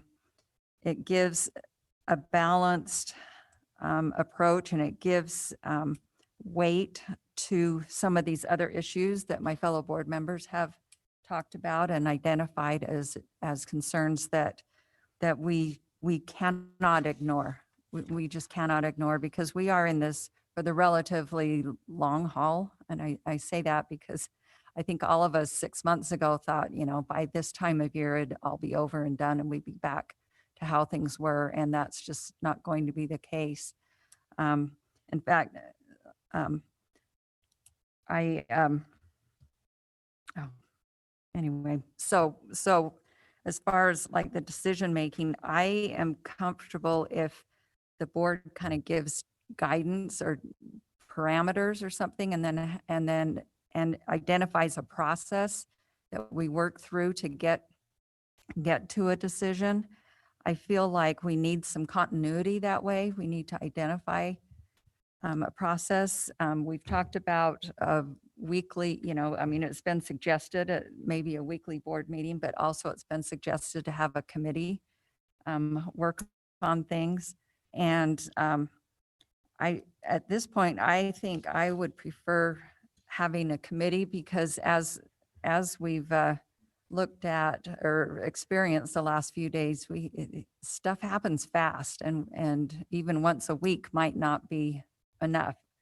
And I don't know, maybe we do both for a little while till we get our feet under us and we get some, experience. Like Dr. Webb said, sometimes you got to experience something before you know what you need to do next. And so that's just some thoughts that I had.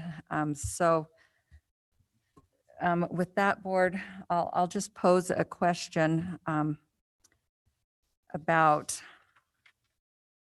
okay, let's talk about this, a couple of the recommendations superintendent brought forward, and one is the dashboard. Is there agreement that would be a beneficial thing to put into place? I like the decision. I mean, I like the thought of the dashboard. I hate the colors. I'm sorry. I just want to see numbers. I know. Tell me what I don't need colors. I just want to see numbers. Matter of fact, they kind of rub me wrong because they've never rubbed me right in that what's going on in life.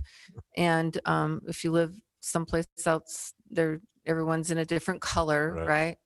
And so I would just rather see numbers, and I get your point of below 5, then it might be, I don't know, telling people who people are, but I don't think so. I just think that people want to see it as it is. So 0 to 5, how many we have, I mean, that didn't So make the any actual sense. number. Yeah, I want to see actual numbers. Like in the district, we have, at the elementary level, one case in all of elementary. In the middle school, we have 5 cases in all the middle school. In the high school, we have 20 cases. I don't know that we have to break them down by schools, unless everybody else thinks that that's a really good idea. Danger, I think it is. But I just think that we just need to know elementary, middle school, and high school. And then as we broach a school getting to that close to 14, then let them know. I don't know. That's up for discussion. I don't need colors though. I like the red, orange, yellow, and green colors. I like that.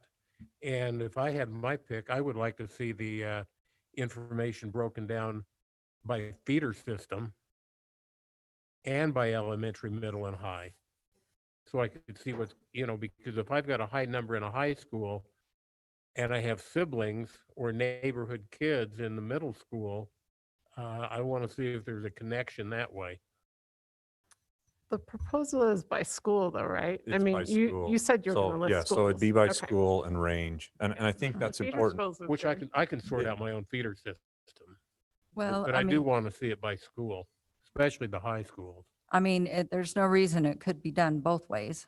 Yeah, you Couldn't could break be it down by done feeder both system ways. and by school. I'm just proposing school so that you have an early warning system that you can look at as those, depending on, the numbers that are there, that you can start to see that if something's on the horizon. Yeah, the Department of Health wants you to shut down a school.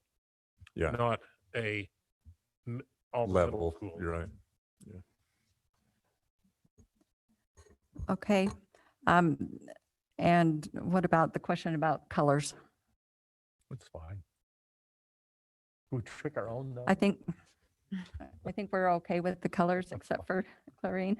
I'm fine with it because I just want numbers. I don't care about colors. Well, I just think want it will have both, right? The dashboard will have both. It'll have A green, range. yellow, and orange. Yeah, And because I think potentially we red need, if you want to go past that. I think we need to be very careful about end size at a specific school level.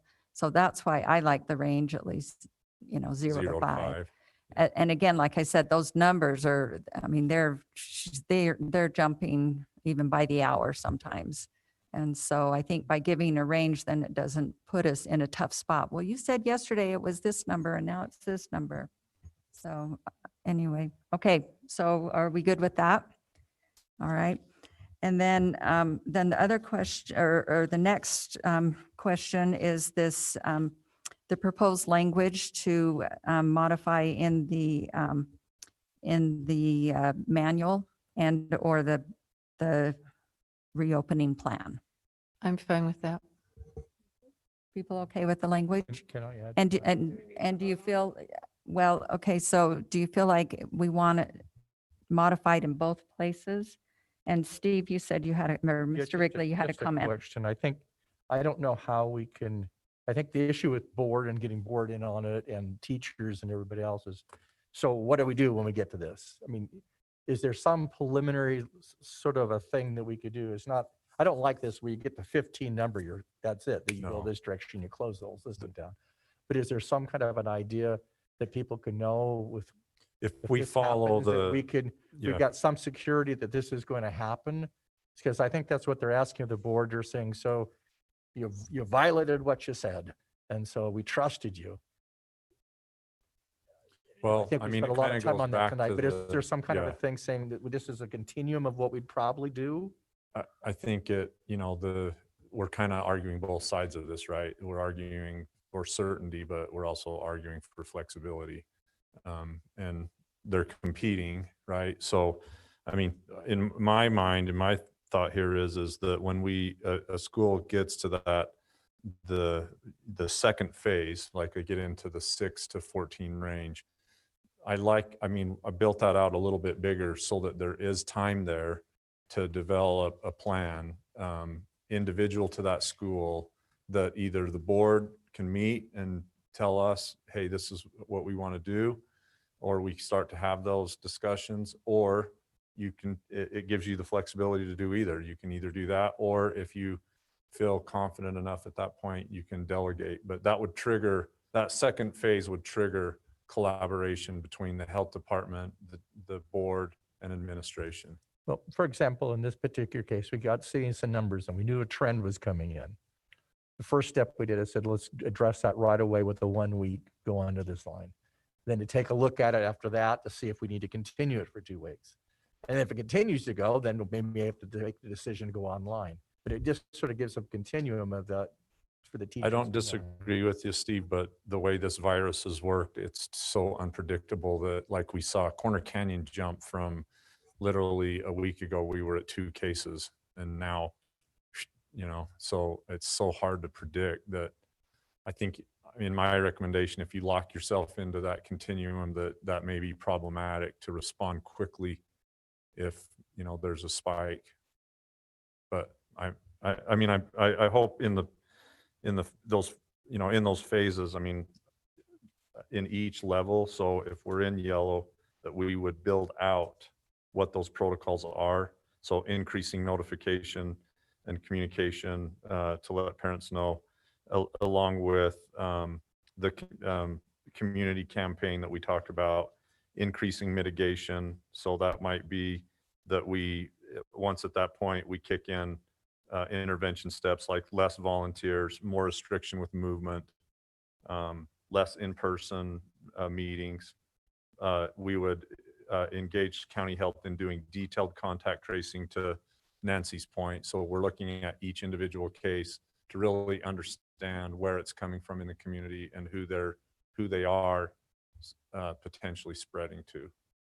So, and those data points, I think once we get into the yellow phase, are going to become critical, right? In moving to orange and then a decision beyond that on whatever it's going to be. I think, one positive to this, a silver lining, is we did break the barrier of 15. We did not close right at 15. The school is still open. It's a hybrid. So there is in-person instruction going, and yes, the number 15 was there, but I think we made the best decision that we could with the information, and it was beyond 15. So if we were to follow their recommendation, it was go close it down, go virtual. That was the county health's recommendation. Can I ask a question? Yeah, Mrs. Shill. So on the dashboard, did you say it would be updated on Fridays, or will this be updated I talked every to day? Hal about that. So Hal and BJ, I kind of see heading this project up because Hal is a wizard at the data. We were thinking we would update on Mondays would be, because then it would lead into board meetings. So you would have, whether you meet weekly or whatever that looks like as a committee, but for sure heading into your board meetings, we would have an update. I really like that idea if they update Monday, and if we have board meetings set up for Tuesdays, then we can address Yeah. it every week as it comes along. However short or long you want those to be, they can be very short on every other Tuesday. Okay, Mrs. Oaks? Can I just make a request? Because just like you were saying, a lot can happen in a week. Yeah. So if any of us have, within our district, or we have constituents at a particular school, if we hit that higher threshold, I think it would be really helpful for us to receive that information, because some of the difficulty I had this week was parents were texting me with rumors that they'd heard. I hadn't heard anything. I was like, no, there's no outbreak. I mean, I answered that question honestly, as far as I understood, but I think it would be helpful for us to, other than once a week, I think if that information comes up, we need it sooner. The lag time is mentioned, I think, and we could update you with the dashboard or the information that's detailed down to the school from BJ. The time that a parent calls and tells the school that their student's positive, by the time that gets to a doctor or a testing center, to the health department, back to our nurse and to BJ, that's where that lag comes from. So I think the range helps that, so that it's not that way. But I mean, we could update it. I don't know if daily, is that work for you, BJ, or maybe you want to speak to that? A daily update would be really difficult for our nurses, and our largest numbers always come on Monday because from the weekend. So if we could do that once a month, but then also keep you updated if we're seeing a concerning trend. Once a week, right? Not Yeah, once a month? Once a week, yeah. Each Monday would be the most ideal for us.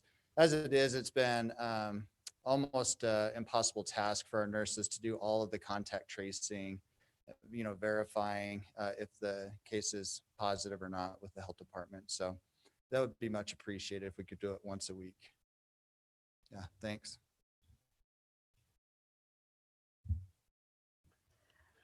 Okay, so. Nancy? Oh, yes, Mr. Millerberg. I am still somewhat uncomfortable with a magic number of 15. I would much rather see us tie it to a percentage of the students in a school. And I will be the first to say, for our high schools, I am uncomfortable waiting until we hit 230 students. And so I think the 10% level is probably outside of my comfort range.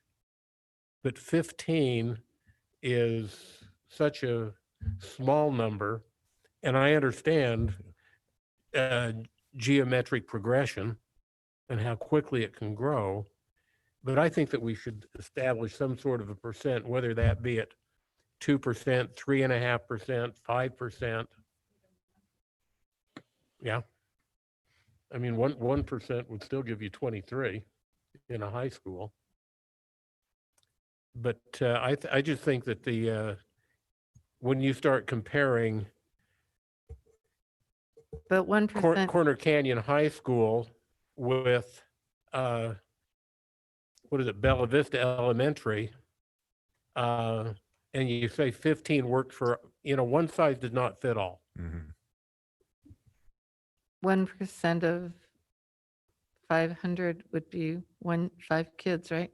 So then an elementary would be shut down or changed to 5 kids, and that doesn't work either. But that's to your point, right? That's why we need to meet with every school and talk about every school and decide where we go with them. Yeah, I mean, with a 500 student elementary, I would be uncomfortable with 50 kids with 10%. I agree with Mont. If we're going to, again, sorry to keep using the phrase, but if we're going to act like epidemiologists, let's put some stakes in the ground. And if 10% is too much, is 5% the right number? Is 1% the right number? What is it? I feel like we're half pregnant right now. We're either like, we're kind of acting like we're going to make the decision, but then we're still saying, 15. Let's either let the county help decide, or let's make some decisions. Could I ask that we try to invite someone from the health department to our next meeting? Because these are questions they really need to answer. Like, they need to be here to answer these questions. Otherwise, we're just guessing and we're just talking, even though I will say that none of us want to be here making these decisions, but we are trying to do our best and we are trying to learn. I mean, that's why we have Dr. Webb here. We're trying to do our best and do our duty and make the best decision we can. So I love that. Yes, it would be awesome to have Gary here, or someone, his deputy or someone. Okay, and it's my thought, and I think I've said this before too. I don't think 15 is an automatic of anything other than for deeper dive into data and taking a look at even a broader picture of what's going on. And just as I don't feel like 15 is an automatic number, I'm nervous about setting any automatic number or even a range where, I just feel like 15 or case numbers or whatever, then we start looking and we say, okay, what percent of the school is that? What is the spread at the school? What is the spread in the community? I think that's when we start asking more questions and engaging in deeper conversation with the county. I mean, I know they're in constant contact verifying cases and contact tracing and doing the quarantining. But as far as decision making, I think that's when it triggers. And again, that's why I like this dashboard thing, because then we get a heads up. Okay, we need to start gathering that information. I feel like maybe what we ought to do is form just an ad hoc board committee to work with the administration to further define some of those additional procedures that would accompany each of those levels or those ranges, so that we can try and get some sort of continuity of process, at least, without digging ourselves into this spot where we are then are forced to make a certain decision because we've predetermined a number. I don't know if that makes sense at all in this regard. And then, so let me just pose this question to the board. What about weekly meeting at this point? What's our appetite for that? I'm in favor. I think we may even want a meeting set for Friday. Alta's going to be at 15 cases, most likely, in the next 3 days. So we're going to have the same conversation about Alta. If 15 is our threshold to have a conversation,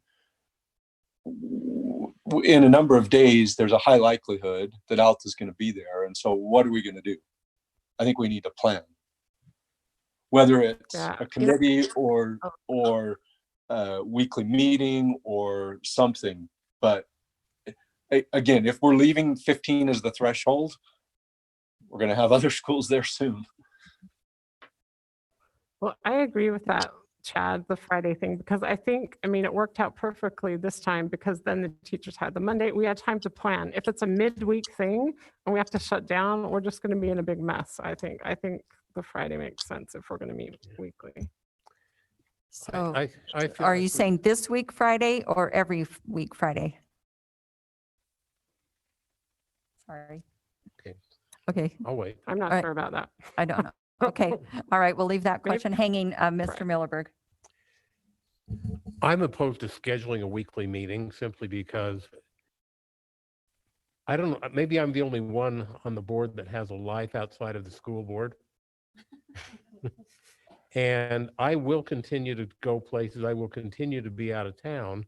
I am fine if there's a reason for a meeting and we can notice it up according to the guidelines and give the adequate meetings or notice. And if possible, I would be more than happy to join a Zoom meeting that was focused and to the point and did not go on till 10:30 at night. But I think that those meetings would have to be a one agenda item and Zoom meetings. Mrs. Shield. So I agree with what Nancy said about, I don't think it's a good idea to set a percentage. That just locks us in. So I don't think that's a good idea. I am fine with either having a committee or also having a weekly meeting. Whatever the majority of the board wants to do, I'm fine with either of those. Mrs. Oaks. I think the downfall of having a committee is, and I feel like that happened a little bit this time, is that you could have a few members of the committee and then have a school that comes up that's outside of any of their districts. So I kind of feel like initially it's wise for us to regularly meet. And like I said, like what Mont said, I think that we can keep it pretty narrow and focused and clear. But I think all of us have a vested interest in considering all of our schools are going to be impacted by this for having a say. So.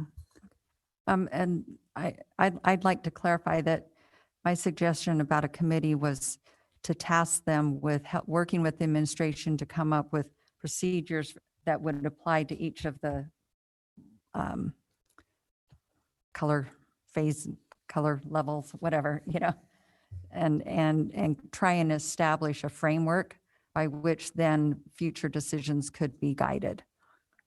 A process, right? A process framework. Yeah, and with that in mind, I'm supportive of that. And I actually think we probably need both. I would agree with you, Amanda. Okay. So, let's talk about just then I guess a ad hoc working committee. Because I think everyone realizes that the next situation is probably knocking on the door for us. And we need to be as prepared as we possibly can to learn from what we've experienced and try and be better in the future. So, is there volunteers? Sure, but as you know, I teach all day, so it has to be between 4 and 5 every day that we need to meet. And I don't know that it would need to be an everyday thing. I think it could be Yeah, whatever. a one-time meeting and then report back to the board. But you understand, we're at Tuesday. Mhm. So that committee would have to meet tomorrow or Thursday to be prepared for Friday for an emergency meeting to talk about another high school that might be in the same situation. So just saying. I don't know. I don't see it that way. I think that the committee can get started based off of a set schedule. We're going to have to meet as a group anyway. So, Right. yeah. And we're just gonna have to meet and talk, and so I don't know. I don't necessarily know the purpose of the committee. Okay. Anyone else? Mr. Wrigley, Mrs. Arnold, I'm willing to serve on it if you need me to. Mrs. Oaks?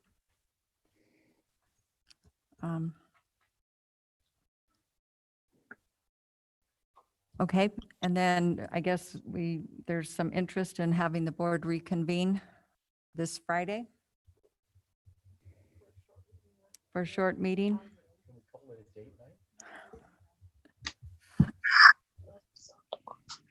I would suggest, assuming that we have another school that hits this threshold.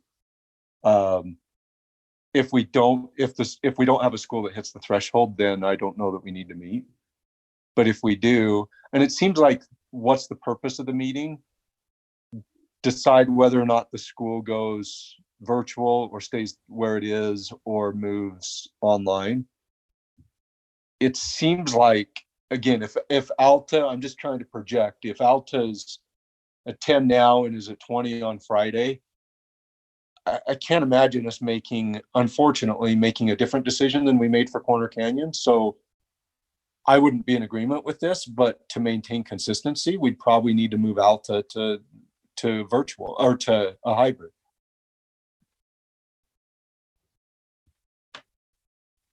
If Alta's below 15, then if Alta's below 15, then I don't know that we would need to meet. So are you suggesting that we just give some indication right now of what number we would be comfortable with then authorizing either a shift to hybrid or not? Potentially. Mr. Miller? I'd probably go with 2%.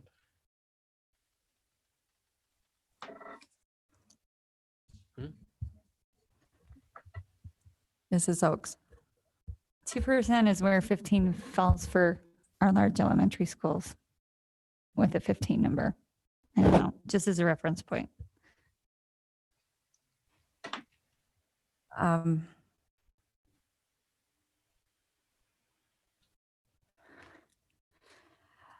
Any other thoughts on this? I don't think we can do it arbitrarily like this. I really do believe that once we get to the 15, if that's the number where we're going to start discussing it, then that's when we have a meeting the next day or whatever it is, 24 hours posting, and then we come back and we have a conversation. I don't feel comfortable saying, well, let's see, if they do it on Friday, let's just go ahead and do what we did before, because it might not even look like that. I mean, we might be at 15 for 4 or 5 days. I don't know. I'm not comfortable doing that. And I agree with what Chad said earlier. I believe in what I call the light of day test. I don't like making a phone call to board members individually to come up with groups of consensus without it meeting the light of day test or transparency test of being a real board meeting. Right. But decisions are still being made offline. Okay, so we'll schedule up a meeting for Friday. Okay, and I would recommend at this point that we go ahead and allow the administration to carry on with the current thing in the next week with Corner Canyon based upon what we have. So at least they go away tonight with something. Say that one more time. I didn't That hear we you. allow them to go on, continue on for another week at Corner Canyons. Okay, yeah, that was going to be my next question, but let's get this figured out. So Friday, Board meeting on Friday. board meeting on Friday, 4:30 PM. 4:30.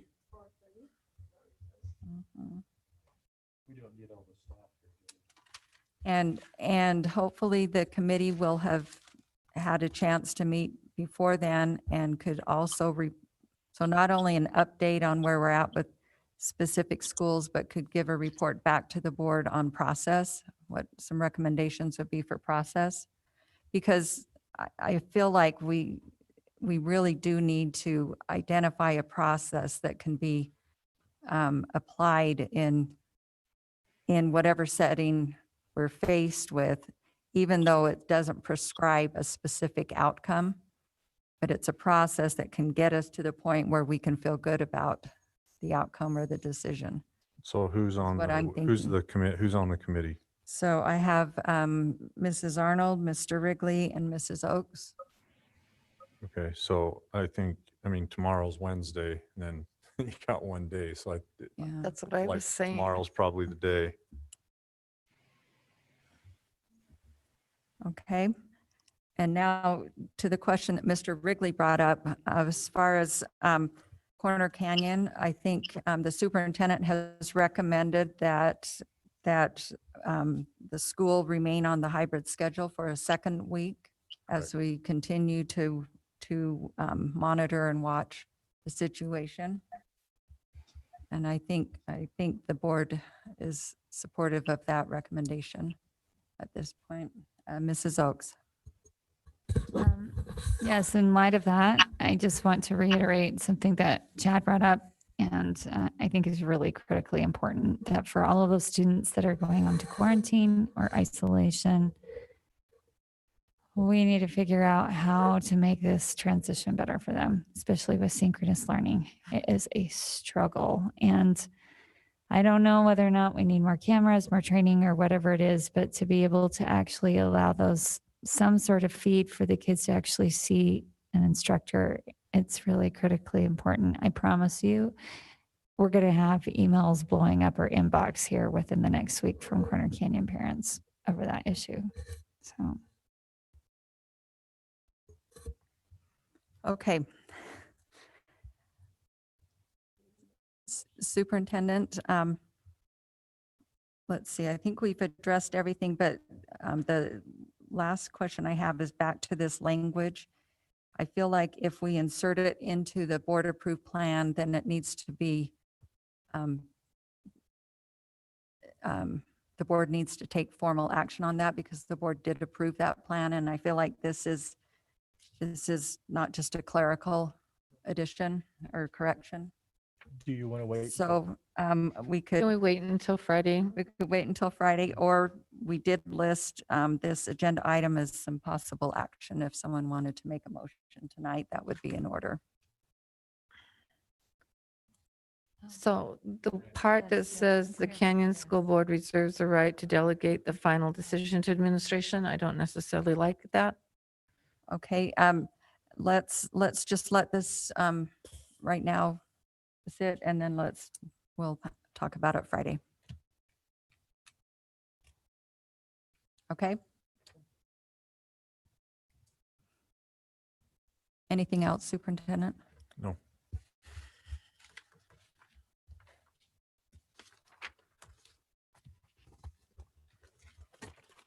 I do have a question about the committee. So is this committee also going to have the ability to go meet with the health department? Well, not by Friday, I don't suppose, but to talk with them about the concerns of mental, physical questions and concerns. Bring it back. I see this committee as kind of a one-time work group at this point to develop some processes and procedures related to the dashboard and the different levels for our schools is how I see it at this point. And I think if in that discussion, they could say, we need to have more conversation with the health department, depending on which level a school is at. Do we Because invite, that- do we invite Gary to our Friday meeting? And or is he included in the committee?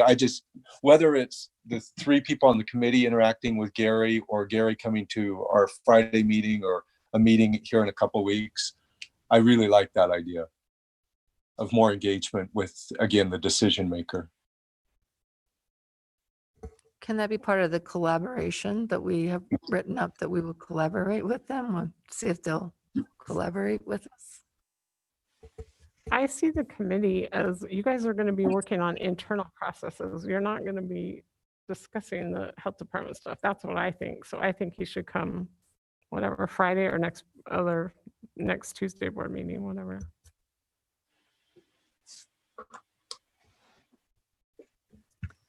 Yeah, I just think it's important the committee come back to the full board with recommendations. Mhm. That this is not a mini board, it's a committee to Right, make recommendations. right, a working group, yeah. Okay, all right, so I think maybe Superintendent, if you could talk to Gary Edwards and just let him know that the board is interested in having him attend one of our meetings, and then see what his schedule might allow in the next little while. Okay, So are we set on a time for tomorrow? Or are we just, or is that just, you want me to do that offline? So, and I have a commitment tomorrow too, in the afternoon. Unfortunately. But Thursday. Clarion, could you do Thursday? I could do Thursday. Yeah. Amanda said that again. Could you do Thursday at 4? Can I get here at 4? On Thursday. I think so. Superintendent, are you available? How about you, Steve? There was something, I don't remember.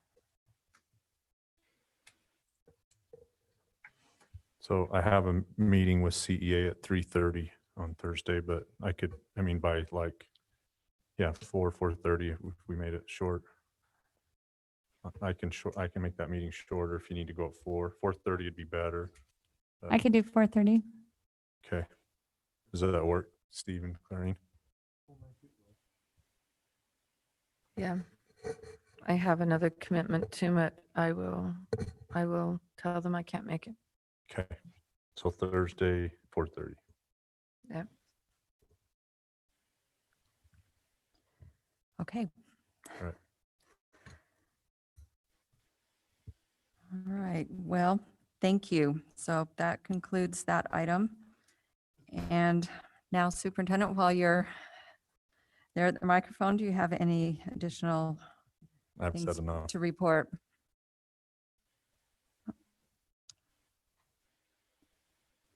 Okay, we'll call on Business Administrator Leon Wilcox. Thank you, President Tingy. I'll be very brief. I just want to thank Sebastian for coming and presenting earlier this evening. I just want to thank all our lunch workers. You know, if you remember back in March, we went on the soft closure, but they still worked and they still showed up and served lunch every day. During that time, we were in a different time. Nobody was wearing masks. Nobody knew as much about the virus as we do now. So I just appreciate them and all their work. And over this last week, we've had lots of meetings with Rick. I just appreciate his leadership, his friendship, and all the thought that he goes through on making these decisions, and appreciate the support of the board. This is not easy decision. I just, you probably received the text or alert tonight, Davis. I have my sisters, I have 2 sisters. They both teach in Davis County.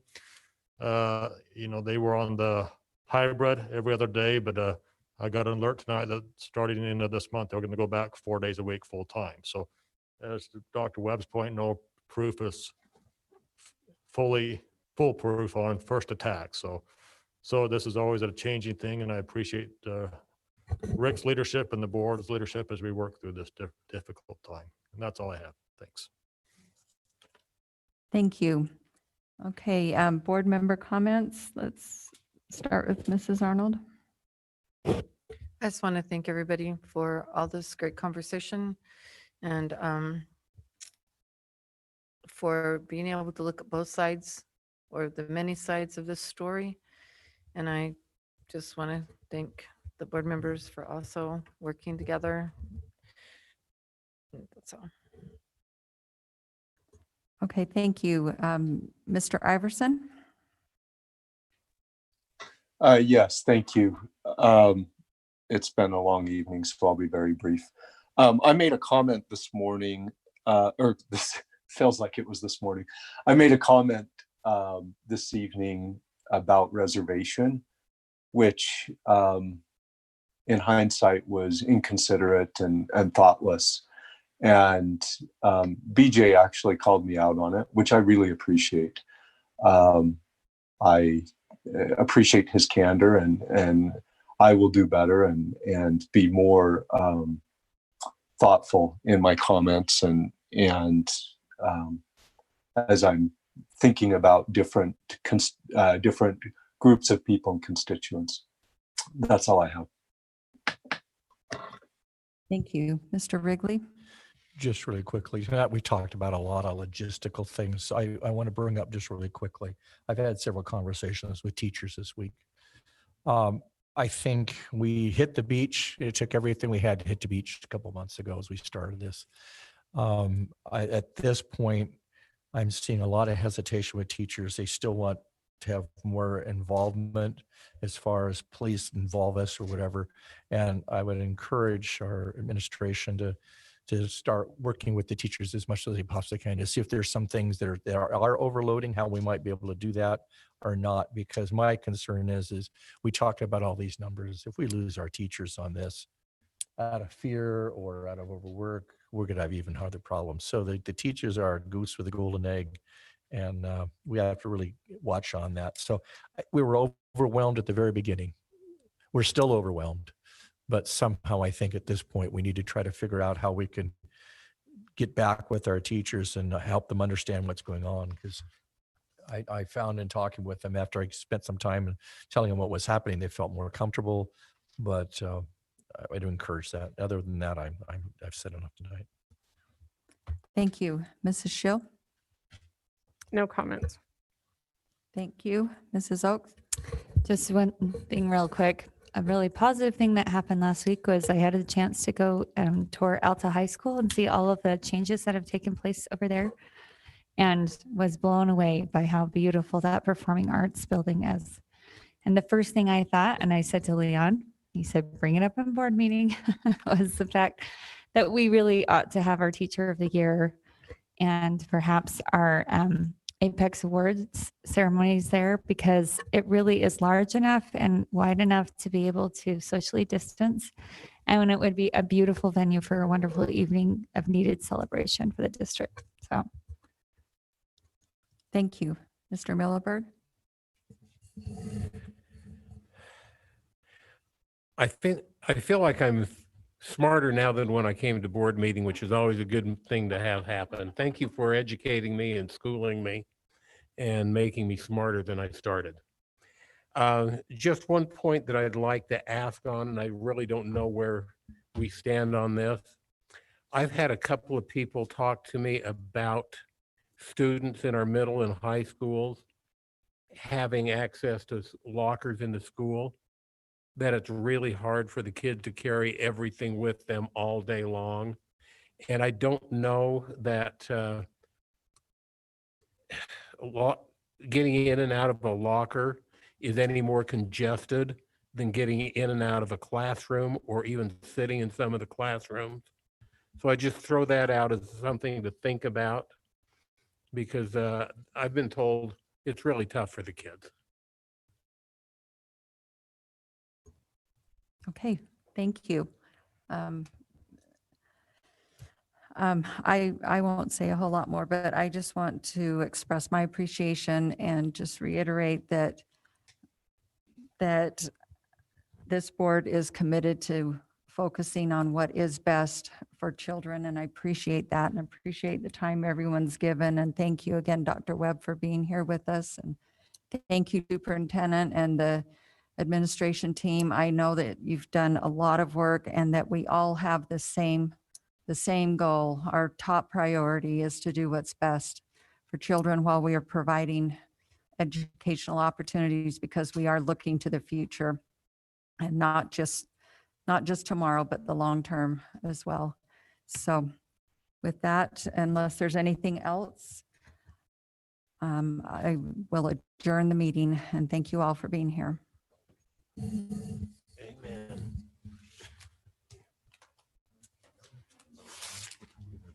What? Let me look at my calendar. I know it's on